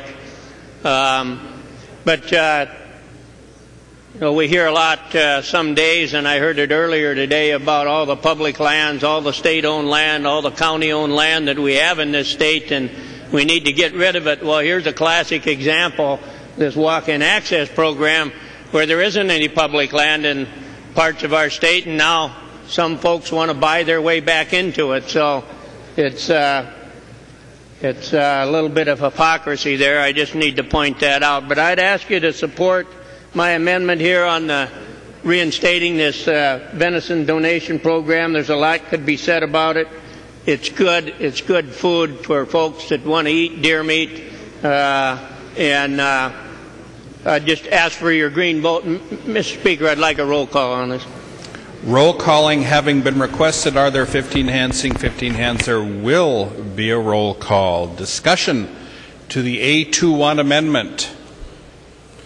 Gentleman from Anoka, Representative Hackbarth. Thank you, Mr. Speaker and members. I had the Deer Hunters Association in my office a couple of weeks ago, and I thought we were on the same page on this thing, and now, just 10 minutes before this bill came onto the floor, I see this letter that's passed out, and I think that's a little bit ingenuous to have that happen when they don't even call me and say that they changed their minds. A little ingenuous. So, members, I would please encourage you to vote no on the amendment.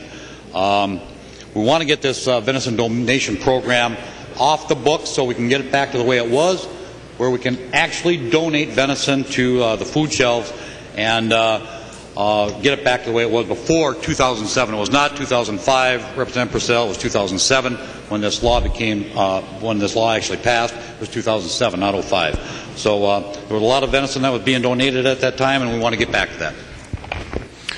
The lady from Ramsey, Representative Knuth. Thank you, Mr. Speaker and members. I rise to support the Purcell amendment, and there's a couple reasons. First, I think the venison donation program does good work for the people of Minnesota. It means there's more healthy meat in our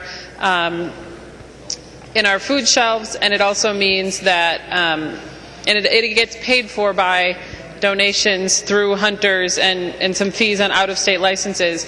And members, I think Representative Purcell's amendment is deleting a number of parts of this current bill, and I think it's really important to know that this deer venison donation program, in addition to getting safe, healthy meat into our food shelves, has taught us something I think important for us to know. We didn't know that upwards of maybe 30% of deer meat donated to our food shelves was contaminated with lead, and therefore not safe and healthy for people to eat. And when people hunt their own meat and decide to eat it, they take that risk on themselves, but when you go to a food shelf, you're entering into food that is regulated and, in effect, guaranteed safe by the state of Minnesota, and as it should be. And so we can't, so to speak, go back. The genie's out of the bottle. We know that unless the health department checks on this meat and x-rays this meat and makes sure it's healthy, we're not guaranteeing people healthy food when they are not just healthy in terms of long-term health effects, but safe in terms of both lead and potentially foodborne illness with the way the current bill is written. And so we can't pretend that we don't know this, members. To pretend we don't know this would be denying evidence, denying science, and denying Minnesotans a guarantee of safe, healthy food in their food shelves. So we could, if we got rid of this the venison donation program, we could just move forward to not having any venison in our food shelves. And what this bill does, and I think members need to know it, the first crack at trying to allow donated venison, despite the fact that we know a good percentage of it may be safe and unhealthy, or unsafe and not healthy, was just to define donated venison as not food. Just to put in statute, food does not include hunted venison donated to charity. All right, that's one way, but it sounded sort of ridiculous, and so smartly that part of the bill was taken out. So now it just says the commissioner, in this case the Commissioner of Agriculture, just can't regulate venison donated for charitable purposes. Members, this is a big deal to put forward this food safety law in our statute, and I'm not on the Agriculture Committee. If I was, maybe I'd have even more concerns, and I don't think this bill went through the Agriculture Committee, and we did hear testimony in the Environment Committee from the Agriculture Department that they did have serious concerns about this, because the liability the food shelf would be taking on, or the hunter would be taking on, or the food processor would be taking on, we don't know what that liability is, and we don't know if they'd even be willing to take it on, and if they did take it on, we'd potentially be putting unsafe food out into our communities through these food shelves. And so, members, we want to keep the venison donation program because it's good to get this safe, healthy meat out into our food shelves. And it may cost a little bit more than, say, to get a pound of hamburger in there, but I would say we all agree that a pound of venison is worth more than a pound of hamburger. And it's being paid for by donations and specific fees out of state on our licenses. But even beyond that, members, to just say that certain types of food, in this case donated venison, can't be regulated by our Commissioner of Agriculture, that's a big precedent that we're putting in a game and fish bill, and one that I don't think we should be putting forward in a game and fish bill. And if we did put it forward, we should at least have heard that testimony in the Agriculture Committee and understand the food safety and liability issues that come from this specific section of the bill. And so with that, members, I hope you'll vote in support of the Purcell amendment. I plan on doing so. The lady from Hennepin, Representative Wagenius. Well, thank you. Mr. Speaker, would Representative Hackbarth yield? The gentleman from Anoka will yield. The lady from Hennepin. Thank you. Representative Hackbarth, you stated at the beginning that you would like to get back to the way it was. If that is your intention, then why on page 2, lines 1 and 2, do you have the language saying, notwithstanding any other law, the Commissioner may not regulate venison donated for charitable purposes? The gentleman from Anoka.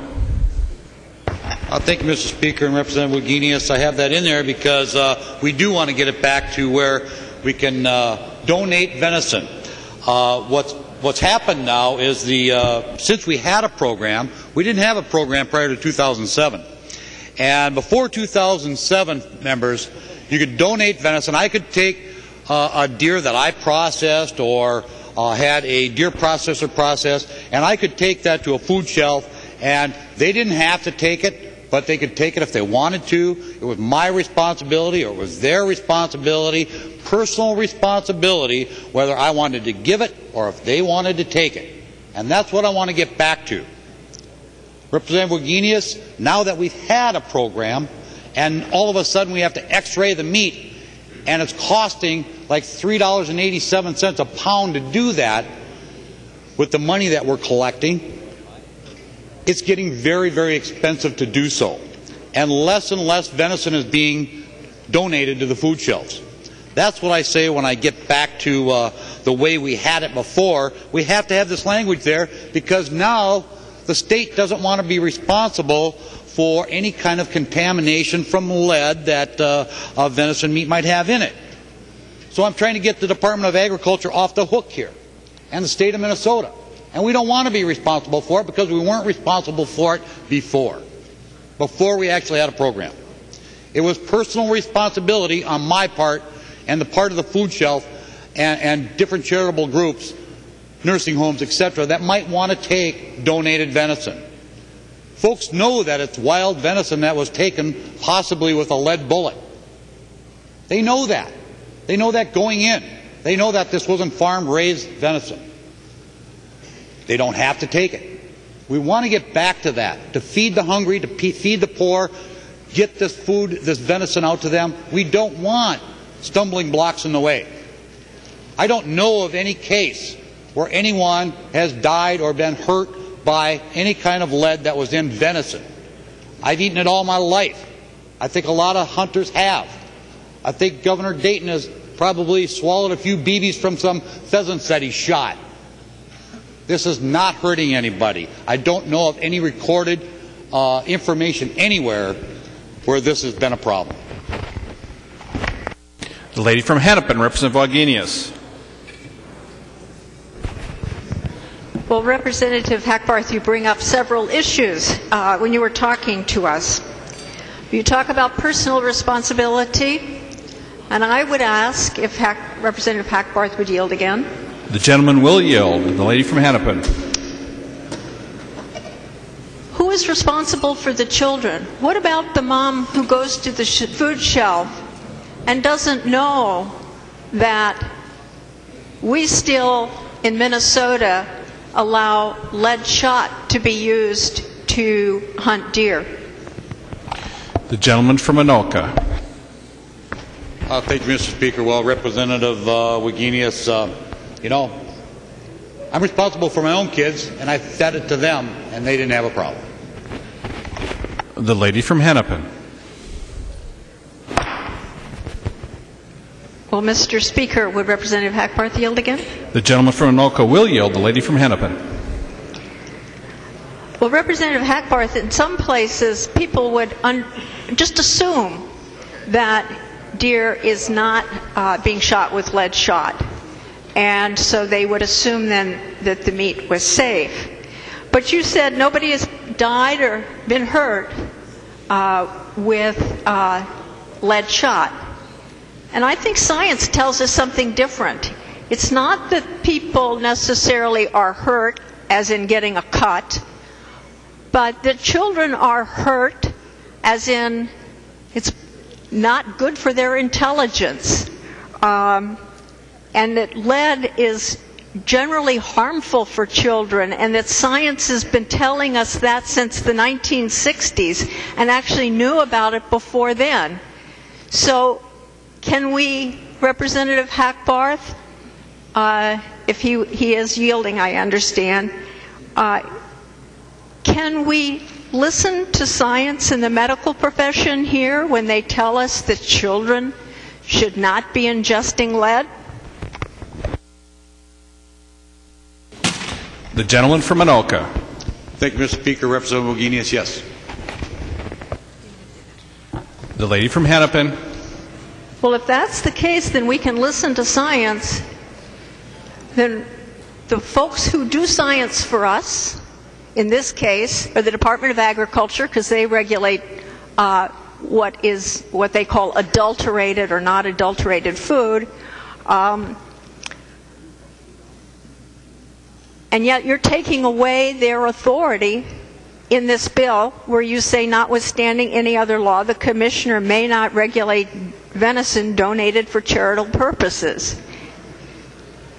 If we are going to look, and if Representative Hackbarth would yield another time? The gentleman will yield. The lady from Hennepin. If we are going to pay attention to science, and it is the Department of Agriculture in this case that tells us what science is, why should we be putting these two sentences, or this one sentence, into law? The gentleman from Anoka. Well, thank you, Mr. Speaker and Representative Wagenius. I answered that question earlier. We want to get this back to a common sense program where I can donate it. It's not anything to do with the state of Minnesota. We want to keep them out of it. Keep the state of Minnesota out of this. This is venison that before 2007 I could take and donate to the food shelf. I'm trying to get back to it. This language does that. The lady from Hennepin. Thank you, Mr. Speaker. Representative Hackbarth, before 2007, the Department of Agriculture did not realize that venison that was being donated had lead in it. Now the department knows that, and they say you can't do that anymore. So the department is the one that is listening to science. Why can't we as a body also listen to science? And for that reason alone, members, Representative Purcell's amendment is critical, and I hope you vote with Representative Purcell and vote green. The gentleman from Wright, Representative McDonald. Thank you, Mr. Speaker. Just coincidentally, I have a venison with me right now. Just brought it here. And I wish that we could donate to the food shelf, because the McDonald's are a good shot. We're cutting some up for the dog pound here, and I'm welcome to share with anyone else who wants some.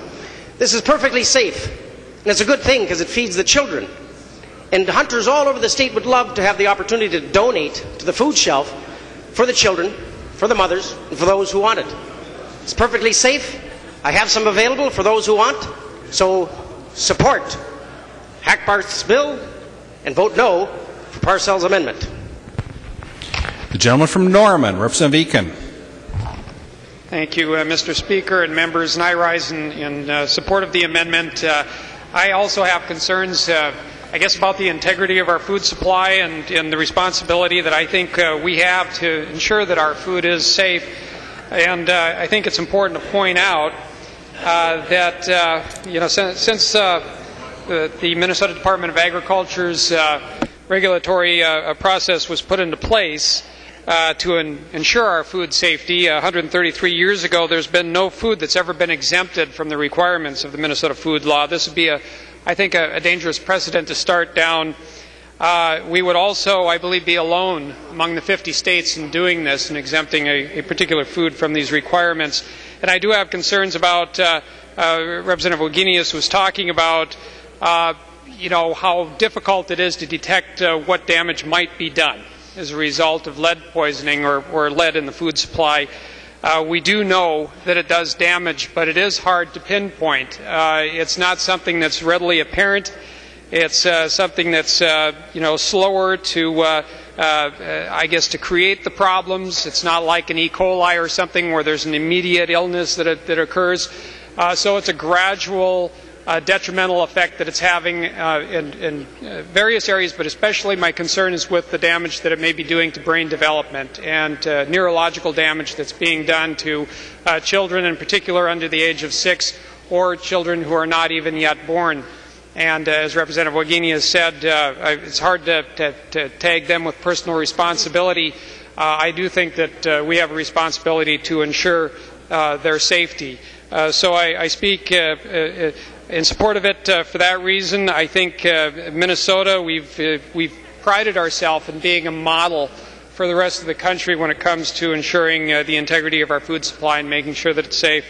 Again, for those reasons, and one other reason too, I wanted to point out that if this exemption is allowed, it's not just for lead, but it would be for things like E. coli and other illnesses that may occur because of this. Other microbiological or physical or chemical hazards would also not be detected because it would not, again, venison would be exempted from the requirements of the Minnesota food law. So it's not just lead, but these other areas too that I think we have to be concerned about. So again, I would encourage support for this amendment. The lady from Hennepin, Representative Kahn. Mr. Speaker, I rise to a point of personal privilege. Please state your point of personal privilege. I would like to welcome to the House today our former Speaker and her grandchildren, former Representative Dee Long.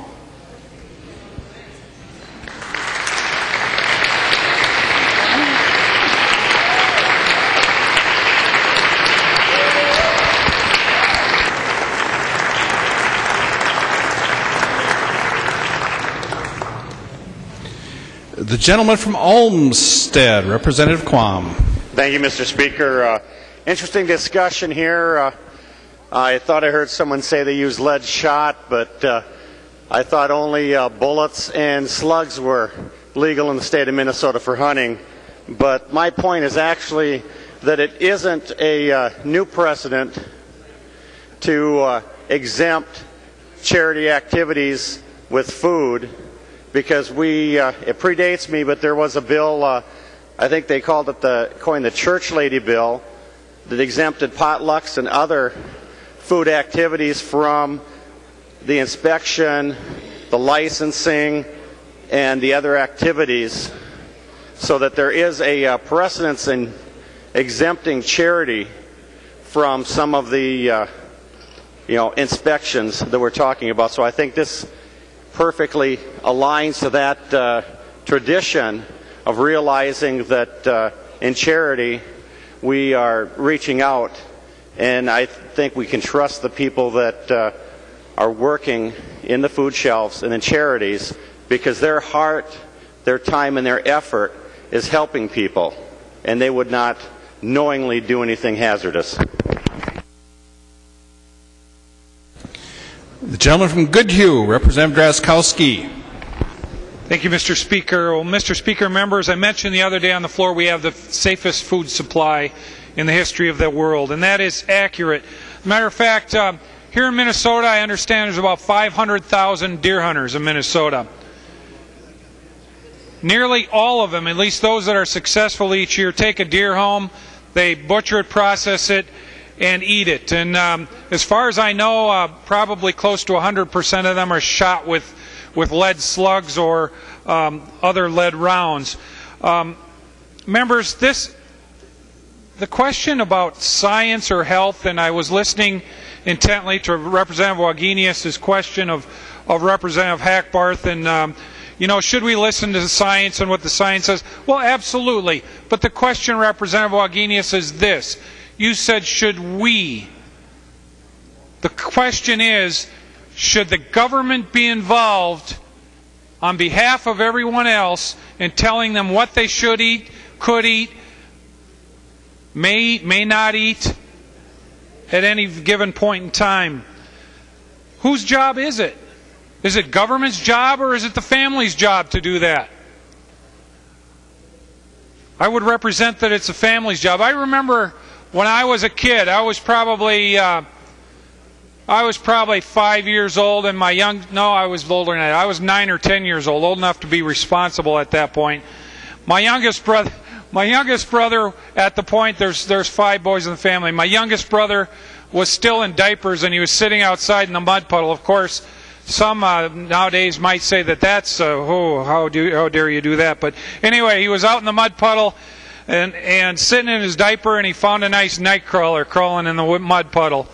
And I and my other brothers watched in amazement and fun as that brother took that night crawler and he chewed it up one piece at a time. Boy, we had a great time. Now, I don't know, Representative Wagenius, how much E. coli or other fun bacteria were in that night crawler, but you know what? Chris made it, and he lives today to tell that story, and we still talk about that and laugh at family gatherings. But, you know, members, we could sit and create all kinds of more nanny state programs. This is one that finally Representative Hackbarth is figuring out how we can get rid of a nanny state program that costs us close to $4 a pound to deliver food to a food shelf. Members, support Representative Hackbarth's position. Please defeat this amendment, and let's take the layers of bubble wrap off of Minnesota. The gentleman from Swift, Representative Falk. Thank you, Mr. Speaker. Would Representative Hackbarth, let's see, he maybe stepped off the floor. Would Representative McNamara yield for a question? The gentleman from Dakota will yield. The gentleman from Swift. Thank you, Mr. Speaker. Representative McNamara, I know that this bill came through your committee, and being it's the Finance Committee, what is this money that's in this venison donation account being repurposed for? The gentleman from Dakota. For the walk-in program. Gentleman from Swift. Thank you, Mr. Speaker. There it is, members.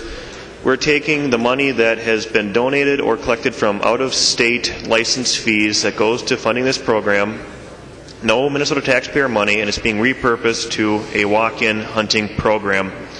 And I see that Representative Downey isn't here, but I know he warned us about the issues of and all the horrors of federal insolvency. Well, here it is. The walk-in program was funded with one-time federal money. That money is going to run out. And so as a solution to try to keep that program going, the proposal has been to take the money out of the walk-in, or take the venison donation program money and put it into the walk-in access program. And so that's what it is. Let's find a program that we don't particularly like. Let's take the money, which was donated by people on their own accord, and charge an out-of-state licenses, once again, no Minnesota taxpayer money, and move that over to a program that we feel we like better. Now, I know Representative Purcell spoke a little bit about the walk-in hunting program, and I agree with him that, once again, we're taking areas, private land, and paying people to allow hunting on that. Now, whether you like that or not, that's fine. We can have that discussion, but it's not appropriate to take the money that people have donated on their own accord and use that for a different purpose. Now, if we want to get rid of this donated venison program, maybe we should talk about refunding those donations to the people who made them initially. But once again, for all the talk about that this costs so much money, or we shouldn't have to worry about lead in the food supply, once again, let's get back to the real issue.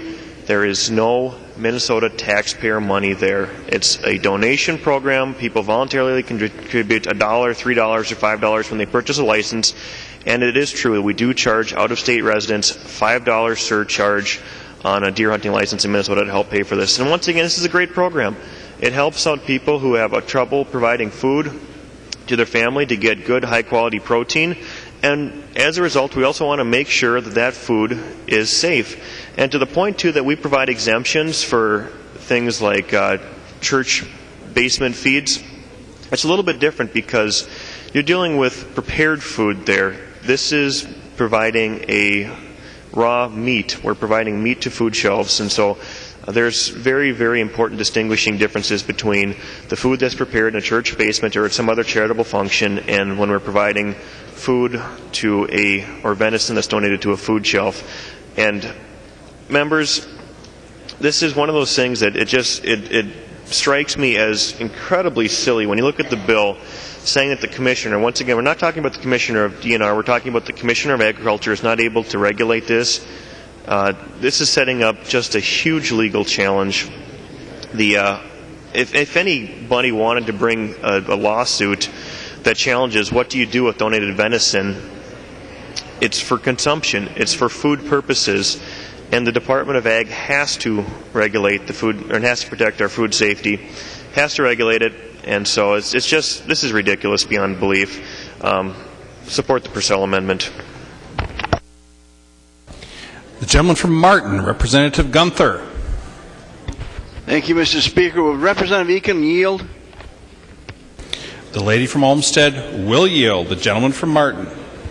Representative Eakin, I know you come from a district that's got a lot of hunters and fishermen there. And I was just wondering, my brothers donate deer sausage to me every year. I know they don't go through any program to do that, and I've never had lead poisoning. I've known anybody in my county that has had lead poisoning from deer. Have you had that happen in your district, and if so, how many times? The gentleman from Norman, Representative Eakin, does yield. Thank you, Mr. Speaker and Representative Gunther. And I too have eaten venison and gone deer hunting, but we don't know. It's hard to recognize lead poisoning. Oftentimes it goes unrecognized, and my main concern is with children because they're the ones that are the most adversely affected if they're exposed to lead because their brains are developing so quickly, and so the neurological damage that can be done, it can be significant yet unrecognized. And so that's my concern, and now we do know the dangers of lead. I think that it behooves us as a society to ensure that our children are being provided with a safe food supply. And you can't make sure that it's completely 100% safe, but I think we should be doing everything we can to ensure that our children are being given the best opportunity possible to develop to their fullest potential. And that first and foremost means that they're being provided with safe food that's not going to create neurological damage in their brains. Mr. Speaker, the gentleman from Martin. Will Representative Eakin yield again? Representative Eakin will yield. The gentleman from Martin. In other words, what you're telling me is no one's had lead poisoning from eating deer meat in your district that you know of, and they haven't had one where I know of. And I know there are a lot of deer killed in your area because I flew over it with a helicopter, and there are a lot of deer blinds all over that place. And there is in my district too. And if there ever is anybody affected with lead poisoning, I'll tell you, and I'm sure you'll tell me too. Gentleman from Norman. Thank you, Mr. Speaker, and again, Representative Gunther. My guess is that there are people who are being adversely affected, children especially, because of exposure to lead, and we just want to make sure that we know, and we do know now that there is a significant amount of venison that does have lead in it, and we want to make sure that that venison is not being consumed by children in particular who are going to suffer the most from the ill effects of it. The gentleman from Martin. Thank you, Mr. Speaker. Representative Eakin, just out of curiosity, and I would like him to yield, Mr. Speaker. The gentleman will yield. Representative Gunther. Since 2007, when they have been searching deer for lead in them, have you heard of anybody having it then? Or heard of anybody finding lead in a deer carcass? The gentleman from Norman. Thank you, Mr. Speaker and Representative Gunther. Actually, yes, they have found that in the venison that was being donated that they did test and do the x-raying on, that they found over 20%. did have lead in it. So it does exist, and then in some cases, some significant amounts of lead, even big chunks of lead. So it is a concern, and they have found evidence of it, significant evidence. The gentleman from Martin. Mr. Speaker, Representative Aiken, with all that significant amount of lead in, there was any lead poisoning or ill effects from that? Are you asking the gentleman from Norman to yield? He will yield. Representative Aiken. Thank you, Mr. Speaker. And Representative Gunther, again, it's very difficult to recognize. My guess is that young children who have consumed lead, yes, they have been adversely affected. The gentleman from Blue Earth, Representative Cornish. Mr. Speaker and members, the venison program, donation program, was a disaster from the start. It started out with a little group in the state, and the cancer grew from there. I opposed it the whole way, regardless of the lead in the meat or not. I don't think we ever should have been donating any to the food shelves with venison, and much because of the lead. I think it's just a bad program, and the food shelves will survive without it. I wasn't in favor of it. It was very controversial a number of years ago. I was on the Environment Committee when it went through, so I would ask you to eliminate this program. Thank you. The lady from Hennepin, Representative Wagenius. Well, thank you, Mr. Speaker. I don't see Representative Qualm on the floor, but he tried to make an analogy between potlucks at churches and venison with lead in it going to food shelves. And I think that's kind of insulting to those of us who take stuff to church potlucks. We do not take adulterated food to our church potlucks. And that's the difference here. The Department of Agriculture clearly says that lead in food makes it an adulterated food. So I think the analogy fails there. But Representative Drazkowski, I wanted to talk to you too. You said, should government be involved in food safety? And you said no, government should not be involved in food safety.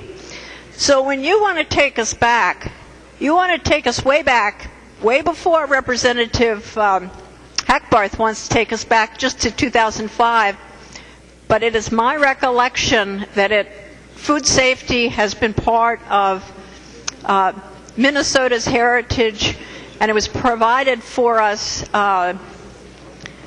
starting probably by our great-great-grandfathers. So it's a long tradition in Minnesota for food safety. Members, we can't go back to 1870, and we can't go back to 2007 when we know better. This is a green vote.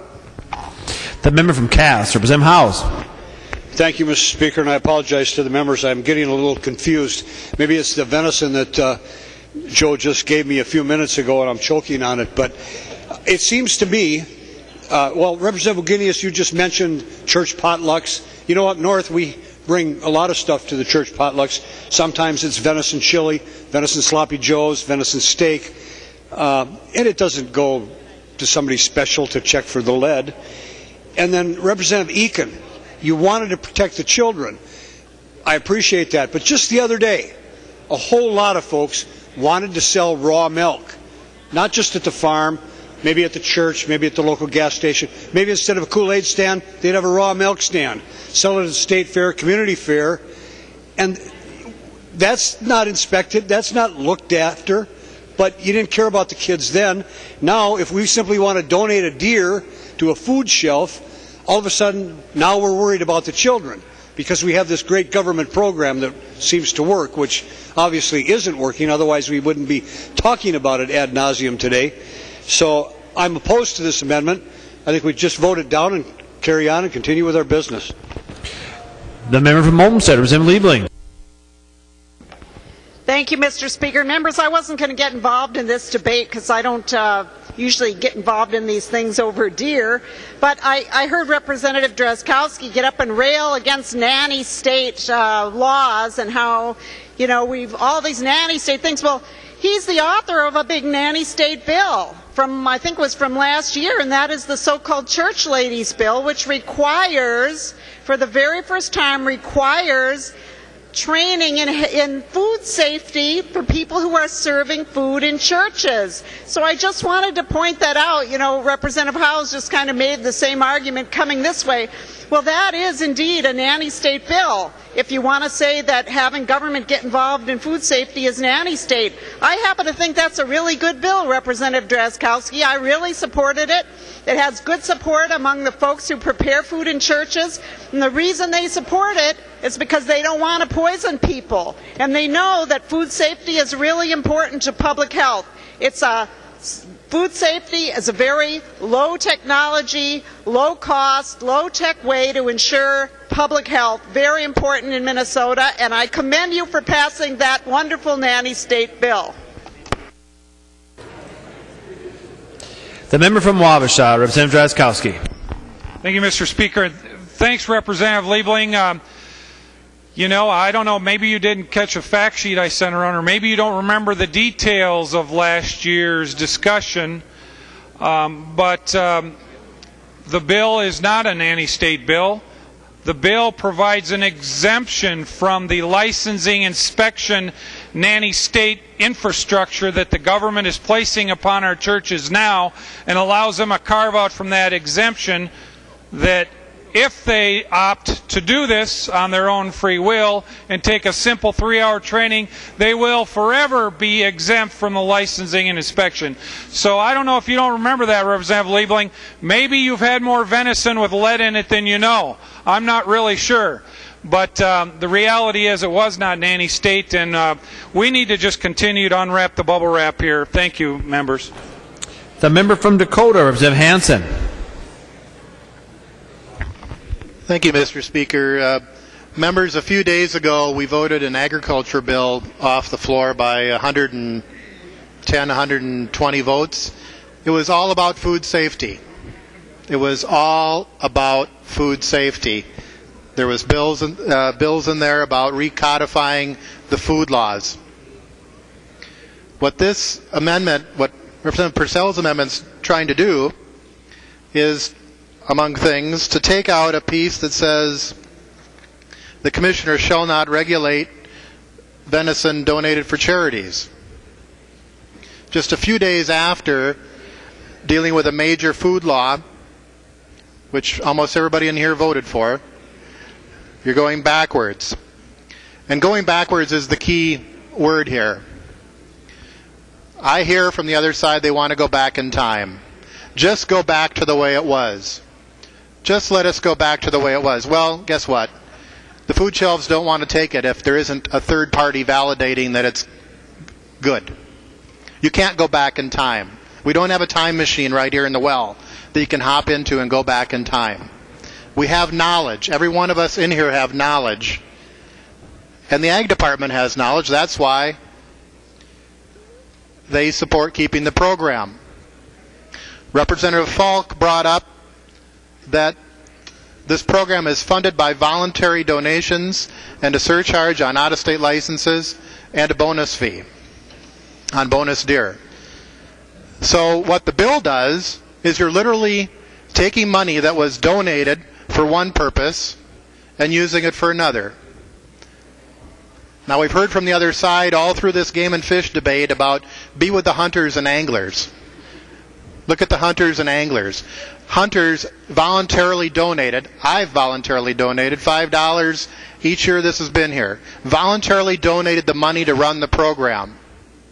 I didn't, and other hunters did not donate that money for a different program that now is a higher priority for the other side. It's not right, folks. It's not right what's happening here. Representative Purcell is trying to deal with the dollars, and he's trying to deal with the program.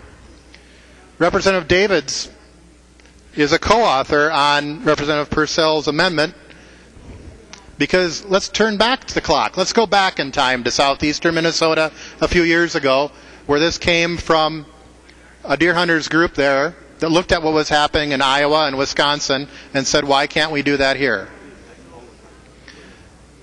And it was fought. Representative Cornish, you're right. It was fought and fought and fought and fought, but it became law. I think that was during Representative Davids' vacation there when that became law, but he had authored it before I got here. The program works because it has a third party who validates that the meat is good.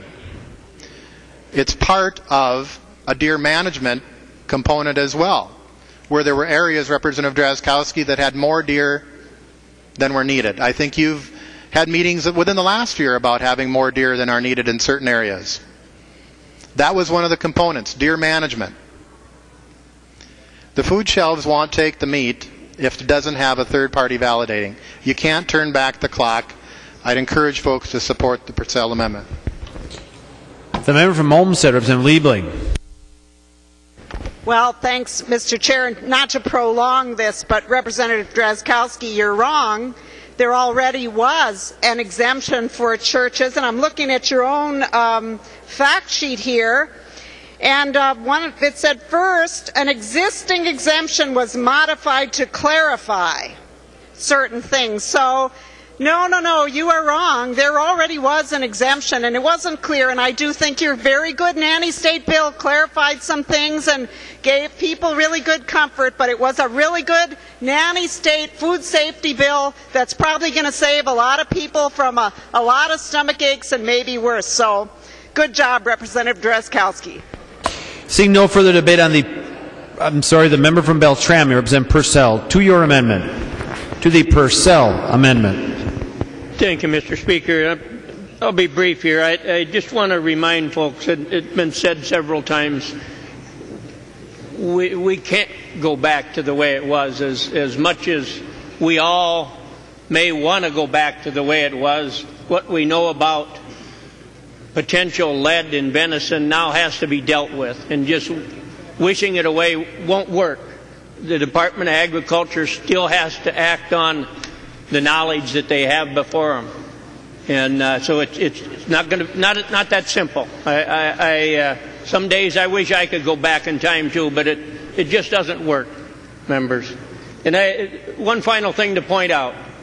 I'm going to read here a little bit from the Minnesota Deer Hunter Association, and I guess I'm surprised, Representative Hackbarth, that you were surprised by this letter. I mean, it is dated here April 2nd, but Minnesota Deer Hunter Association has no wish for the donation program to be disbanded. However, if it is terminated, deer hunters would like to see the surplus balance, that's $1.3 million, the surplus balance, and any ongoing license fees used to benefit deer hunters.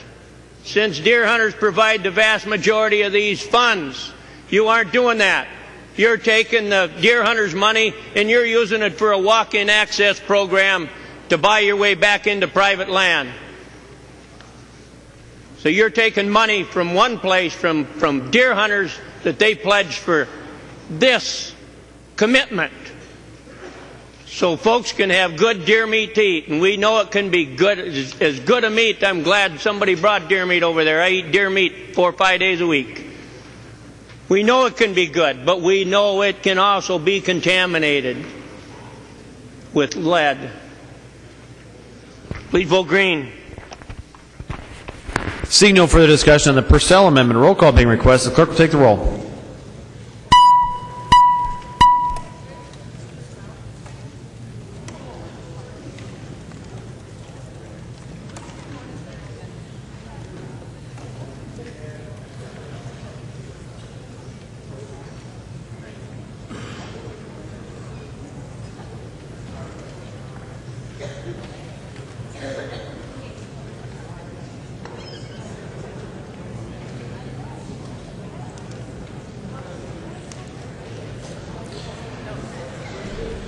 The clerk will close the roll.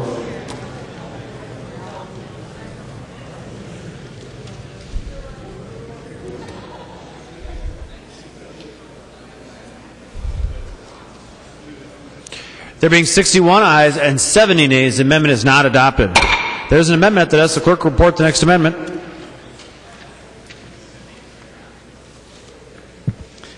Hanson moving to amend House File 2171, the fourth engrossment as follows. The amendment is coded 824. Call the member from Dakota, Representative Hanson, to your amendment. Thank you, Mr. Speaker. My amendment is relating to page 34, dealing with the wolf season and wolf restitution. People like the amendment. If you could please, members, please take your conversations to the alcove or better yet the retiring room so Representative Hanson can present his amendment. Representative Hanson, you have the floor. Thank you, Mr. Speaker. This amendment, what the bill does is currently the restitution value for a wolf, if there is poaching, if someone takes a wolf illegally, is $2,000. Not talking about the penalty here, we're talking about the restitution value. Current law is $2,000. What Representative Hackbarth's bill does is reduce that to $500. So what my amendment does is deletes that section so that current law would prevail. Now, members, I'm sure in all of your districts you have some folks that are in favor of the wolf season, some folks that are opposed to the wolf season. They may have different ideas about the season, but it's very likely at the end of the day here we are going to have a season. And if we have a season for wolves, then I think we should all agree that poaching is not acceptable and that there should be a high restitution value, the current restitution value, for someone illegally taking a wolf. I would ask for a roll call. Representative Hanson requests a roll call. Seeing 15 hands, there will be a roll call on the amendment. Discussion. The member from Anoka, Representative Hackbarth. Well, thank you, Mr. Speaker, and Representative Hanson and members. The current restitution value, that is correct, but that is because the wolf was on the endangered species list. Now that that's been delisted and we're going to be hunting and trapping wolves, it was only appropriate, and the DNR agrees, that we reduce the restitution value. That's why this is in the bill. We don't need that high restitution value. It's absolutely absurd. Please vote no on the A24 amendment. Discussion. Seeing no further discussion, a roll call being requested. The clerk will take the roll on the amendment.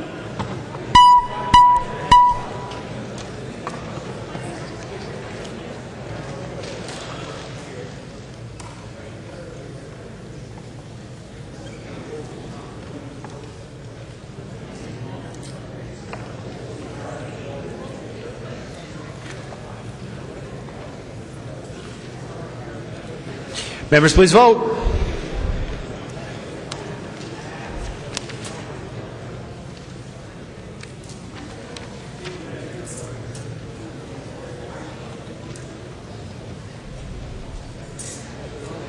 The clerk will close the roll.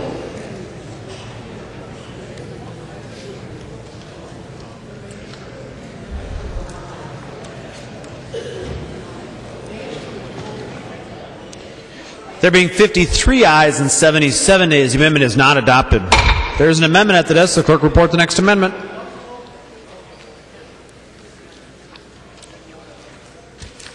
Hanson moving to amend House File 2171, the fourth engrossment as follows. The amendment is coded 823. Call the member from Dakota, Representative Hanson, to your amendment.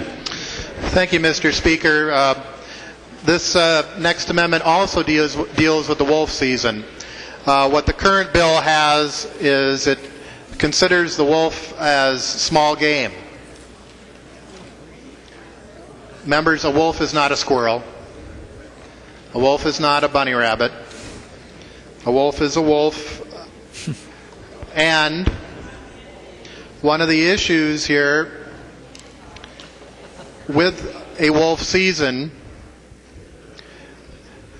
and the wolf going off the endangered species list is the depredation issue relating to agriculture and what happens to livestock losses. So in the bill there is a wolf management account that's created. What my amendment does is it requires a wolf stamp in addition to the small game license for those folks who want to take a wolf and it dedicates the dollars from that wolf stamp to the wolf management account to help pay for the depredation, which currently has been a general fund obligation. I would ask for your support, and I'd ask for a roll call. Representative Hansen requests a roll call. Seeing 15 hands, there will be a roll call on the amendment. Discussion. The member from Anoka, Representative Hackbarth. Thank you, Mr. Speaker. I don't know where this came from, Representative Hansen. This is getting a little bit ridiculous to think about offering a wolf stamp. I just don't understand it. I don't know where this is coming from. This wasn't brought up in committee. The bill's been through many committees. Please vote no. The member from St. Louis, Representative Gauthier. Thank you, Mr. Speaker. Representative Hackbarth, will you yield for a question? He will yield. Representative Gauthier. Representative Hackbarth, I'm wondering, in the course of hearings, if you had any contact with the tribal governments in regards to the hunting season on wolves. The member from Anoka, Representative Hackbarth. Mr. Speaker, no, I did not. The member from St. Louis, Representative Gauthier. Thank you, Representative Hackbarth. I find that a little disturbing because since the wolf's been delisted, the treaties of 1854 and 1836 go into effect, and the tribes will have jurisdictional on wolf hunting. So I'm kind of disturbed by that. If Representative Hackbarth, would you yield for another question? He will yield. Representative Gauthier. Representative Hackbarth, during your hearings at any time were there tribal elders that gave testimony in regards to wolves? The member from Anoka, Representative Hackbarth. Mr. Speaker, Representative, no. And I might add, Representative, I've been here. The bill's been here. It's been on the General Register. It's been through a number of different committees. It's all been posted. They had perfect opportunity to come forward and speak to the issue. The member from St. Louis, Representative Gauthier. Thank you, Mr. Speaker, and thank you for answering Representative Hackbarth. And yes, I know it was posted, and I know they had opportunity, but sometimes we kind of use that just like talking about settling it in conference report. It's always, in my mind, sometimes we need to go the extra step. And the reason I ask that, members, is because there are cultural teachings about wolves and the Anishinaabe people, or the Ojibwe as we know them. And the basic teaching is whatever happens to the wolf will happen to the Anishinaabe. And the reason I think that's important is when we make laws for all the people of Minnesota. And we should be considering their cultural teachings and their spiritual beliefs just like we consider everybody else's. And this was totally ignored. Then the sovereignty issue was totally ignored. And I have real issues with that. And I don't think we're going to see the end of this if this bill passes and is signed into law. Because I think the tribes are gearing up. And we should be mindful that sometimes we need to reach out to other communities when we're talking about laws that affect their spiritual teachings. So I'm going to support the amendment only in that it has some attempt to regulate something that I think is under-regulated in this bill and doesn't take into consideration a lot of different issues. So I'm going to support the Hansen amendment. The member from Dakota, Representative Hansen. Thank you, Mr. Speaker. Members, I know there's a number of you that do hunt and get small game licenses, and when you hunt pheasants, you get a pheasant stamp. And when you hunt ducks, you get a duck stamp. Or even if you're fishing and you go trout fishing, you get a trout stamp. And each of those stamps is for additional funding for habitat or other specific uses. Representative Hackbarth, we did have in committee folks talk about the depredation account and livestock losses. That was part of the discussion. And I believe there was even discussion from the Deer Hunters Association about that, recognizing that there is livestock losses.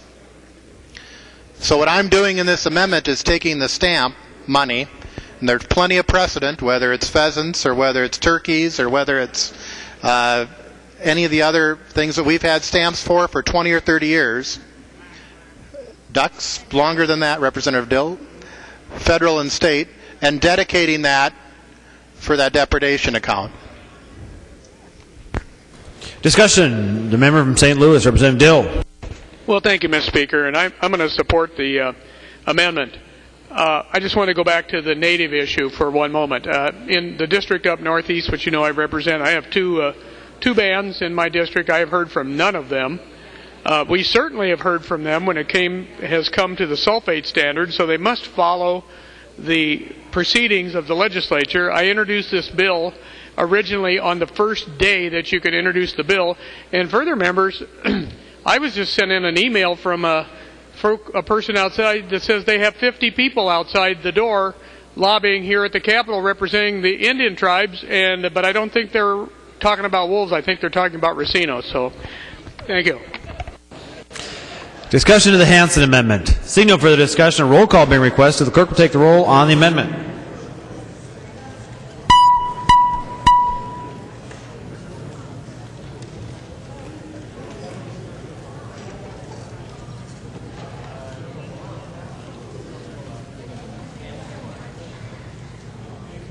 Members, please vote.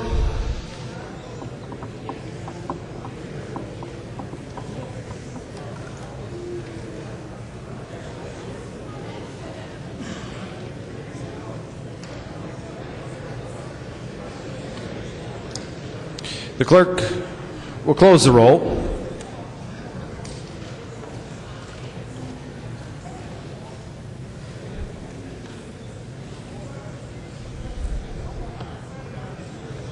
There being 57 ayes and 73 nays, the amendment is not adopted.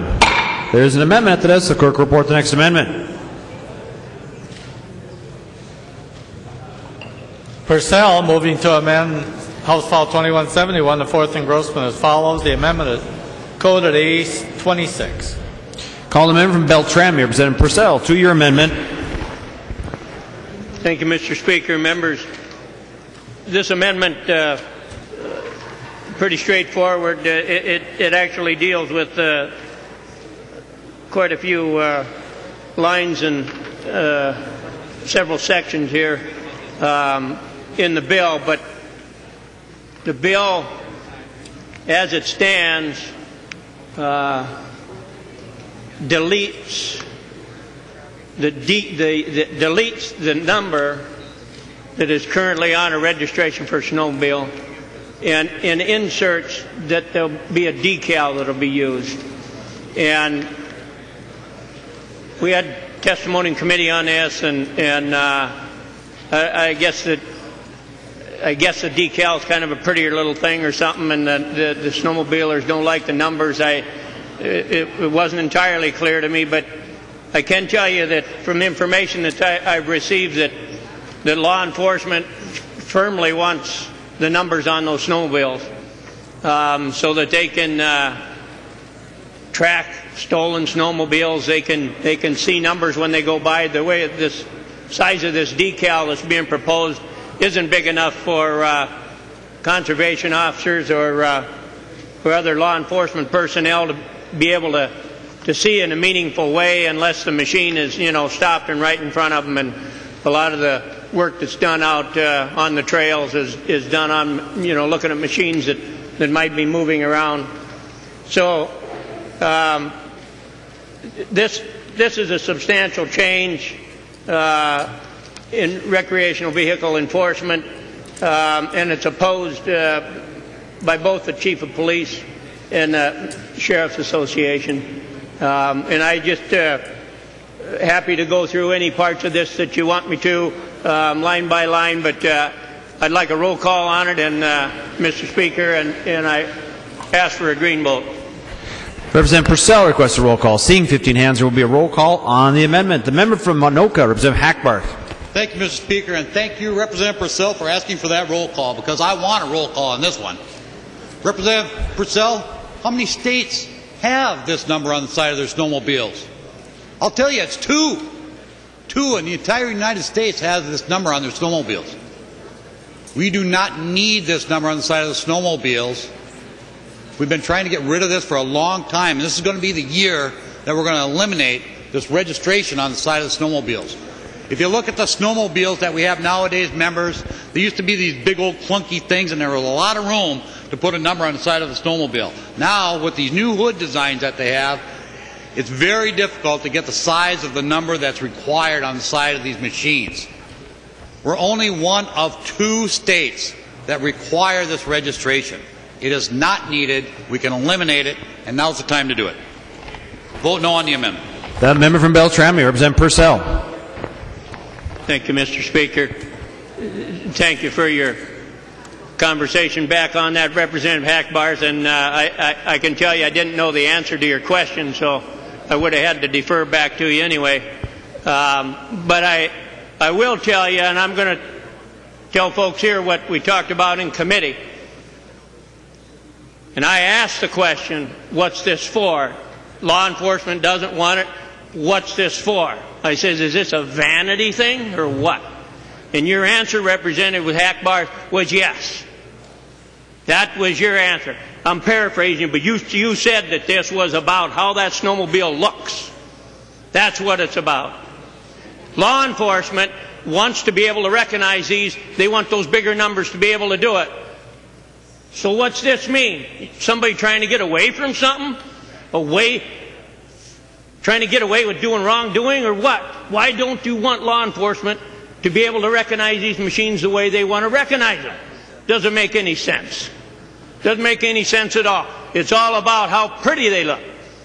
That was your answer to me, Representative Hackbarth.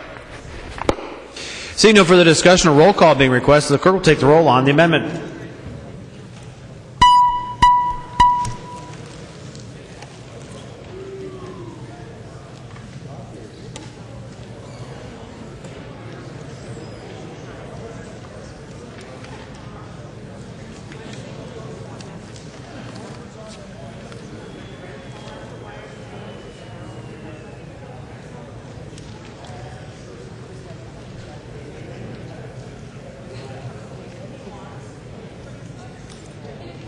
Clerk will close the roll.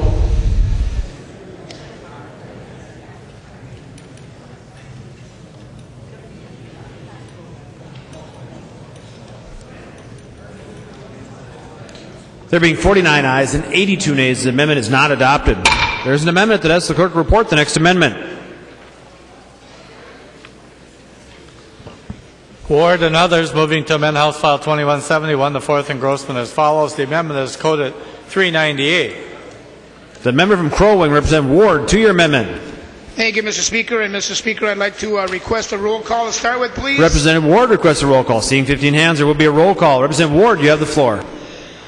Well, thank you, Mr. Speaker. And members, I hope you will follow me along with this issue. It's not going to be real quick and brief as I present this amendment to you.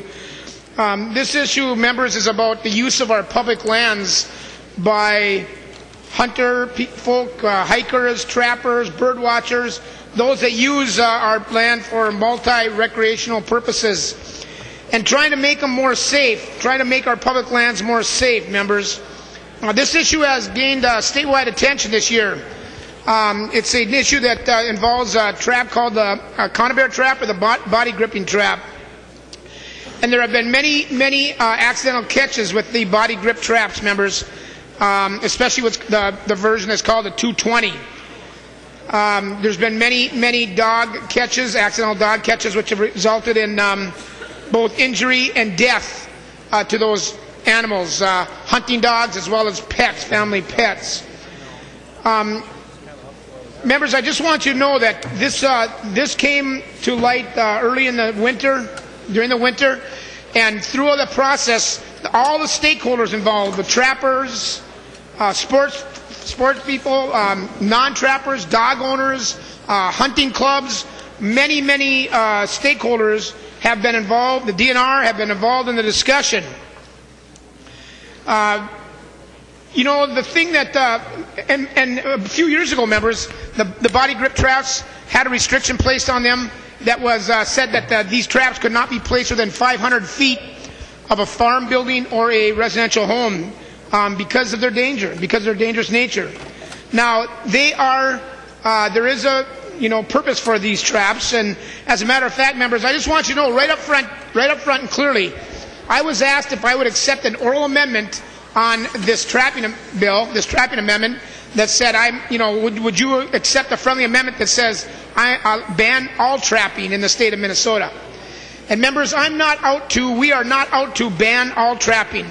Trapping has a cultural recognition, a heritage recognition. It's got an economic impact in the state of Minnesota. What we're about is trying to make our public lands more safe for multi-recreational use. Now, during these meetings that have been held with all stakeholders, there's been a number of bills. There's been 2 bills that have been come forward through those meetings. The DNR and the MTA, it's called Minnesota Trapper Association, met in Grand Rapids in January, February. After much dialogue, there were 2 bills that were presented. Senator Wigger and myself presented a body grip trap bill that was very restrictive. It placed these traps 5 feet off the ground or totally unsubmerged to significantly reduce the catches, accidental catches. Now, those restrictions have also been used in many other states and have been proven effective. Then recently, the Minnesota Trapper Association had a bill introduced by Senator Carlson over in the Senate, which had some restrictions as well, but has no basis, members, and that's very important, has no basis of research or proven effectiveness that this will reduce the catches in any of these. So, members, what my amendment today, and I could share with you, many of you have seen the stories on TV or in the papers. In my district, there have been 3 more recent dog kills through traps up in the central Minnesota area. This was in the outdoor news for those sports folk that get the outdoor news. This was by a grandmother in Aiken who discovered her neighbor's dog that was killed in a trap as she was out walking. She says it's hard enough for a tough old grandma like me to see this horrible sight, but the loss was devastating for the pet owner. This recent report also, members, came from a CO that stated on or about March 12th, the guy was out and about and sees a dog with a 220 body grip around its neck. He realized it's his neighbor's dog, a yellow lab that's about 60, 70 pounds. He doesn't know how to get the trap off, and the dog is in desperate situation, so he has to shoot the dog to put it out of its misery. He knows that the dog owner is at work and won't be home for a while. The trap had a broken chain. Members, the identification of the trapper is usually on the chain near where it is anchored, but the dog had broken the chain, and so they're not sure even where this dog got caught. And this one from a business owner in Emily. I'm a business owner in Emily. A dog was killed right in front of my store in a body grip trap. Many of my customers are cabin owners with dogs, and I fear that some of their dogs may be killed in these traps as well. And members, you've seen and heard of this statewide news, an ongoing problem with the body grip traps. So, members, my amendment, the amendment before you, the 398 amendment, is an attempt for a compromise, in my opinion, a compromise that came from language that the DNR had with a meeting in Grand Rapids with the Minnesota Trapper Association and the DNR. The important part of this amendment, members, is to realize that this amendment, this restrictions replaced on these 160s and 220s, is evidence-based, is best practice-based, is research-based. Many other states have these kinds of restrictions on these traps, thereby making their public lands more safe for multi-use. So, members, this amendment, the 398 amendment, it would restrict both the 160 and 220s to reduce accidental catch of dogs. The language is based on restrictions in states much like ours, Wisconsin, Michigan, and New York. They have similar habitat and fur bearer populations. Regulations of these other states have found to be effectively reduce accidental dog catches and improve selectivity for targeted fur bearer species. And members, as the opening size of the cubby or box increases, other states have increased the setback distance of the recessed trap. In other words, there's a box or a bucket that they put the trap into, and they recess it back depending upon the size of the trap. These recommendations support continued trapping in Minnesota. And so, members, in an effort to make our public lands more safe for everyone, dog owners, trappers, hunters, hikers, fisher people, bird watchers, this amendment deals with a proven, effective, research-based way of reducing accidental catches resulting in death or injury to our pets and animals. Again, members, as I said, I am not about, or anybody else has been working on this issue, is not about, eliminating trapping in the state of Minnesota. Members, I'll stand for any questions, but I urge you to vote green on this amendment because it is a proven and effective way to reduce accidental catches. And, Mr. Speaker, I already requested a roll call. Thank you. The member from Anoka, Representative Hackbarth. Thank you, Mr. Speaker, and Representative Ward.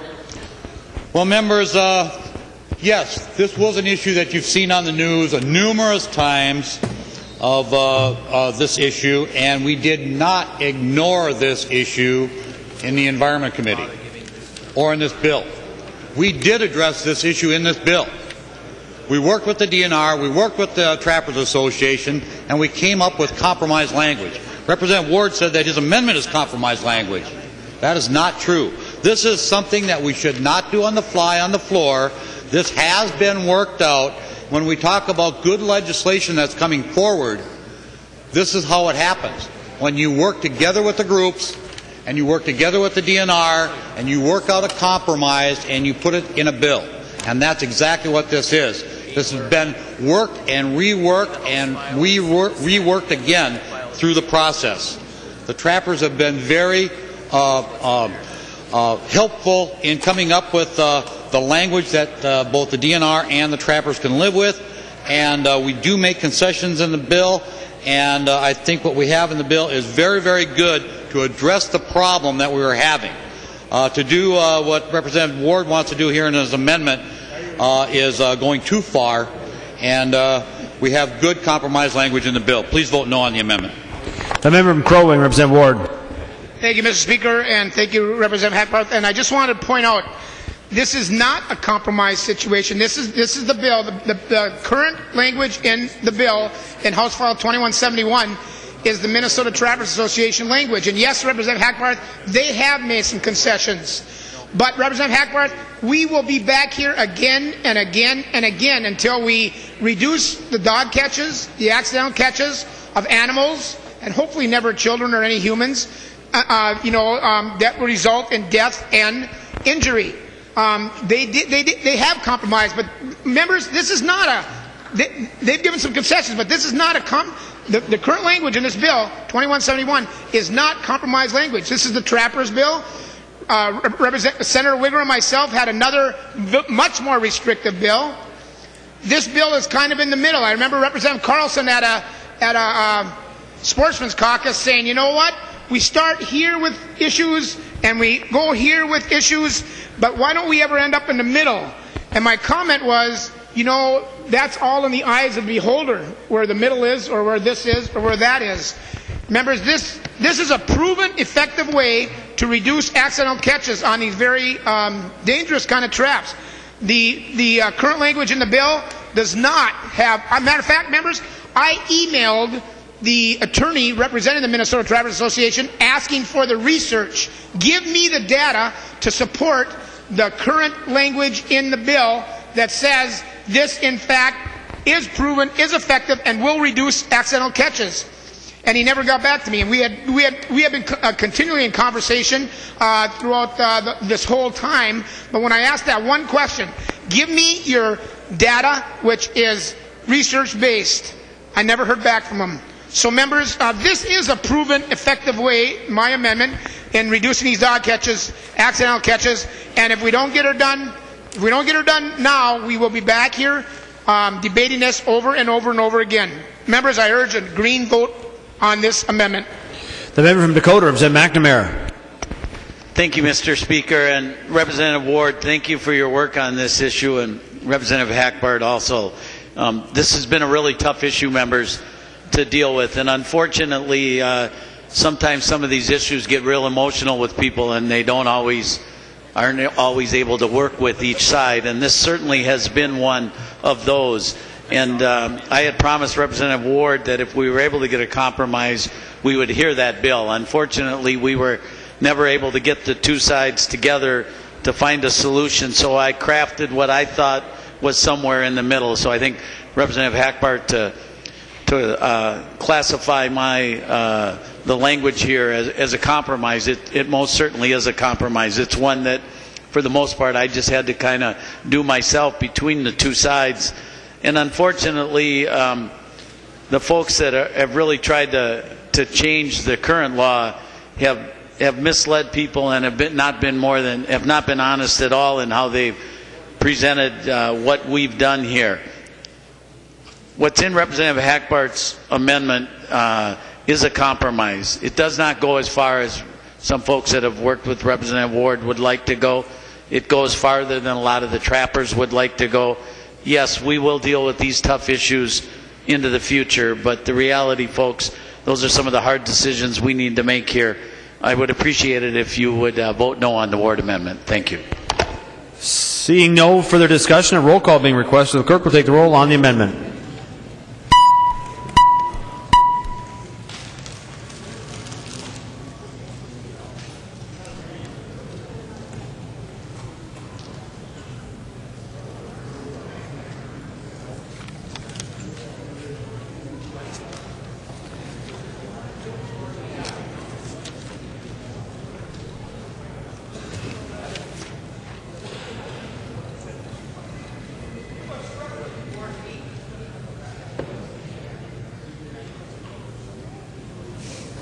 Members, please vote.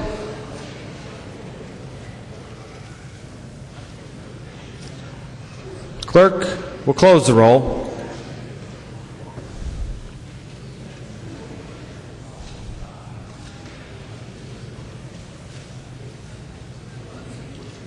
There being 55 ayes and 76 nays, the amendment is not adopted. There is an amendment to this. The clerk will report the next amendment.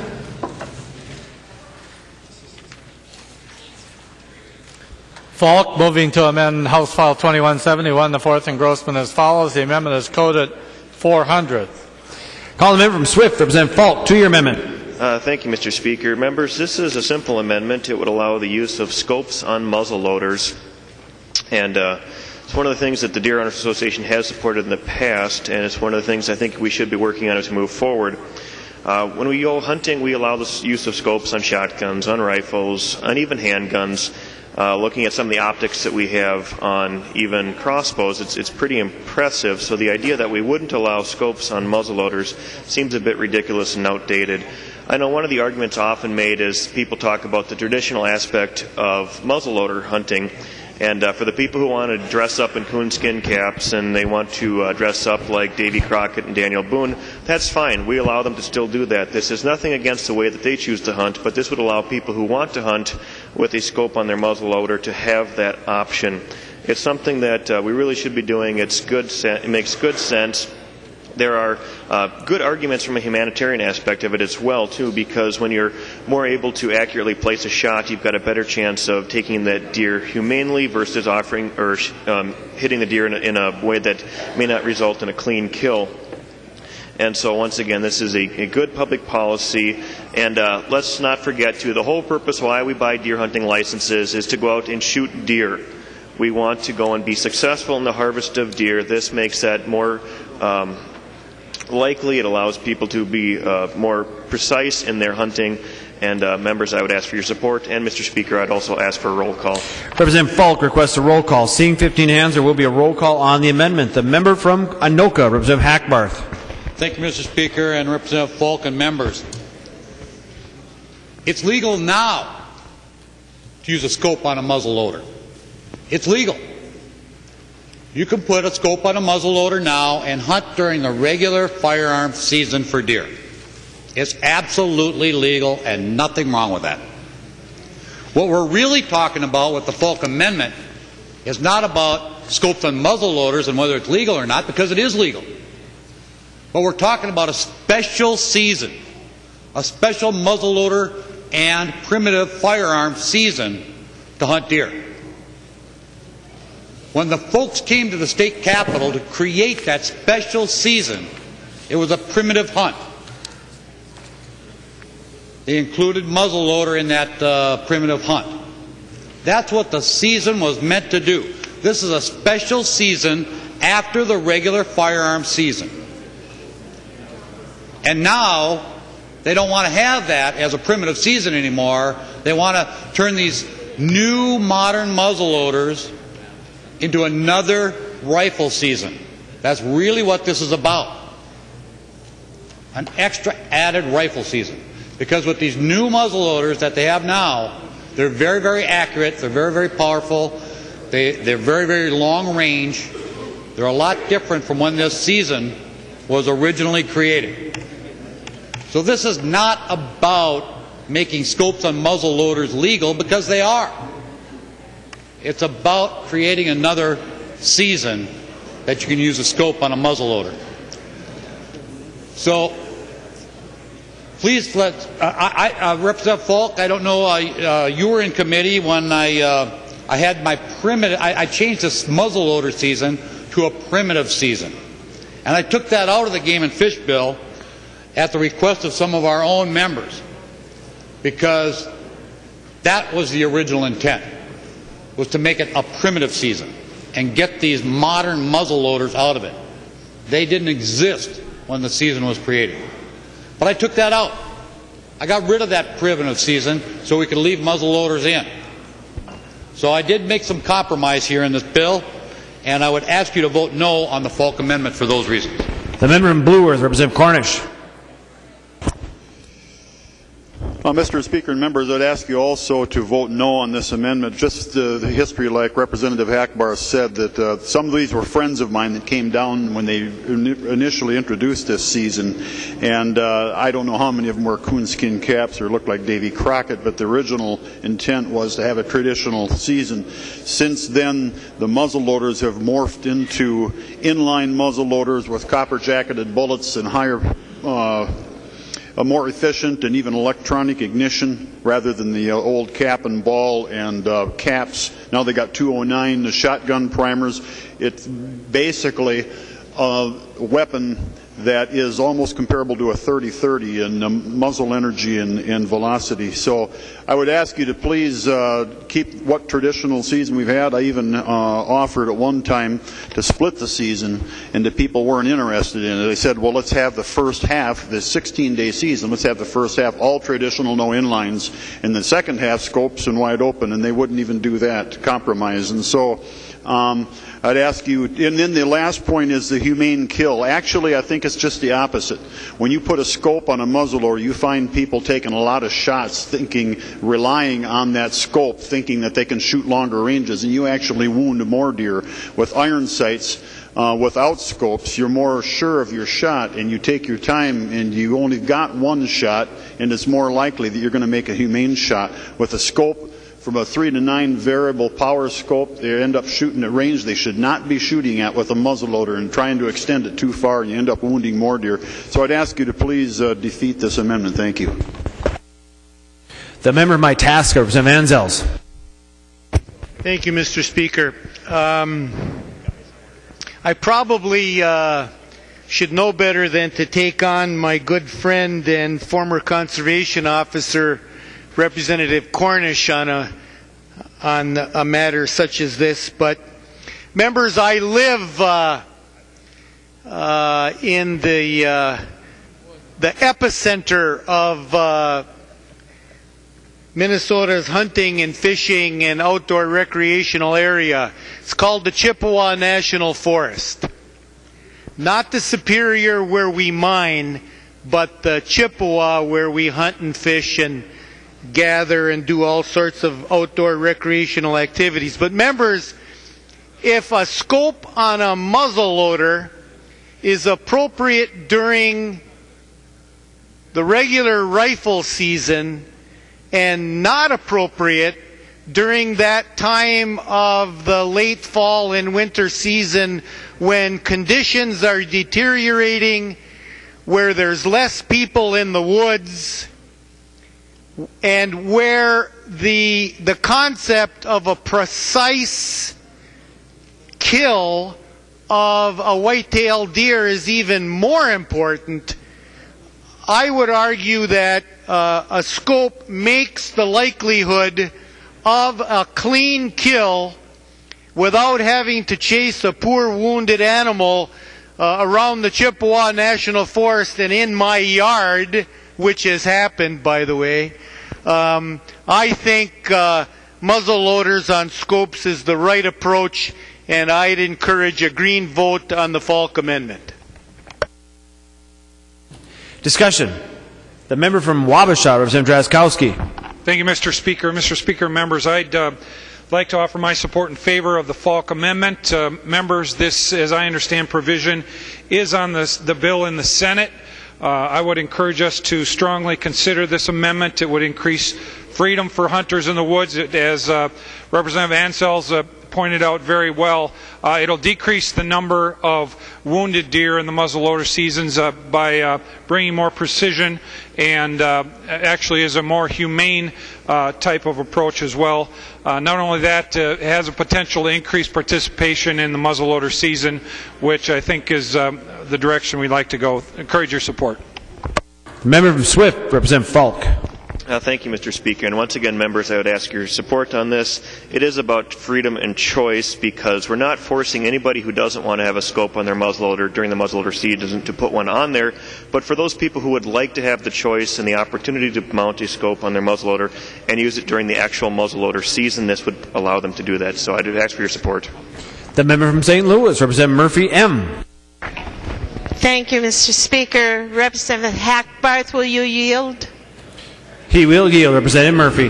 Representative Hackbarth, I'm a little confused now. I don't quite know what a clean kill is, but I know that during the muzzle season at the state park, Jay Cook in particular, there's special hunting. And would this help the hunter, or would this hinder? Would some people have scopes and some not at this place, and would that help the hunter? Or is it just, am I just too confused to understand anything? The member from Minoka, Representative Hackbarth. Thank you, Mr. Speaker. And Representative Murphy, well, during the regular firearm season, I hunt with a rifle and I have a scope on my rifle. But during the muzzleloader season, it's more of a challenging hunt. And that's why the primitive firearm folks came forward and asked to have a primitive hunt.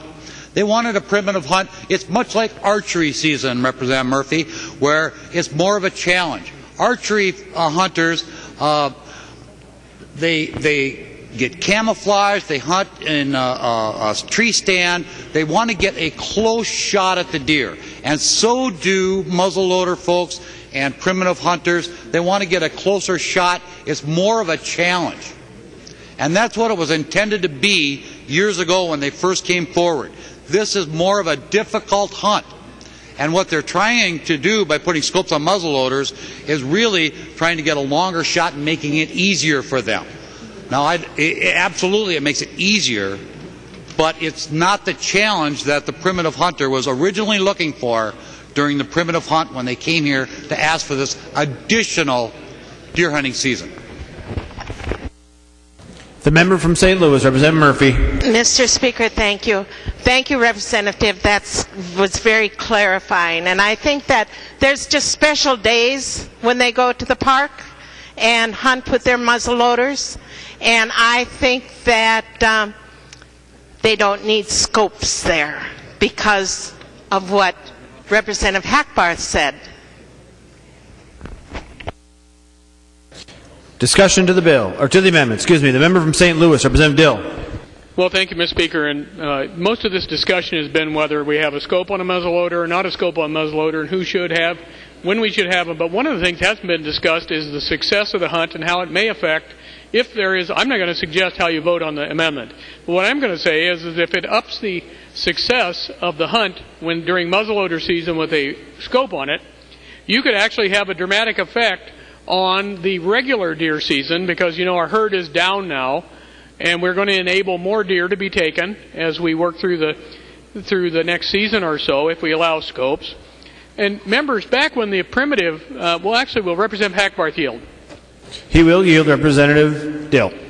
Representative Hackbarth, when the primitive season was first passed and allowed, about how many licenses were established? He indicates he doesn't know, but I was told it was about 10,000. So I understand as well now that with the inlines, which have become vastly popular, far less complicated than a muzzleloader, like the Davy Crockett type of muzzleloader, that now there are 50,000 or more permits that are issued. So this is getting to be a big thing. And if we enable hunters, I just want you to take this under advisement. If we enable hunters to do it more easily, it could have a bigger effect on the population of the deer. It could actually have a long-term effect, or at least a short-term effect, on the regular hunting season, which most Minnesotans are very, very passionate about. Seeing no further discussion, a roll call being requested. The clerk will take the roll on the amendment.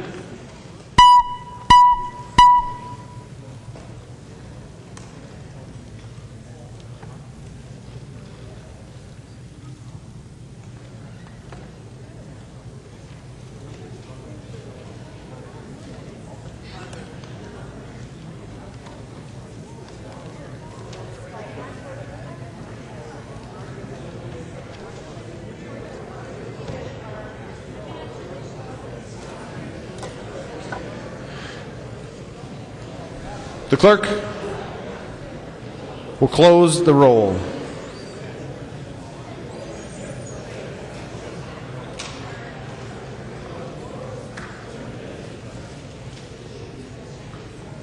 There being 47 ayes, 81 nays, the amendment is not adopted. There is an amendment to this. The clerk will report the next amendment. Khan and others moving to amend House File 2171, the fourth engrossment as follows. The amendment is coded 419. Call the member from Hennepin, Representative Khan, to your amendment. Well, Mr. Speaker and members, it's clearly that the success of our hunting seasons, the success of maintaining fishing and hunting in Minnesota depends on the recruitment of new people. And clearly, if you look at the rolls of the people who are enrolled, who have bought hunting and fishing licenses, that we're definitely deficient in both women and minorities. So we're certainly asking them for the plan and implement activities designed to recruit new outdoor recreation participants, which are in the bill, that clearly we want to put a special emphasis on including women and minorities. And I hope that Representative Hackbarth will just accept this amendment as a good idea to help the population along. The member from Anoka, Representative Hackbarth. Thank you, Mr. Speaker. And Representative Khan, Mr. Speaker, if I could, I'd like to have an amendment to the amendment, and maybe Representative Khan would just include it in her amendment. State your oral amendment to the amendment, Representative Hackbarth. Thank you, Mr. Speaker. After the word including, insert the word youth, comma, and after the word women, comma. So it would read including youth, women, and minorities. The Chief Clerk will report the oral amendment to the amendment. Mr. Speaker, I'll incorporate that in my amendment.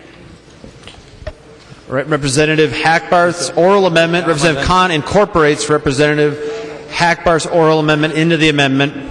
I should report it, though. The Chief Clerk will report the incorporation. Representative Khan. Khan is modifying her amendment on line 2 after including insert youth, comma. The member from Hennepin, Representative Khan. Well, Mr. Speaker and members, does this mean that Representative Hackbarth is supporting the amendment? He will yield. The member from Anoka, Representative Hackbarth. Thank you, Mr. Speaker. Representative Khan, yes, I do.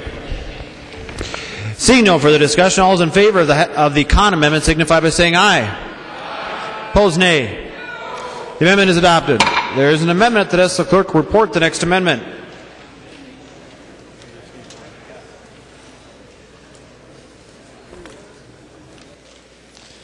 Deal and others moving to amend House File 2171, the fourth engrossment as follows. The amendment is coded 397. Call the member from St. Louis, Representative Dill, to your amendment. Well, members, this year we have been blessed with some incredible weather. In fact, so incredible that it's just broken records in International Falls and every place else in the entire state. We've had the earliest ice out that anyone can remember in any recent history at all. And the fish have done most of their work that they're supposed to do to make more fish. And they have moved out as if it's summer. In fact, up on the border, and if you saw that map earlier that I passed out, you'll see that I live exactly on the border. Those lakes, by and large, are ice-free as well. And the current is so low because of the low moisture that the fish just are moving out to where they normally would be much later in the year. We're actually on the border probably a good 3 weeks ahead of schedule, and we still have another month before the date that this amendment would move an opportunity to fish. And I don't want to call it the fishing opener, because the fishing opener is when in Minnesota, when the governor goes on his fishing opener and resorts generally plan to open. This is a bonus week. And the reason that we have a bonus week is because in the Constitution, thanks to the members that work with Senator Lassard, we have a constitutional amendment that says that we have the right to hunt and fish. And that right is restricted to the general dates of opening under current law because it needs to protect the fish. But under the circumstances, we don't need those same protections. For example, my friend Bill Gunther, Representative Gunther's brother, he'll be fishing, I can guarantee you, if we open it on May 5th. And this is an opportunity to get people out. If you have a cabin on a lake, and you generally go up there early and do a little raking and picking up and this, that, and the other, you would have an opportunity to go fishing. Again, this isn't a fishing opener as we normally anticipate in Minnesota. This is a bonus week of fishing. Now, the nay side of this is I've had some resorts contact me and say that, well, we don't want to be open until the fishing opener, the one that the governor has, because of this reason or that reason. And this bill doesn't require that they open, kind of like Sunday liquor.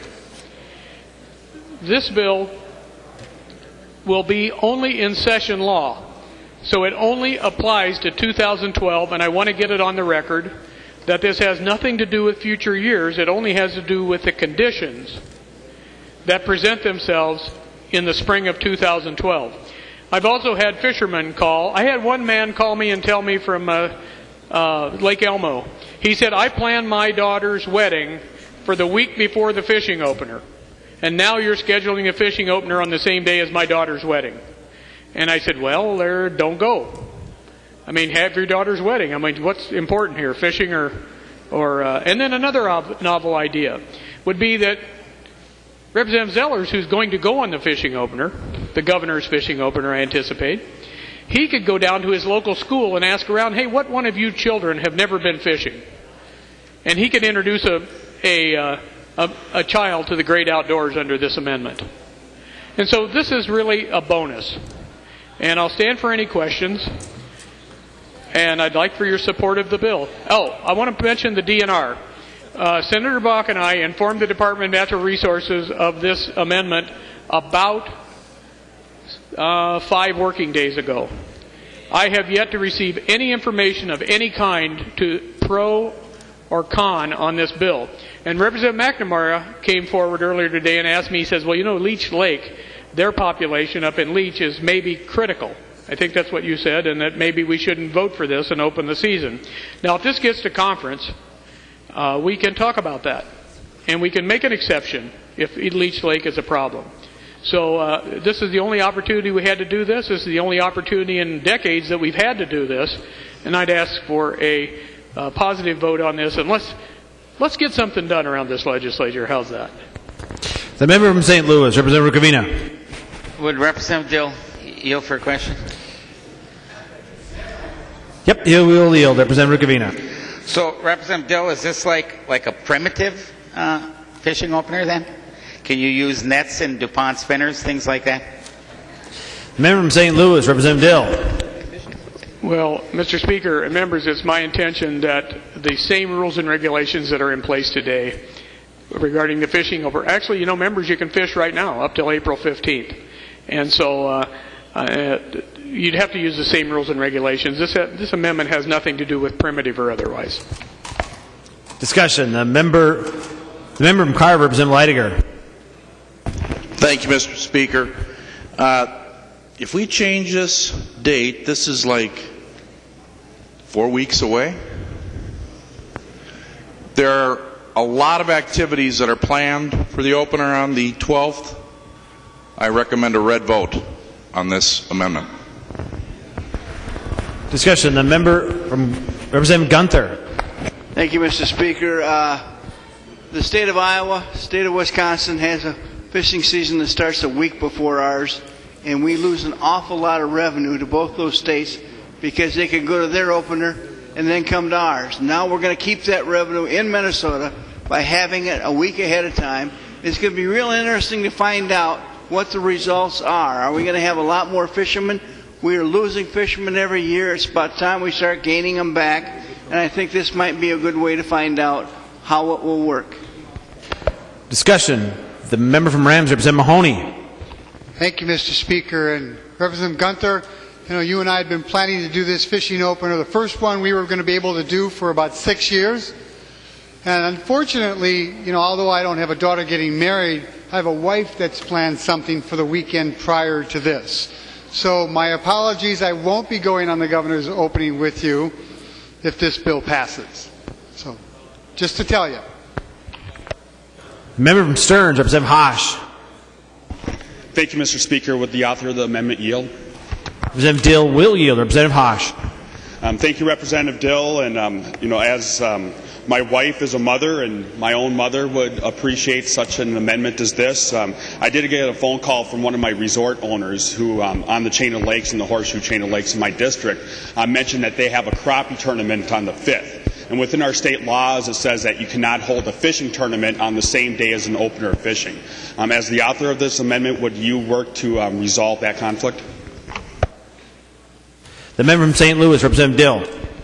Well, Representative Hodge, absolutely. I mean, if we have something that conflicts like that and it hurts the community, we'll do our very best to resolve that in the conference committee, and I would urge conferees to do so. And in addition to that, I've tried to give full disclosure of the emails that I received. I wanted to say that some resorts had emailed me and said that this would be an economic disincentive to them, just like opening Sunday liquor, that now they would have to be open on the 5th and the 12th, and that they would split their revenue between the 2 weekends. Well, I mean, that's the same choice as Sunday liquor, and they don't have to open, or they can open, and maybe they would get more, maybe, but that's a personal decision that each owner would make. Members, this is about people going to fish.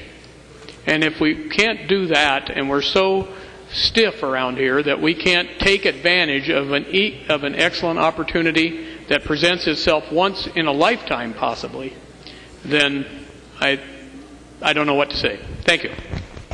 The member from Stearns, Representative Hosh. Thank you, Mr. Speaker, and thank you, Representative Dill. And on behalf of my wife and my mom, I would encourage members to vote yes. The member from Hennepin, Representative Kahn. Mr. Speaker and members, as one of the few members who was here at the time that we changed the fishing opener so that it was clearly going to conflict with Mother's Day most of the time, we had a tremendous debate about this. We had a wonderful set of statements in opposition to doing it, in honoring mothers. And fortunately, I couldn't locate it to repeat them for you, but I urge you to support in honor of your mother, in honor of future mothers of the state, in honor of your wife, whether she's a mother or not. I urge you all to support the Dill amendment. The member from Itasca, Representative Anzels. Thank you, Mr. Speaker. Members, I urge a green vote on this very common sense provision. The fish are ready. The DNR's ready. The resorts are going to be ready. The people who sell bait, they're going to be ready. The restaurants are going to be ready. It's just a question of, are you going to be ready? Come north, spend money, have a good time. It's one extra weekend to enjoy Minnesota's great natural resources, so vote green. Discussion.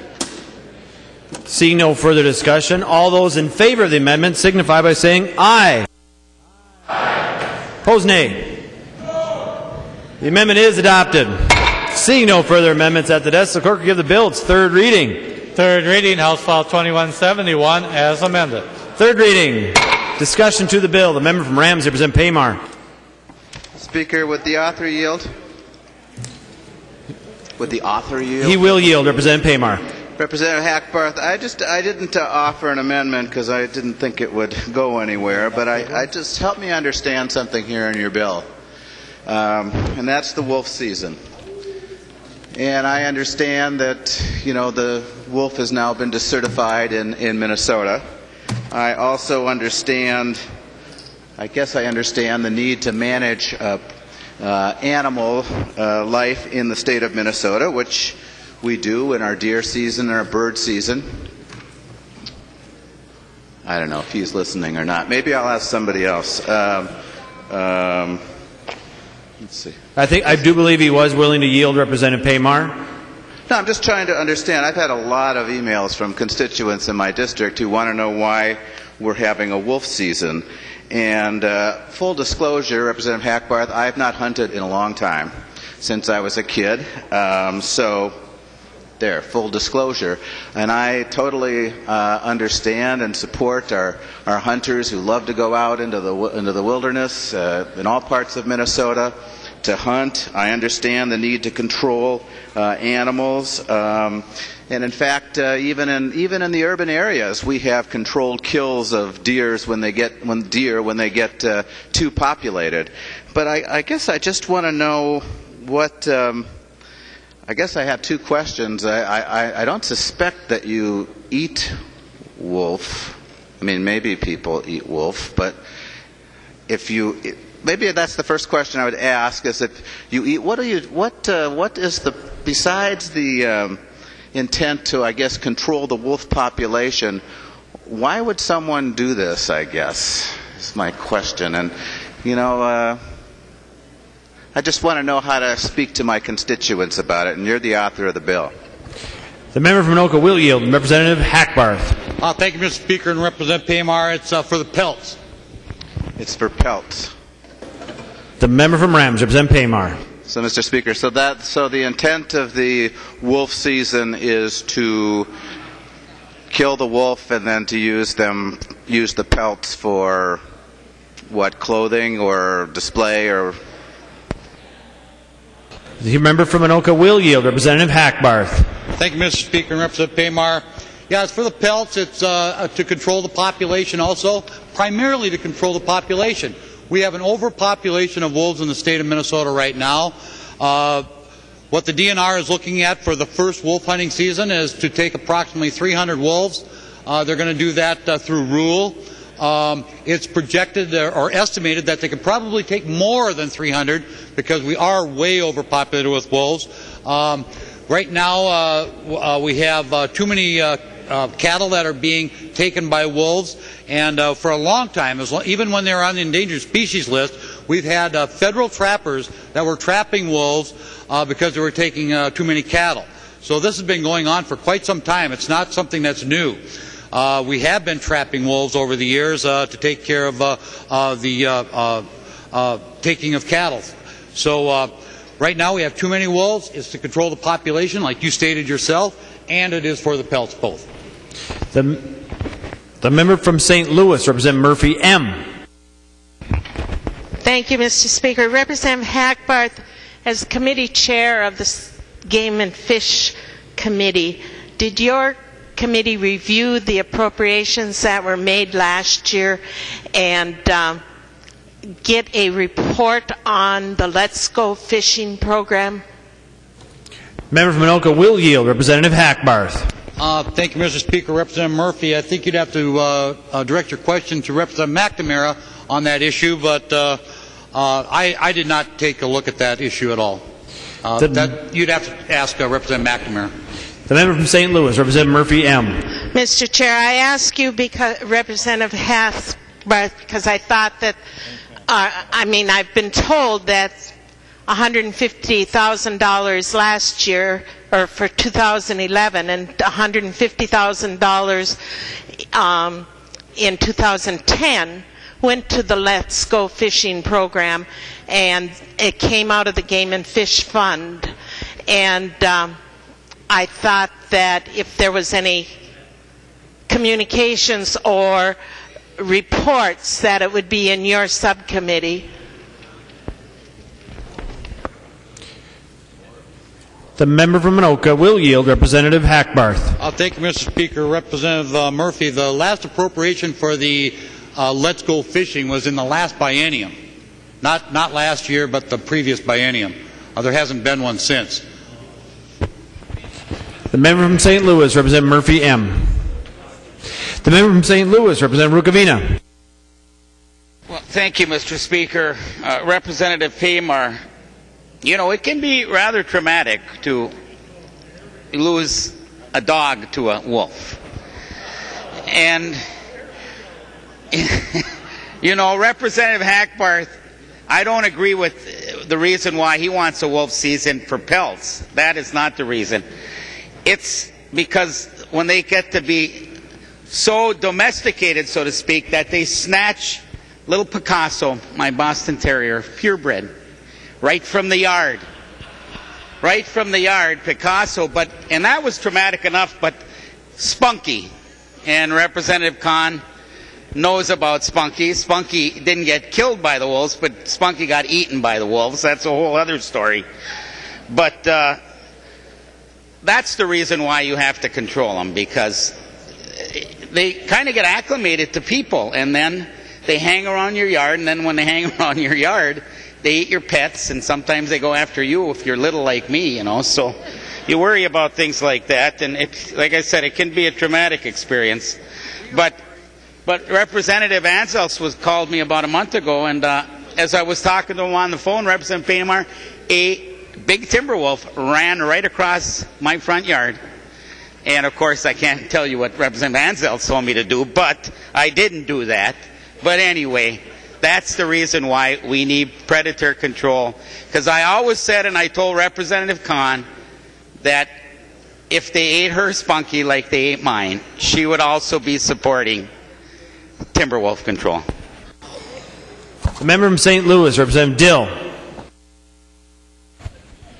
Well, the wolf season is necessary because the Constitution says, again, that we have the right to hunt and fish. And the wolf has been deemed by the U.S. Fish and Wildlife Service as now having recovered in the state of Minnesota. And we hunt manageable populations of wildlife across this entire state, no matter what corner of the state it is. And so number one, not to have a season when there is a manageable number, and the season that is proposed is not going to change that. They're going to continue to be manageable. We should have a season. All the other reasons that have been mentioned are all valid reasons, whether they be for sport, whether they be for using the fur to make clothing, whether they are done because in a local community they're out grazing in the community over domesticated animals. So that is the reason that I initially dropped the original bill on the first day that you could put a bill in this session, because we need to move forward with this. The department wants to move forward with it. The farmers want us to move forward with it. And there are people in my legislative district that don't want me to do this or don't want me to participate in this. But I just have to disagree with them. And the last item, for those of you who do not know what a timber wolf looks like, you can go to my office anytime before we adjourn, or I believe the fine conservation officer that we have before us down here on the front row, and you can either feel or view a timber wolf. I have one laying on my couch right now. It wasn't taken in Minnesota, it was taken in Canada. And they have no limit on the timber wolves in Canada. You have to have a license, but there's no limit. You can get one a day. So I urge you to support the bill and the season for timber wolves. The member from Roseau, Representative Fabian. Thank you, Mr. Speaker. Members, in the part of the state where I live, I don't have too many dogs named Spunky, but I'd be willing to bet you that we had a discussion here earlier. Representative Ward brought forth a bill on trapping and pets and so forth. It's my experience that there's been a lot more of our dogs and cats in my part of the state have been killed by timber wolves than certainly by traps. You know, we're talking, members, about having a season that involves about 400 wolves. We have 3,000 wolves in the state of Minnesota. The timber wolf population in my part of the state has gotten significantly larger over the years, and it's caused a tremendous amount of economic distress for several of our producers. I've talked to turkey ranchers in our area who lose as many as 100 turkeys in one night when a timber wolf comes into their turkey area. I've talked to a farmer in the Lancaster area who lost 24 calves in one spring. I can show you a picture in my office of a calf that has its hind quarter eaten away and it's still alive. These are things that we have to do. Our deer herd in northwestern Minnesota is at a very, very low level. You can drive through the forest roads in the Beltrami Island State Forest, and there's no snow left now, but if there was a month or so ago, you would see more timber wolf tracks than you would deer tracks. This is a season that we need, and I encourage the support of the season. I encourage the support of the bill. Thank you. Member from Hennepin, Representative Khan. Mr. Speaker and members, as the final sequel to the Spunky story, I would inform Representative Rukavina that if you had done what we do whenever a beloved pet dies, and which is lovingly and ceremoniously bury it, your Spunky was just thrown out, trashed out in the backyard, and the wolf would not have gotten to Spunky. Member from Hennepin, Representative Wagenius. Thank you, Mr. Chairman. Members, with all the debate that has gone on in the floor, you would think by now we would have gone through all the problems in this bill, but we haven't.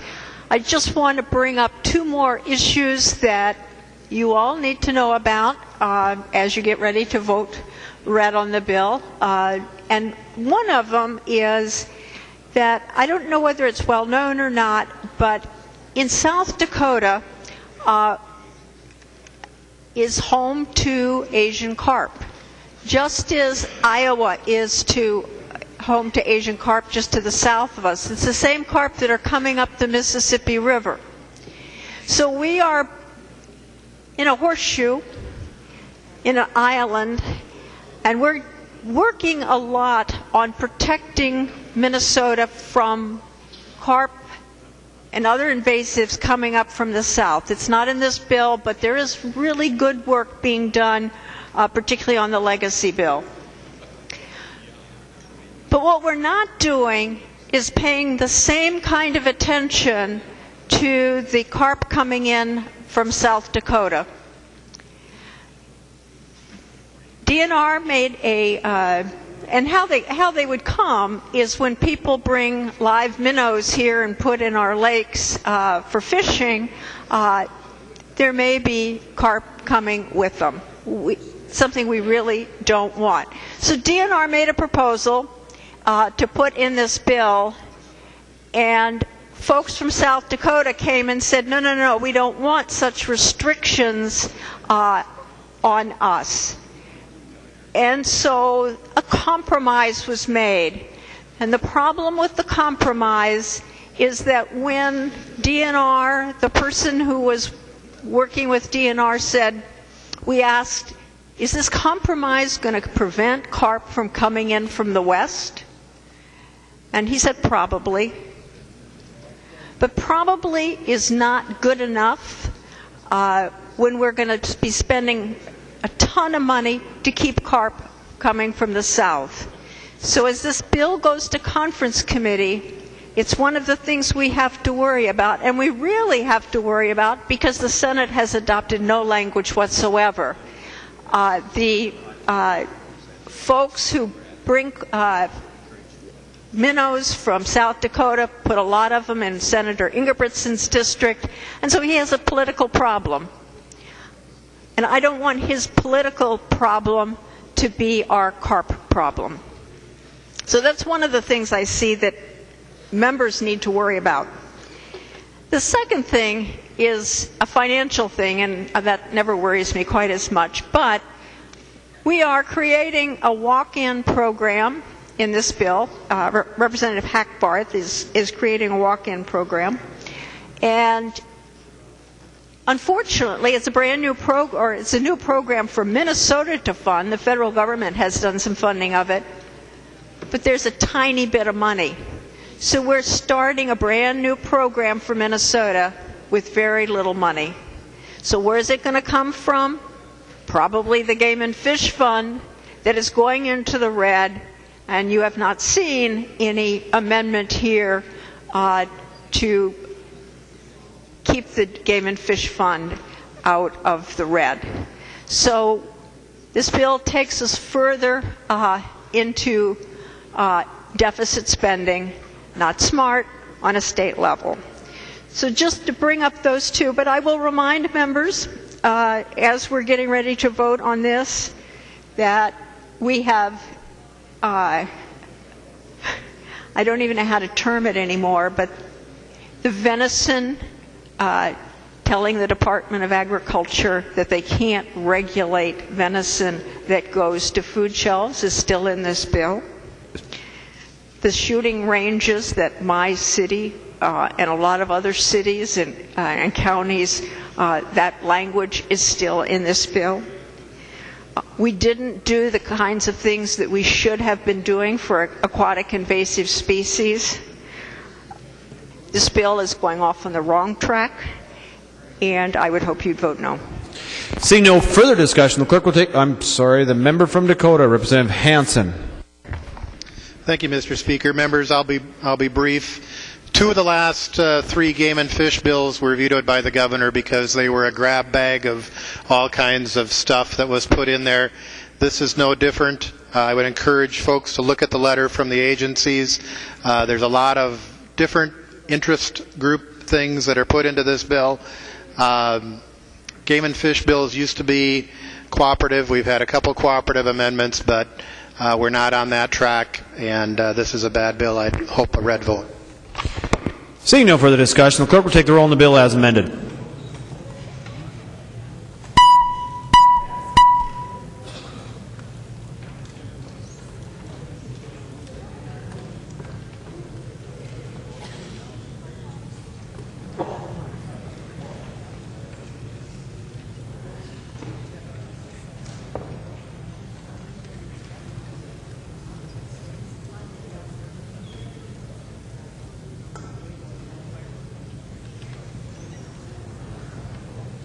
Members, please vote.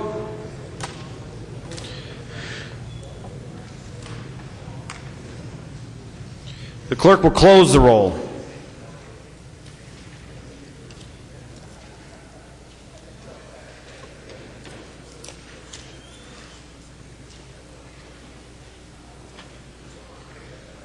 There being 82 ayes and 49 nays, the bill is passed as amended. Its title is agreed to. The next bill in the calendar of the day is House File 1774. The Chief Clerk will report the bill.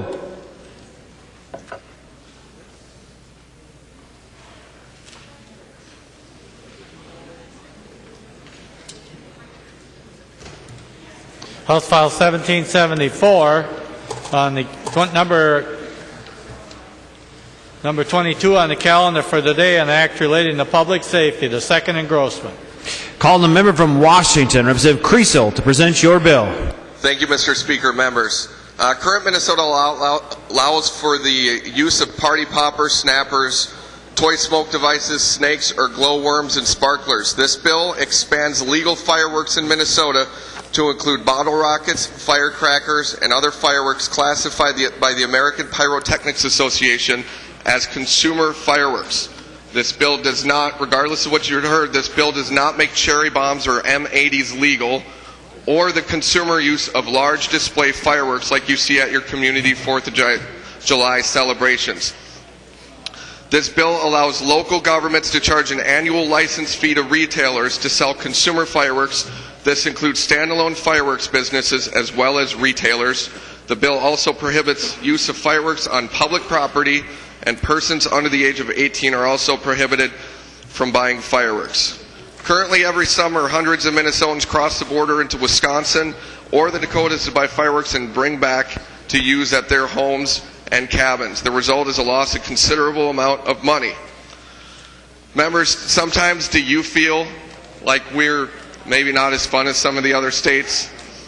Sometimes you just got to ignite the light and let it shine. I'm asking for your vote. Thank you. Discussion. I'm sorry, there is an amendment. There's an author's amendment at the desk. The clerk will report the amendment. Kriesel moving to amend House File 1774. The second engrossment is followed. The amendment is coded 415. Call the member from Washington, Representative Kriesel, to your author's amendment. Thank you, Mr. Speaker. Members, this is a technical amendment to clean up a couple glitches in the language. Discussion to the author's amendment. See no further discussion. All those in favor signify by saying aye. Aye. Opposed, nay. The amendment is adopted. There's an amendment at the desk. The clerk will report the next amendment.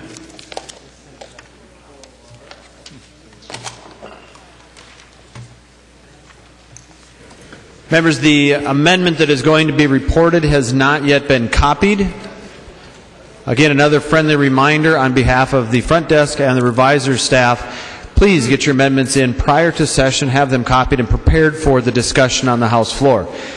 We'll have Representative Kahn present the amendment, but we will not vote on the amendment until all members have received a copy. Chief Clerk, report the amendment. Kahn moves to amend House File 1774. The second engrossment is followed. The amendment is coded A2.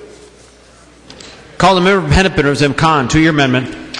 Well, Mr. Speaker and members, what this bill is actually in honor of Representative Rukavina, who usually carries this bill, and this bill does one of Representative Rukavina's favorite amendments, and what it specifically does is, I can read it, I apologize for not getting it out earlier. What it says is that no person in the business of offering goods at retail or wholesale may distribute, sell, or offer for sale in this state consumer fireworks unless the fireworks were manufactured in the United States of America. We've had this amendment many times, and I think this is a patriotic way to commemorate the holidays which we use for the holidays where people are most likely to use fireworks. And Mr. Chairman, I think I'd like a roll call vote on this, Mr. Speaker. Representative Kahn requests a roll call. Seeing 15 hands, there will be a roll call on the Kahn amendment. Discussion to the amendment. The member from Washington, Representative Kriesel. Thank you, Mr. Speaker. Representative Kahn. I don't know of any fireworks that are produced in the United States. I haven't seen many of them, and I just think it wouldn't be wise to be attacking, limiting it any further than we already do. I would ask for a red vote on this amendment. Discussion. The member from Hennepin, Representative Kahn. Well, Mr. Speaker and members, this could certainly be a jobs-creating bill in the state of Minnesota. I would think, for example, there would be many locations on the Iron Range which would just be perfect for the manufacture of fireworks, and passing an amendment like this could certainly encourage that. So I would certainly urge a yes vote on this amendment. Discussion to the amendment.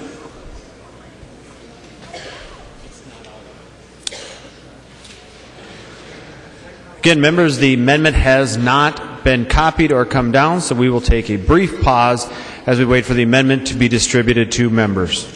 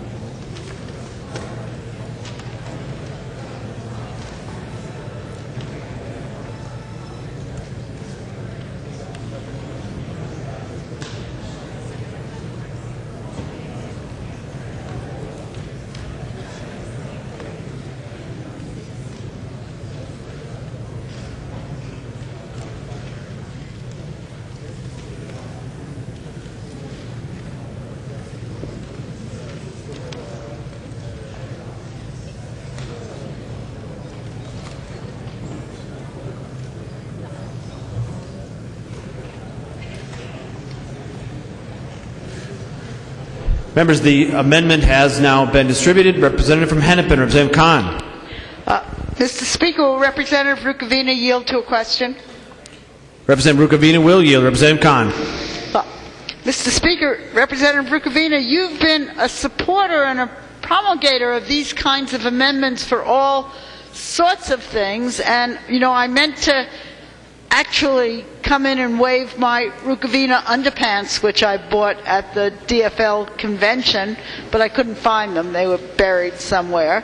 And so I hope I didn't ask you to be a co-author, but I hope that you will stand in support of this amendment at this time. The member from St. Louis, Representative Rukavina. Well, members, and for the newer members, you don't know that Representative Kahn is probably one of the most intelligent legislators I've ever run up against.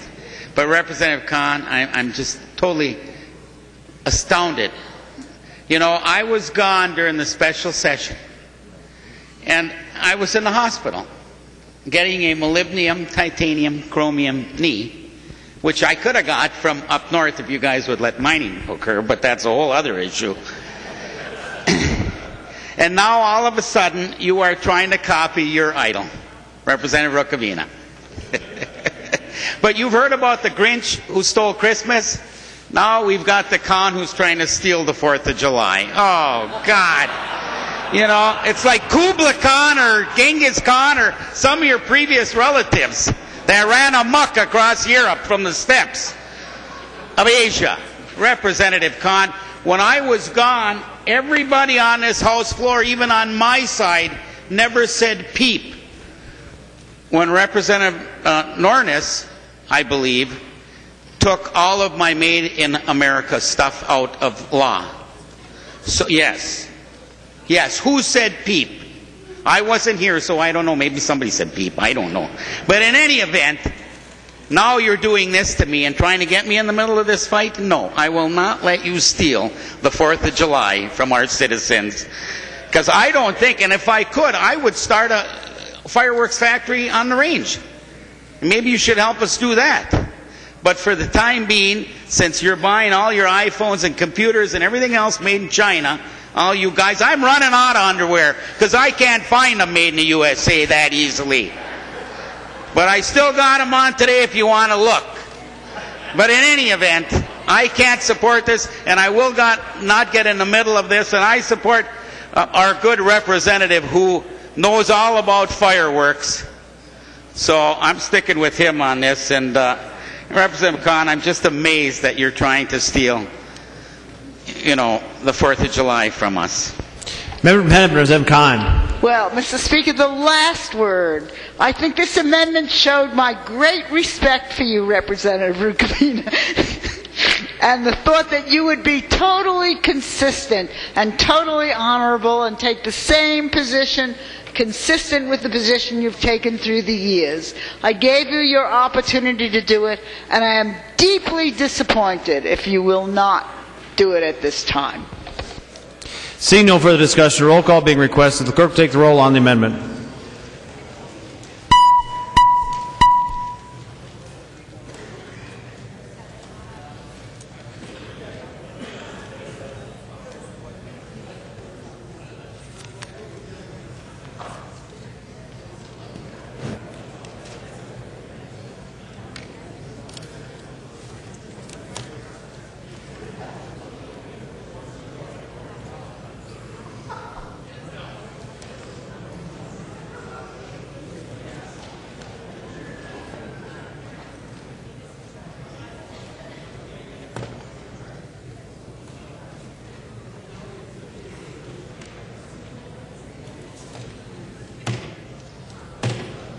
The clerk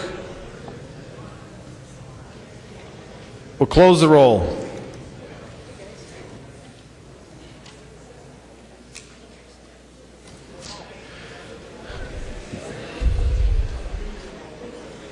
There being 30 ayes and 99 nays, the amendment is not adopted.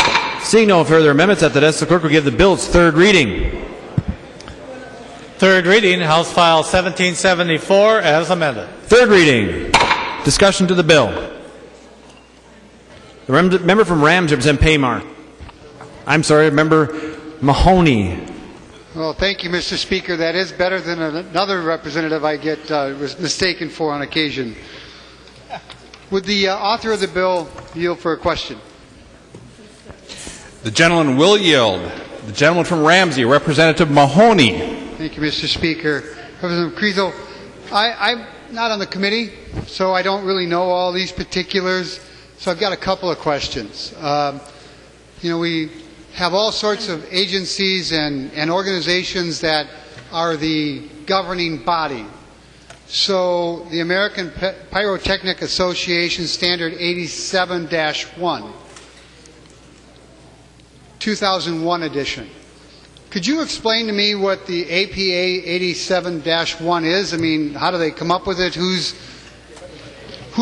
are the people on that particular committee? Are they people from Minnesota or from Florida or from Europe or from Asia, or are they people that do demolitions for a living, or are they just scientists that we don't believe anyhow?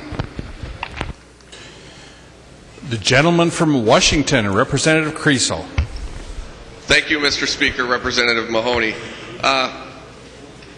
The American Pyrotechnics Association 87.1 is this current book right here. These are the experts. These are the people that regulate fireworks in the United States. They test them. They find out what's suitable for us to use. And so since they're the experts, that's what other legislation in other states regarding fireworks is based off of this manual right here. The gentleman from Ramsey. Would the author yield for another question? The gentleman from Washington will yield. The gentleman from Ramsey. So, Representative Kriesel, the 2001 edition, do they meet on a yearly basis or a decade basis? Because 2001 seems an awful long time ago. Most code writing organizations meet every couple of years. They have a nice convention in Las Vegas. They don't tell us what happens in Vegas. So when does it meet? Does it meet regularly, or is it just once a decade? The gentleman from Washington. Thank you, Mr. Speaker. Representative, I do not have the answer to that question. I am not on the American Pyrotechnics Association, so I don't know when their meetings are, where they are, how often they meet. Gentleman from Ramsey. Thank you, Mr. Speaker. Would the author yield? The gentleman from Washington will yield. The gentleman from Ramsey. Well, thank you, Mr. Speaker. And I'm reading the bill, and on page 1, line 19, it talks about consumer fireworks, and if you get down to line 1.21, talks of 500 grams or less for multiple tubes in a device. Is that essentially a series of black cats put together? You can tell how old I am. Or is that a bunch of M80s strung together, or are that, what is that? What's 500 grams of, or less of, I'm going to guess that's black powder. And then, well, I've got another question after. Gentleman from Washington. Thank you, Mr. Speaker. Representative Mahoney. We came up with that based on the APA standard 87-1. That is not black cat strung together. There is a limit to certain, like you can read right on there, per tube containing less than 75 grams of chemical mixture for a total of 500 grams. The only way you can get to 500 grams is by having multiple tubes of 75 grams or less. Gentleman from Ramsey. Thank you, Mr. Speaker. Well, that's actually my question. What's the explosive power of 500 grams of, I'm going to guess it's black powder because I don't know 500 grams of what, but a chemical mixture. What is that?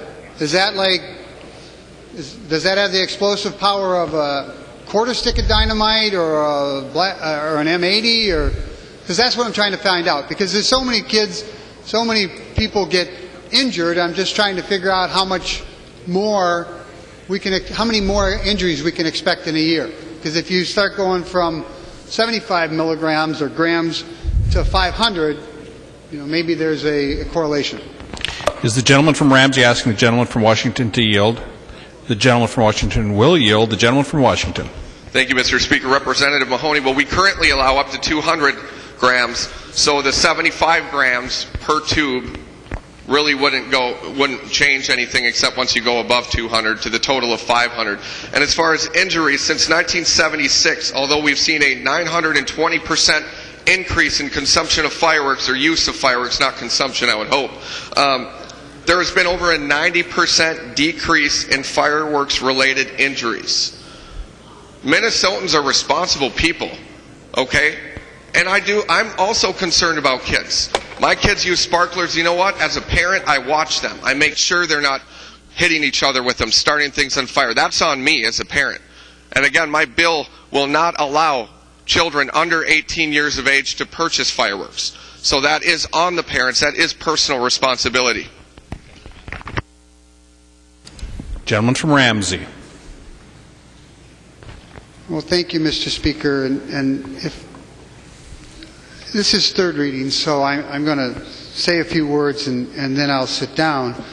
I passed out the National Fire Protection's letter from apparently one of the testifiers, just to clarify, in the Commerce Committee, Mr. Gary Hansen left the impression that he was speaking for the National Fire Protection, and the letter that I passed out said that literally he is not, and they're trying to clarify that, and hopefully you'll read that. There is some concerns with fires and injuries, and that does create a problem. I don't know how we can have reduction in injuries from fireworks, but I don't doubt that that's the case. The other part of the bill that I'm having some concerns with, and I'd like you to kind of speak to, is on page 3.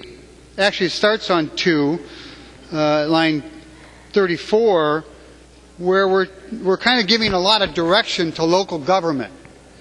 They may impose an annual license fee for retail sales not to exceed $350, and a variety of other things. So how are we telling City of St. Paul or Clare City or Cottage Grove what they can and can't do or can and can't charge as a permit in their particular cities? How did you come up with those numbers, and why did you think that cities shouldn't be able to impose their own rules or regulations on this? If the member from Washington would yield. The gentleman from Washington will yield. The gentleman from Washington. Thank you, Mr. Speaker. Representative Mahoney, the way I came up with that is based on current law. As it stands, the current legal fireworks in Minnesota are classified as safe and sane, which my bill would classify them as novelties. And as current law is written, it does not, this would put consumer fireworks, which are the big fun ones that I'm trying to make legal, it would put that in the same category as the safe and sane ones. So the little paragraph that they're sliding it over into is basically the same law that stands today with safe and sane. Local municipalities and counties, they cannot make safe and sane fireworks illegal. That's the current law. So we're really not changing a whole lot. We're just changing where Minnesotans can purchase the fireworks. The gentleman from Ramsey. Thank you, Mr. Speaker. And if the representative from Washington would yield one more time. The gentleman will yield. The gentleman from Ramsey. Representative Kriesel, my question actually was, you're now putting more, you're imposing rules and regulations on towns, cities, and municipalities. And that is really actually starting at page 3, line 6. Up on actually page 3, line 3, it says government may not. And then you go down to 3.6, impose any permit, license, fee, or charge on the retail or wholesale of sparkling devices or novelties. And it continues on. So, why are you telling cities, towns, municipalities, and counties that they can't charge reasonable fees to cover their cost, other than that $350? Gentleman from Washington. Thank you, Mr. Speaker. Representative Mahoney, I believe that is a reasonable fee. And the reason we're replacing that, we're keeping it in there because we still have novelty fireworks as fireworks. They're classified as that. Any business that is wise, that it wants to sell fireworks, will sell the fun ones, consumer fireworks. And under that, they'll still be able to sell safe and sane. So they're still going to pay that $350 fee. So it's really a matter of replacing the novelty fireworks with consumer fireworks, but we still need to keep a definition in the law. The gentleman from Blue Earth, Representative Cornish. Well, Mr. Speaker and members, I made a number of notes here, as usual. I wanted to go down this list that you see of opponents of Class C fireworks. The first one is the Minnesota Chiefs of Police Association. I can tell you what I and most outstate chiefs did. We told our officers just to leave people alone. Don't poke your nose in their business if they're not doing something grossly illegal. In other words, you don't have to walk down every time you see a sparkler go off or hear a firecracker, but go if they're harming somebody or grossly negligent or you get a complaint. And that's what a lot of outstate chiefs did. And the advice for the chiefs was catch the criminals, stay out of our lives. Next one would be the Minnesota State Fire Chiefs Association. Put out the fires, stay out of our lives. Quit telling us what's best for us. Quit thinking that Minnesotans are ignorant. They can only survive if we get advice from regulators and controllers. And as far as the hospitals and clinics, fix the injuries, stay out of our lives. And on down here, every bill, or not every bill, but so many of the bills, we get these horror stories, and it basically comes down to saying, Minnesota citizens, you're dumb. You don't know how to take care of your own responsibilities. The reason we have this mandate, what you would call it, or direction, is so we don't get a patchwork of laws, similar to some of the firearms laws we've had, where it's a preemption. So we don't have to have somebody visiting a certain town and wonder what the law is there. And the reason we have a limit on the fee is so some city that wants to over-regulate and stop the possession or use of fireworks won't charge a fee to make it prohibitive. This is just a reasonable bill. I would just advise people, please vote green on this bill. give credit to Minnesotans for they're doing it anyway. You know darn well, when you folks go visit somebody and you sit in these little towns, sit out in the highway down in Vernon Center, we pull up our 4x4 pickups, we sit out there with a ditch and our recliners, and we have a good time, and we look over the top of the cities. You know this as well as I do. There's bottle rockets going off all over. There's zebras, there's black cat firecrackers going off. You think the cops are stumping over to each yard and arresting people? No. And you know what the cops do when they confiscate fireworks? Guess. You think they go out to the demo pit at the local training center and blow it up? No. They light it off at home. It's the only way you can get rid of fireworks is to destroy them. I mean, come on. And when you go to the back porches, some of the people you find setting these off are going to be cops and firefighters. You know it as well as I do. Let people live. And let Representative Kriesel have a good bill going out here of the Capitol here, and give him a green vote. Thank you much. Gentleman from St. Louis, Representative Huntley. Well, Mr. Speaker and members, this is my lucky day. I've never had such good luck in one day in the session. I talked earlier to Representative Hackbarth's bill and the fact that I had a letter from my police chief on that. Well, I have a letter from my fire chief on this one, and he's opposed. So how are you ever going to beat me in the fall when I can get a TV commercial with all these guys in uniform standing behind me? Thank you very much.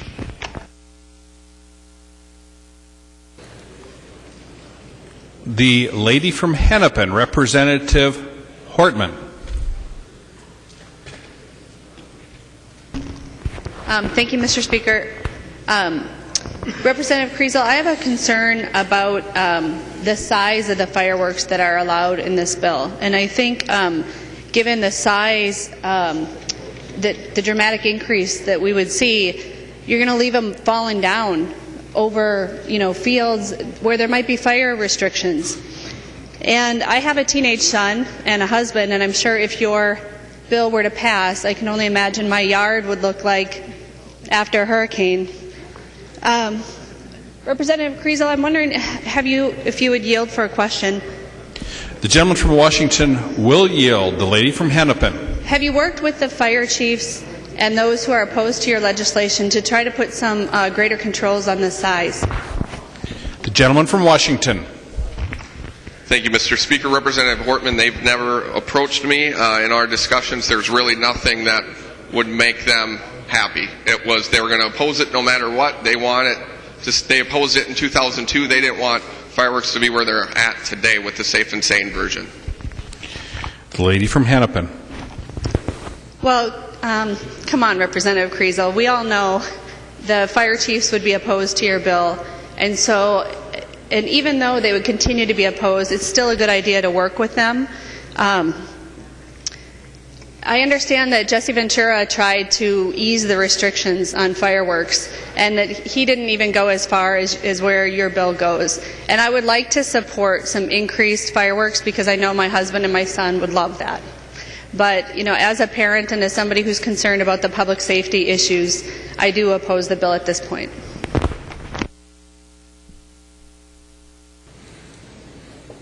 The lady from Anoka, Representative Scott. Well, thank you, Mr. Speaker, and I love this bill.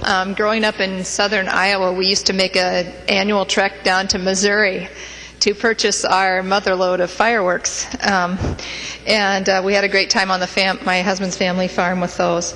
And what I observed down in Missouri was these people that have these stands down there. You get to visit with them a little bit, and they pay for their kids' college just by having this fireworks stand open a couple of weeks. So you could open one that would pay for your kids' college fund. So I'm all for this. Thank you.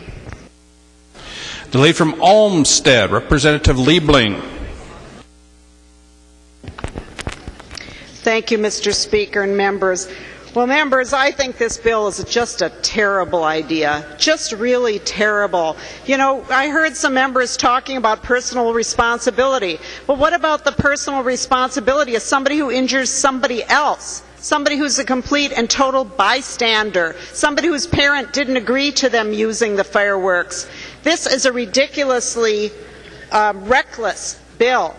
And members, I have passed out a letter from Regions Hospital Burn Center, and I hope that you will take the time to really read this, because they're talking about some of the injuries and the cost of the injuries that have occurred in Minnesota since we first opened this up in 2002, and I wasn't here then, but the law had been changed apparently for the first time since 1941, and the results have been awful. And if you read this from the people who treat these injuries, you know, take this seriously, members. Sure, it's a lot of fun. It's a lot of fun, Representative Scott. It's a lot of fun until somebody loses an eye, a limb. You read what some of these people are saying.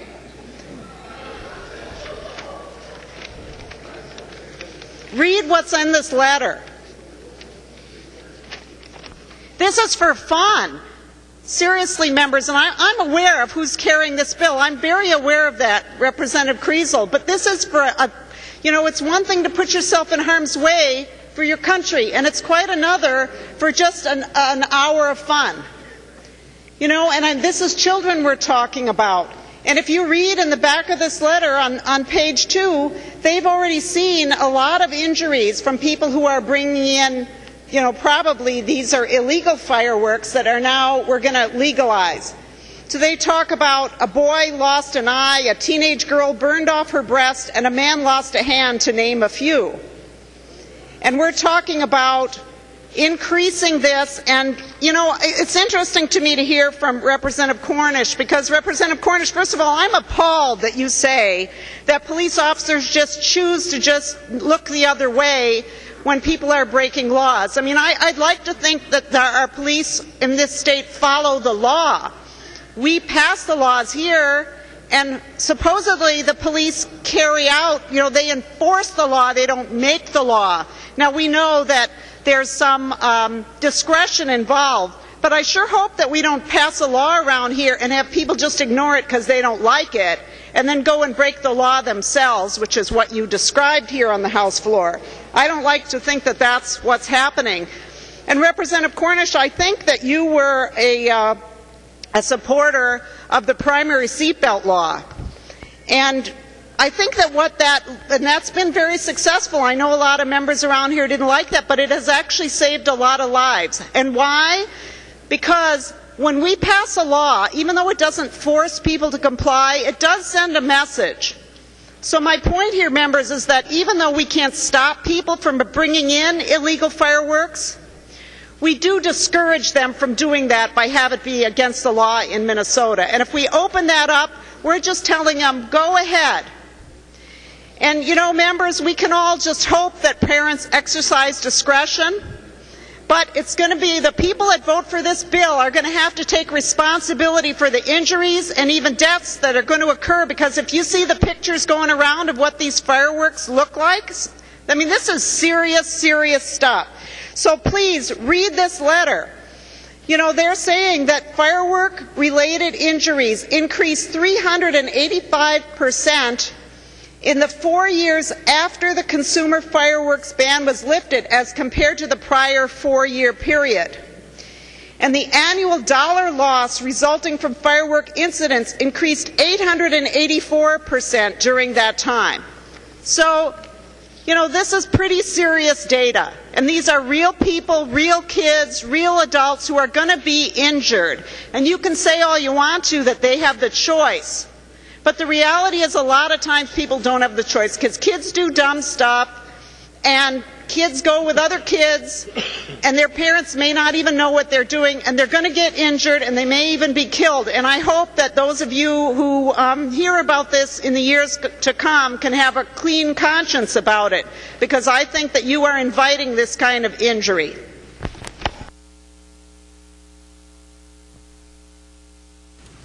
The gentleman from St. Louis, Representative Rukavina. Well, members, we heard this about a decade ago when we passed the original fireworks bill, Representative Liebling, and we heard, and I was one of the authors, I had tried it on my own, and I didn't get it passed, but the following year I believe it did pass. And we heard about all these different injuries, and they really didn't happen. And I don't know what these numbers and percentages mean, but, you know, the fact of the matter is that on the 4th of July, in particular, people buy fireworks, and they're blasting them off all over. I mean, that's a fact. And Representative Cornish, you know, you're all over the board. I kind of like you. If we want to go on a crime spree, I suggest, Representative Kahn, you and I go down to Lake Kriesel, because evidently the police chief down there just looks the other way on everything. So I'm going to go have a blast in Lake Kriesel. Hell, I can drink and drive, not wear my seatbelt. Who knows what I could do. I'm sending my kids down there. They've all been picked up for something. But anyway, that's a whole other issue. Members, we heard all of these things, that bad things that were going to happen, and they never really materialized. And I think that we've got a good bill here. Representative Kriesel, your bill isn't going to cause the destruction and mayhem that we're hearing here on the House floor. Representative Cornish, you are right to a degree, although again you're all over the board all the time. One day you're standing up saying Representative Kahn's nuts because she wants to grow hemp and the police are against it. So that day you were against it because the police were against it. Today it's the hell with the cops, we'll do what we want. But anyway, you know, so I'm voting for this bill. I like the 4th of July. I like the United States of America. I like Independence Day. And I like fireworks. I'm voting for this bill. And I'm going to be careful and not hurt anybody. The gentleman from Stearns, Representative Hosh. Thank you, Mr. Speaker. Representative Kriesel, thank you for wanting to not make me a criminal. Because I'll probably be shooting out fireworks this summer with my kids, whether this passes or not, because that's the reality. And members, you know, we just got back from a year of redistricting where we have red districts and blue districts and yellow districts that are independent. All those colors out there. And, you know, one thing is political common sense. And one thing leads you to the perfect road, and that is, you know, the barroom conversations that I have back at home. They'll tell you this is common sense. We can't wrap our world in bubble wrap. We can't protect everybody. But when we come back here, but nobody seems to hear a thing when we come back here to St. Paul. We don't learn from our own districts in that common sense perspective. So members, let's vote this through. To the heck with red districts and blue districts and yellow districts. Let your colors burst. This is a fireworks bill. Let's go. Let's pass it. Vote yes. Gentleman, the lady, Representative Keel.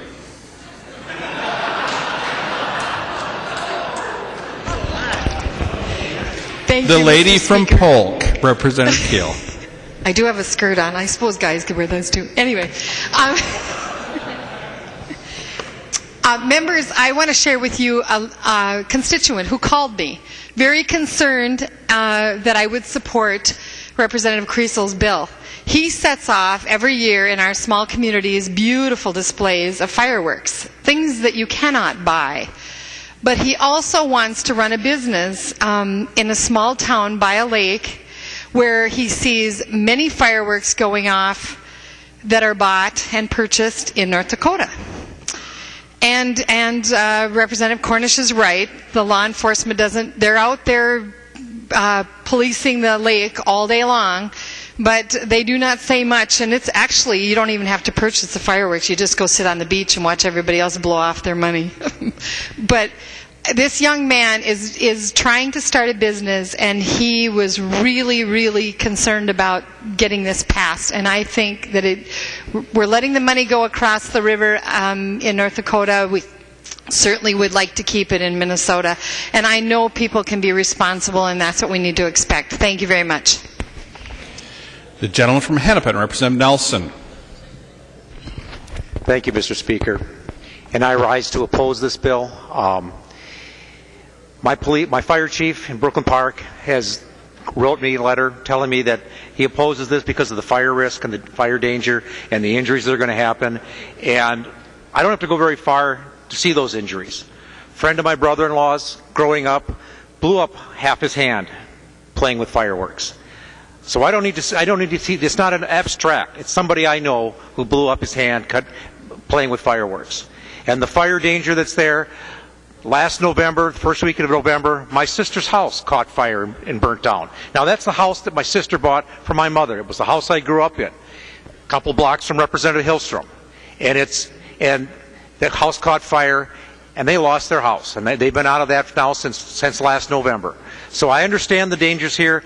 I don't think we need to have more fire risk. I enjoy the 4th of July. I enjoy the fireworks displays that the cities put on that are controlled by professionals. But I've also seen the damages that can be done when illegal fireworks are held in the hands of kids, and the large number of fireworks. I mean, some of the questions that Representative Mahoney asked, I was going to ask the author, but the amount of fireworks, the amount of black powder that's there, people can get harmed by that. So I'm going to vote red on this bill. The gentleman from Cottonwood, Representative Hamilton. Thank you, Mr. Speaker and members.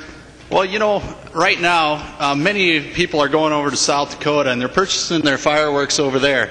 You know, they're bringing them home. They bring them home in like a paper bag or like a plastic bag. And once they get them home, they shoot them off. And it makes their kids, it makes them go, ooh, ooh, ooh, right?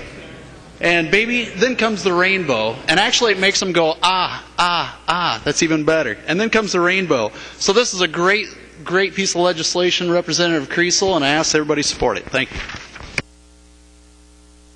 The lady from Douglas, Representative Franzen. Thank you, Mr. Speaker. Representative Liebling, you know, I wish I was keeping track this session about how many times you said that this was an awful bill. But for those who are watching on TV, you're going to leave them thinking you're a negative Nelly and you don't like freedom. Members, this is a freedom bill. Let's not be a negative Nelly and let's vote yes. Gentleman from St. Louis, Representative Gauthier. Thank you, Mr. Speaker. That was amazing.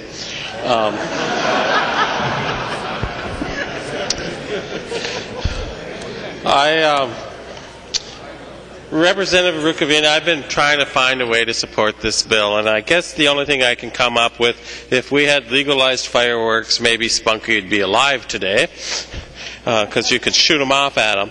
But seriously, folks, the only problem I have with this is the mandate that local municipalities can't make regulations about this. Very first year fireworks became legal in Minnesota, my neighbor lost their house to fireworks, because people shoot them off in the street and they land on the house and it's gone. So there's some concerns, especially in older communities, where some of the houses in my district are 6 feet apart, you know, and it's a dangerous thing. But I just, again, consistency on the other side of the aisle. Yesterday, local control, local control, local control, and today, hell with local control. I don't get it. Vote red. Member from Washington, Representative Lohmer. Thank you, Mr. Speaker, and thank you, Representative Kriesel. I rise in support of this bill. I'm very thankful that you brought this bill forward. I live in a district that's between Stillwater and St. Mary's Point, and folks travel all the time, as has been stated here today, into Wisconsin, and they spend their money on fireworks there, and they bring them back to Minnesota, and they have great displays. And I live on a small lake in Lake Elmo, and I would say the majority of my neighbors are purchasing these fireworks, and I'm having just wonderful shows in my neighborhood. So I'm very thankful that these folks will be able to purchase fireworks here in Minnesota. And I just want to say, I feel as though we're already buried deep, and I believe there's still a chance for you. So please vote green. To the bill before the body, Representative from Isandi, Representative Doubt. Thank you, Mr. Speaker and members. This is like Christmas for me. I love fireworks, and I want to take an opportunity to agree with Representative Rukavina, who I often refer to as my libertarian friend from the range, who also loves freedom. You know, I grew up blowing off fireworks and had a lot of fun doing it, and certainly there are instances where this can be dangerous, and I think for the most part, people have common sense and people understand that, you don't send your 5-year-old off with a box of fireworks. And under the correct supervision, I think families all over the state are having fun with these fireworks already. And I think it's a good opportunity for us to pass this legislation and allow these people to buy the fireworks here in Minnesota from Minnesotans and keep those jobs here in Minnesota. So for me, this is really about freedom. And I think there's a lot of people outside of this building that are wanting you to vote for this bill. So I'd like to tell you, show them what you're worth. And please vote green. Member from Hennepin, Representative Wagenius. Thank you, Mr. Chairman. Representative Liebling, would you yield? He will yield. Representative Wagenius. We have been told that if we vote for this, we're for freedom, and the implication is that if we don't vote for this, we're against freedom. Well, in this case, it seems that freedom might come with some costs. And so you talked about the overall cost of fireworks, but didn't say who was going to pay in the end. Now, who pays? Let's just put it, who pays? Member from Washington, Representative Kriesel. No, she asked me. I apologize, Representative Liebling. Thank you, Mr. Speaker, and thank you, Representative Wagenius. Well, I think the simple answer is we all do. We all do. Because, of course, we may pay directly through our state programs if the people who are injured are on our state programs, so that may be part of it. The people, if somebody's injured who's uninsured, then we all may pay through that, through a shifting of health care costs, as we all know occurs when people are uninsured and they need coverage. If people are covered under their personal, under some other employer-based or privately purchased insurance, they may pay that way. Or, this may be another one of those GOP jobs programs where lots of lawyers get jobs because of the lawsuits that may come from this. Because I'll tell you, if somebody injures your child with fireworks, you're probably going to want to see if you can get some compensation in court, especially if it's a serious injury, and in particular if some costs land on you. So I think this is a pretty serious matter, and thank you for that question. Member from Hennepin, Representative Wagenius. Well, thank you. I'm not sure, Representative Liebling, I can remember all of the people that you said would pay. But it is clear that we're paying on our insurance policies, and we will pay for the fire department to come. And if people are uninsured, then they would go to an emergency room, and we would all pay together. So as we vote for this bill for freedom, it's free to pay the costs of this bill. The member from St. Louis, Representative Rukavina. Mr. Speaker, I just want to inform the body that I think the Republicans banned the other day EBT cards or whatever they're called. They banned fireworks for them too, so they can't purchase them. So.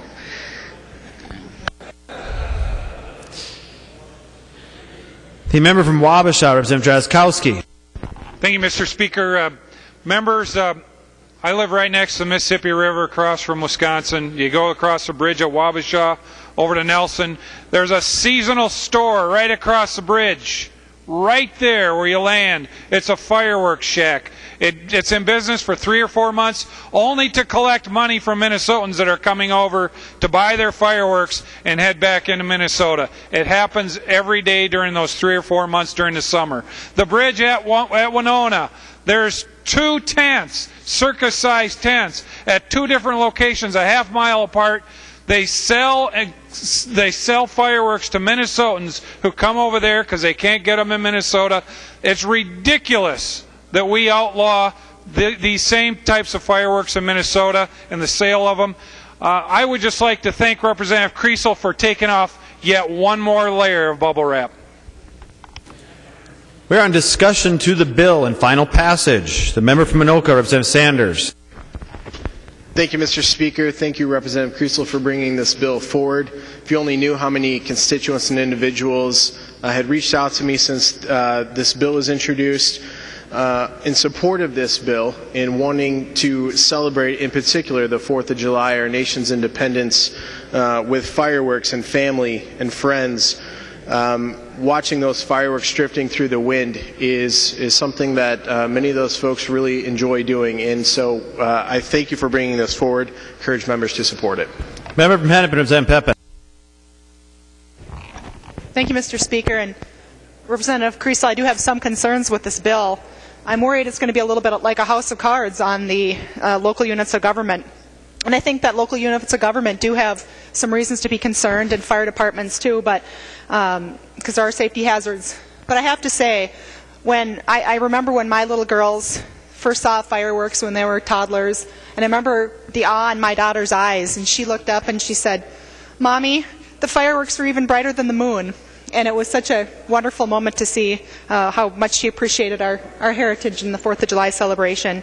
And on top of that, Representative Rukavina gave a rather rousing speech. I'm going to vote for this, Representative Rukavina, because there's a spark in you, and I know you're passionate about this. So, members, I encourage you to support this bill.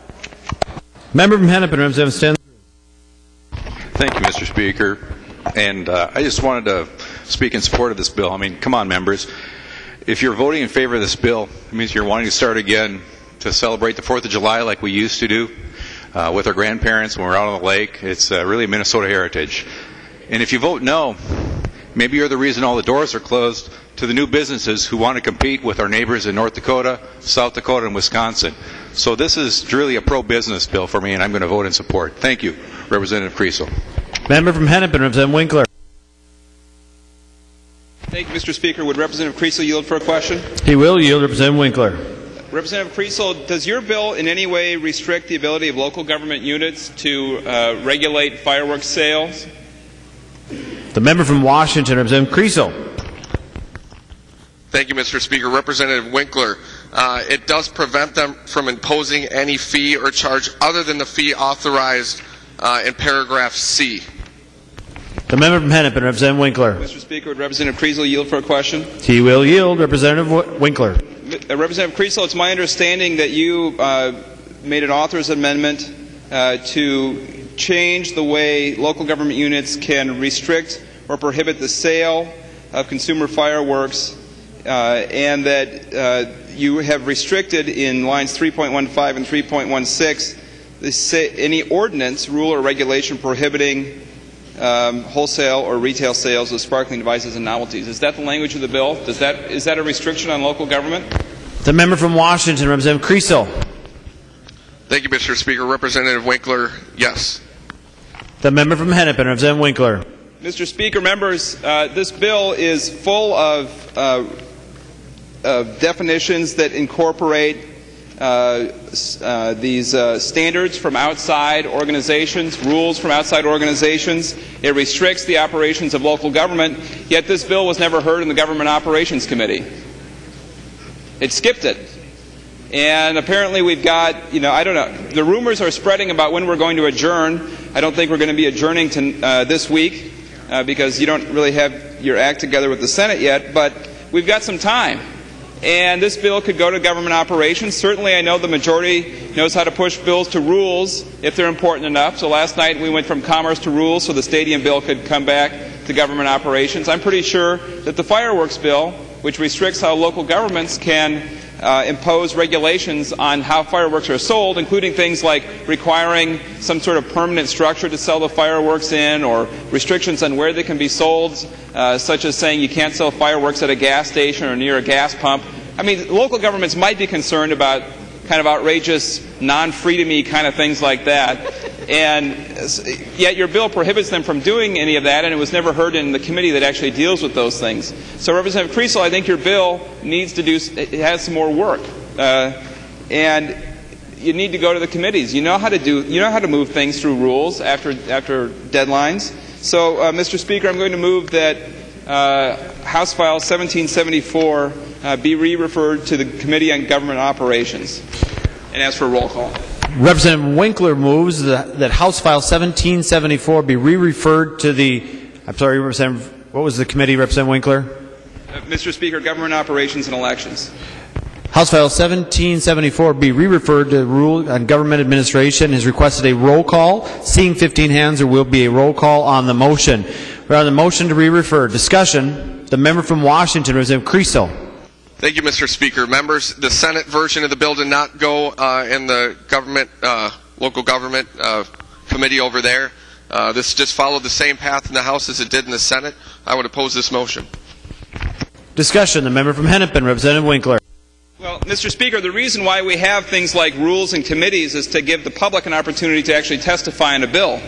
And when you have a bill that is full, in fact, was just amended on the floor today to even change further the restrictions, or I'm sorry, to restrict further how local governments can regulate fireworks, to prohibit them creating any kind of ordinance that would regulate in any way where these things are sold. That's exactly why we have a committee stop that includes government operations, where people like local government units can actually testify for or against a bill, so we could actually weigh whether or not these kind of restrictions are a good idea or a bad idea. It doesn't really matter whether the Senate did it or not, and whether the Senate pays any attention to public input or not. But if you care about public input, if you think that anybody who's affected by this bill should have a say in it, it should go to government operations where it belongs. And that's the very purpose for having that committee. You could get rid of it, Mr. Speaker, and I'm sure before you get done with the stadium issue, you might want to get rid of it. But the fact is that we have the committee that it needs to go to for that very reason, to get public input. So, members, it should be a pretty easy green vote. Send this back to GovOps. We still have time to bring it back if it's a good idea. But for heaven's sakes, give local government units, give fire chiefs, give police chiefs, aside from Wild West Cornish over there, a chance to weigh in on the bill so we can find out whether it's a good idea or not, or to find out if there are restrictions that should be placed on this or not. Common sense restrictions. Not crazy restrictions to prohibit their ever being used, but common sense things like you shouldn't be able to sell fireworks at a gas station right by a gas pump. Seems like a pretty sensible restriction, but if you don't go to the committee stop to figure that out, we'll never know. Member from Blue Earth, Representative Cornish. Mr. Speaker and members, Representative Winkler, I have a few names for you too, but out of respect and decorum for the House, I won't mention them. But Mr. Speaker and members, I think we know what Representative Winkler is up to here. He's just trying to deep six the bill. I would just ask you to realize how popular this is and how many green votes it's going to get, and there's no sense in sending it to the GovOps. We've had a long debate here, and I'm sure it would be successful there. I'd hope you would oppose that motion. Thank you. The member from Hennepin, Representative Pepin, on the motion to re-refer. Thank you, Mr. Speaker. I would speak against it. I had some thoughts on this bill, and I did get a chance to speak with the Democrat lead on the committee, and we both agreed that it already had similar language in the bill. I already had talks of local control in the bill, and that this was just a change that was already in statute. So, or change from something that the language had already been in statute on the local control part. Further discussion. The member from Hennepin, Representative Winkler, to your motion. Well, Mr. Speaker, members, you might actually, occasionally it's a good idea to read a bill before voting on it.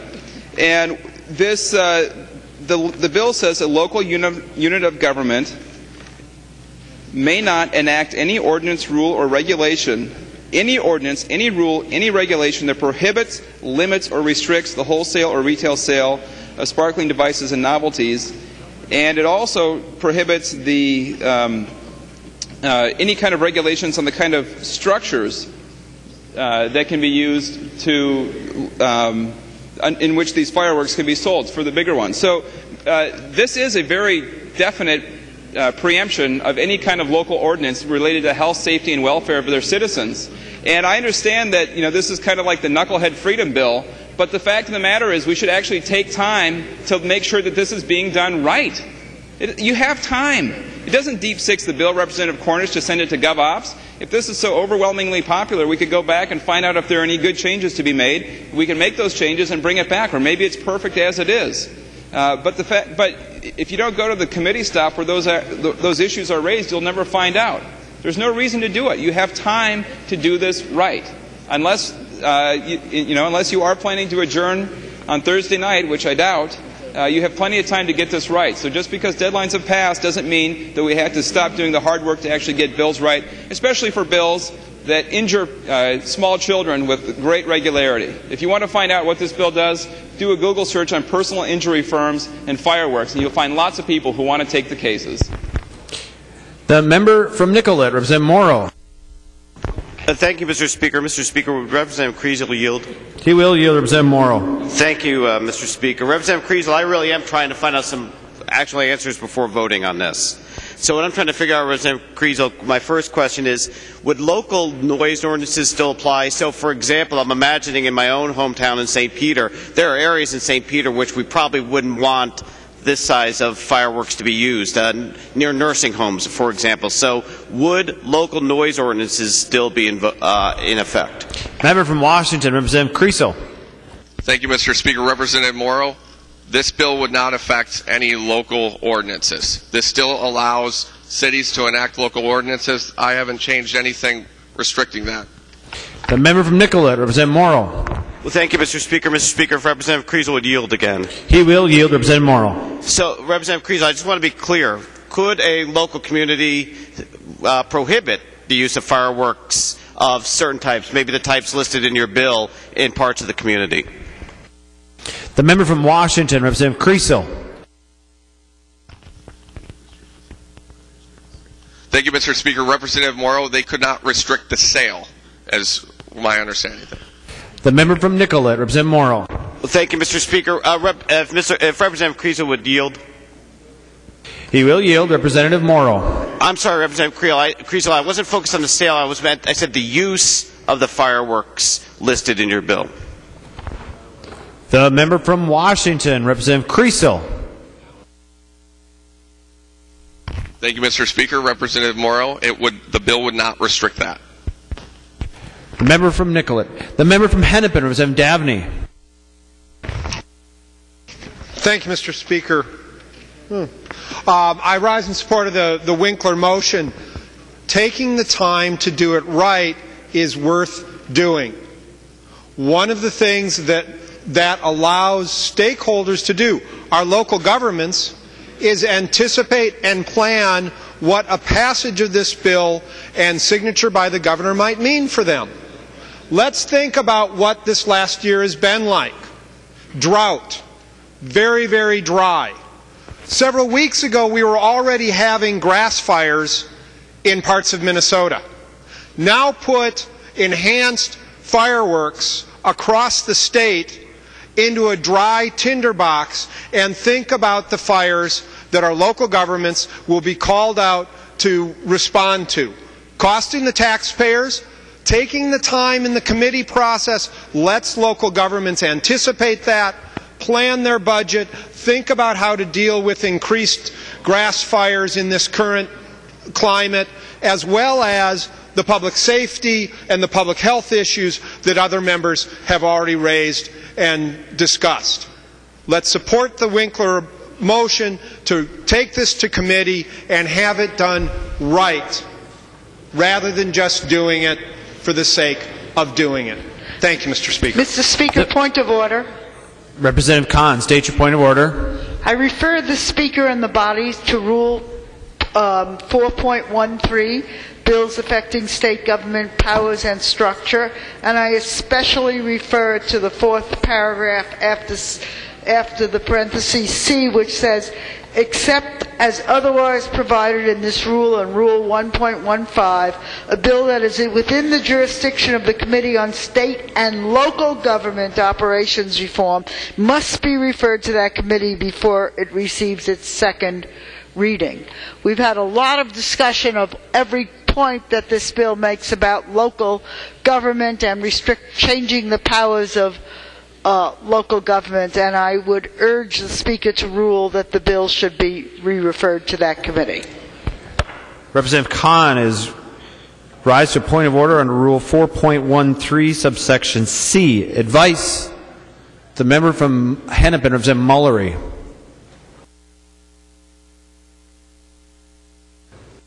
Mr. Speaker, I was going to speak on the motion to re-refer, not Representative Kahn. Point of order. Okay. The member from Nicollet, Representative Morrow. Well, thank you, Mr. Speaker. didn't understand that Con was raising a different point of order. I was going to be asking a question to Representative Kriesel on the motion itself. Okay. Advice?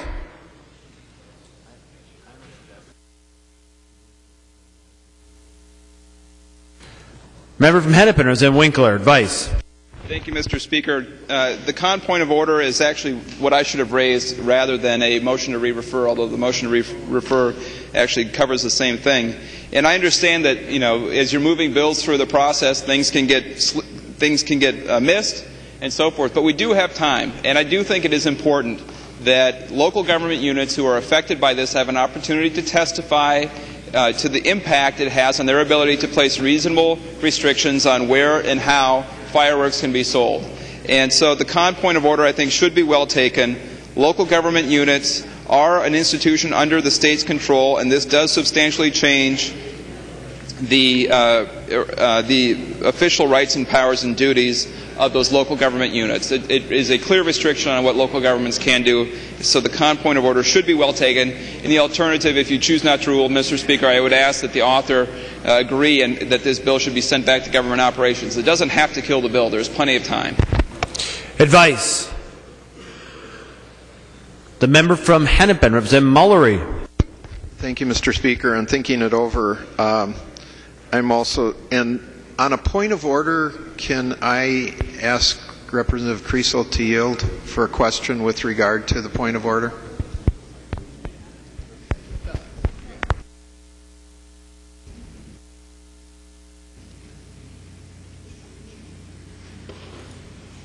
Representative Mullery, traditionally no, but if it helps in the advice that you're going to give the Speaker, Representative Kriesel will yield. Representative Mullery. Thank you, Mr. Speaker. Representative Kriesel, is it correct that this would not allow, in the present version, when you first introduced this bill, it did allow local governments to restrict the use of these new expanded fireworks? Is it correct that in this version that has been taken out and it is prohibiting local governments from restricting these dangerous fireworks? Is that correct? The member from Washington, Representative Kriesel. Thank you, Mr. Speaker. Representative Mullery. No, the very, very first version of it was modeled after Wisconsin, and I realized that that law was kind of messed up. So this current law, the current way that it is now, or not law, but bill, prevents local government from enacting any ordinance, rule, or regulation that prohibits, limits, or restricts the wholesale or retail sale of sparkling devices and novelties which are currently legal in Minnesota. The member from Hennepin, Representative Mullery. And Mr. Speaker, Representative Kriesel, that doesn't answer my question. Maybe you could ask Mr. Diebel, who is sitting right behind you, with this expanded use of fireworks, is it not correct that the city cannot regulate the sale? Your first bill, he just told me your first bill did allow a city to regulate that. Is it not correct that that is no longer the case?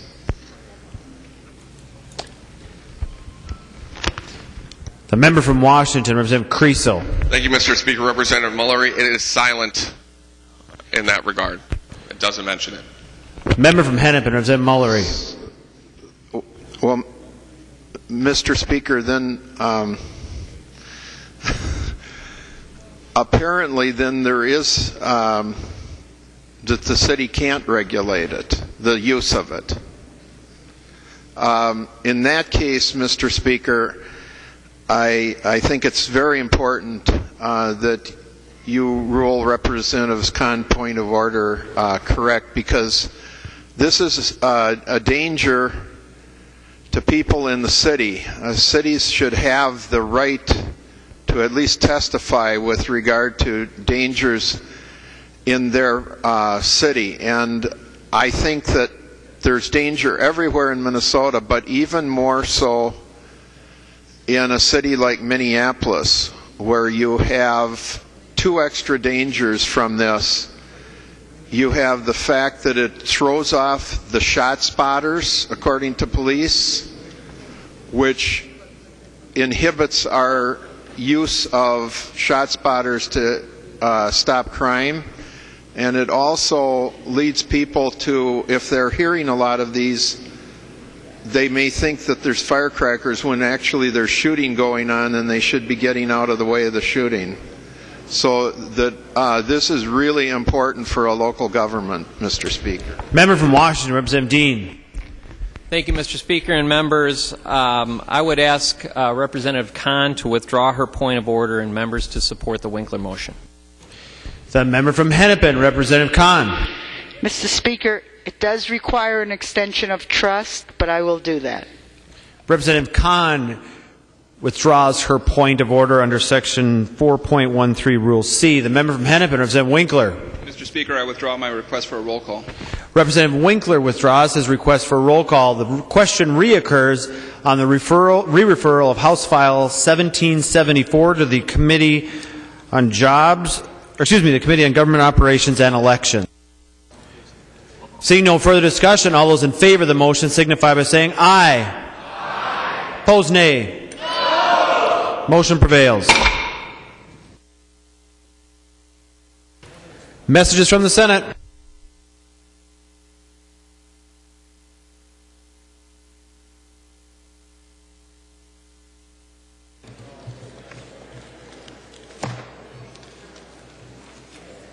Message from the Senate. This is the Westrom motion. Westrom.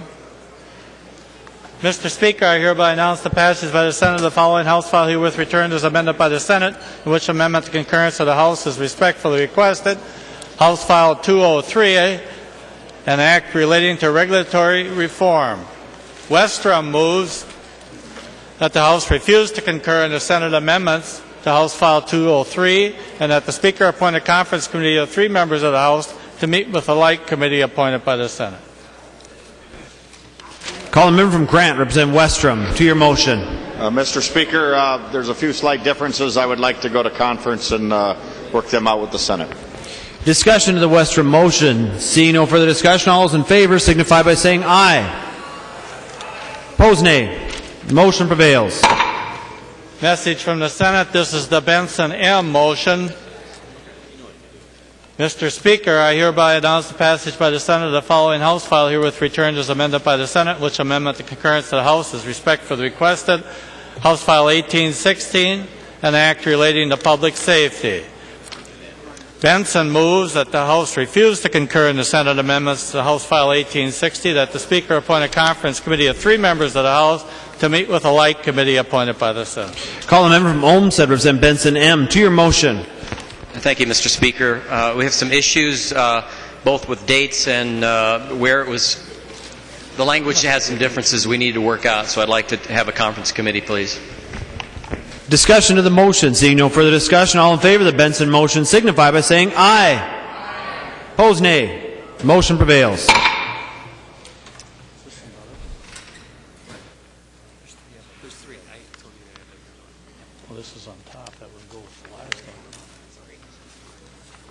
Message from the Senate. This is the Benson M. motion. Mr. Speaker, I hereby announce the passage by the Senate of the following House file herewith returned as amended by the Senate, which amendment concurrence of the House is respectfully requested. House File 2239, an act relating to motor vehicles. Benson moves that the House refuse to concur in the Senate amendments to House File 2239, that the Speaker appoint a conference committee of 3 members of the House to meet with a like committee appointed by the Senate. Call the member from Olmsted, Representative Benson M. to your motion. Thank you, Mr. Speaker.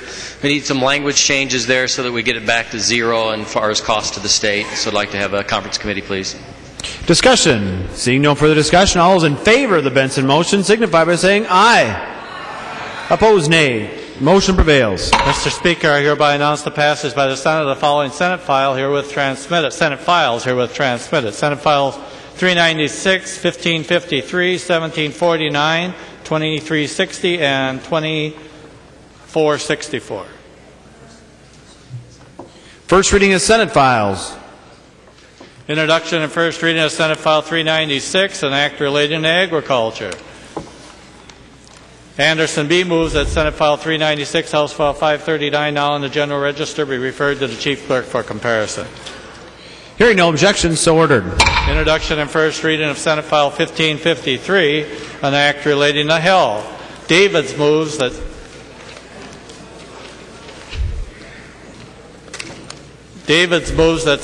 Senate File 1553 and House File 1972, now in the General Register, be referred to the Chief Clerk for comparison. Hearing no objections, so ordered. Introduction and first reading of Senate File 1749, an act relating to data practices. The bill is being referred to the Committee on Civil Law. Hearing no objections, so ordered. Introduction and first reading of Senate File 2360, an act relating to health. Garofalo moves that Senate File 2360, House File 2587, now in the General Register, be referred to the Chief Clerk for comparison. Hearing no objections, so ordered. Introduction and first reading of Senate File 2464, an act relating to public safety. Wardlow moves that Senate File 2464, House File 2896, now in the General Register, be referred to the Chief Clerk for comparison. Hearing no objections, so ordered. Announcements by the Speaker. Announcement by the Speaker.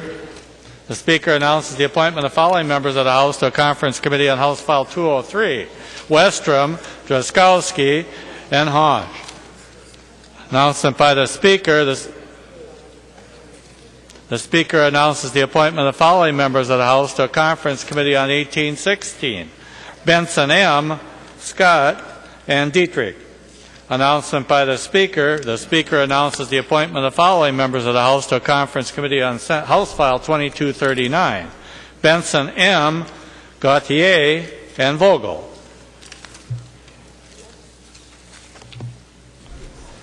That's it. Call the member from Washington, Representative Dean. Mr. Speaker, I'm going to move a brief recess to the call of the chair. GOP members will caucus in room 217.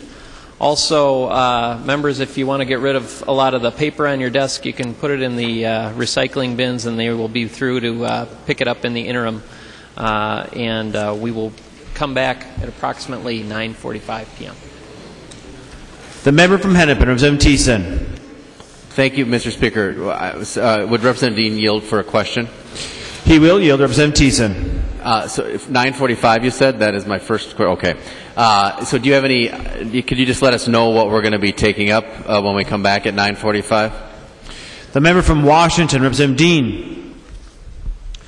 Yes, Mr. Speaker, Representative Thiessen will be taking up the photo ID bill. The member from Hennepin, Representative Thiessen. Thank you, Mr. Speaker. Anything beyond the photo ID bill, is that in your plan? That's more what I was asking, beyond the photo ID bill. The member from Washington will yield, Representative Dean. Mr. Speaker, Representative Thiessen, that's the major piece of legislation, but members should always be prepared to take up any bill on the calendar that we have, and if we move through it very, very quickly, we would certainly be available to do that. The member from Hennepin, the Minority Leader, Representative Thiessen. Thank you for that helpful answer. I appreciate it. So, members, DFL members, we will be caucusing at 9 o'clock in room 316. Seeing no further discussion, the member from Washington, Representative Dean, moves the call of the chair to approximately 9 p.m. this evening. We stand adjourned. Or stand in recess, excuse me. 9:45.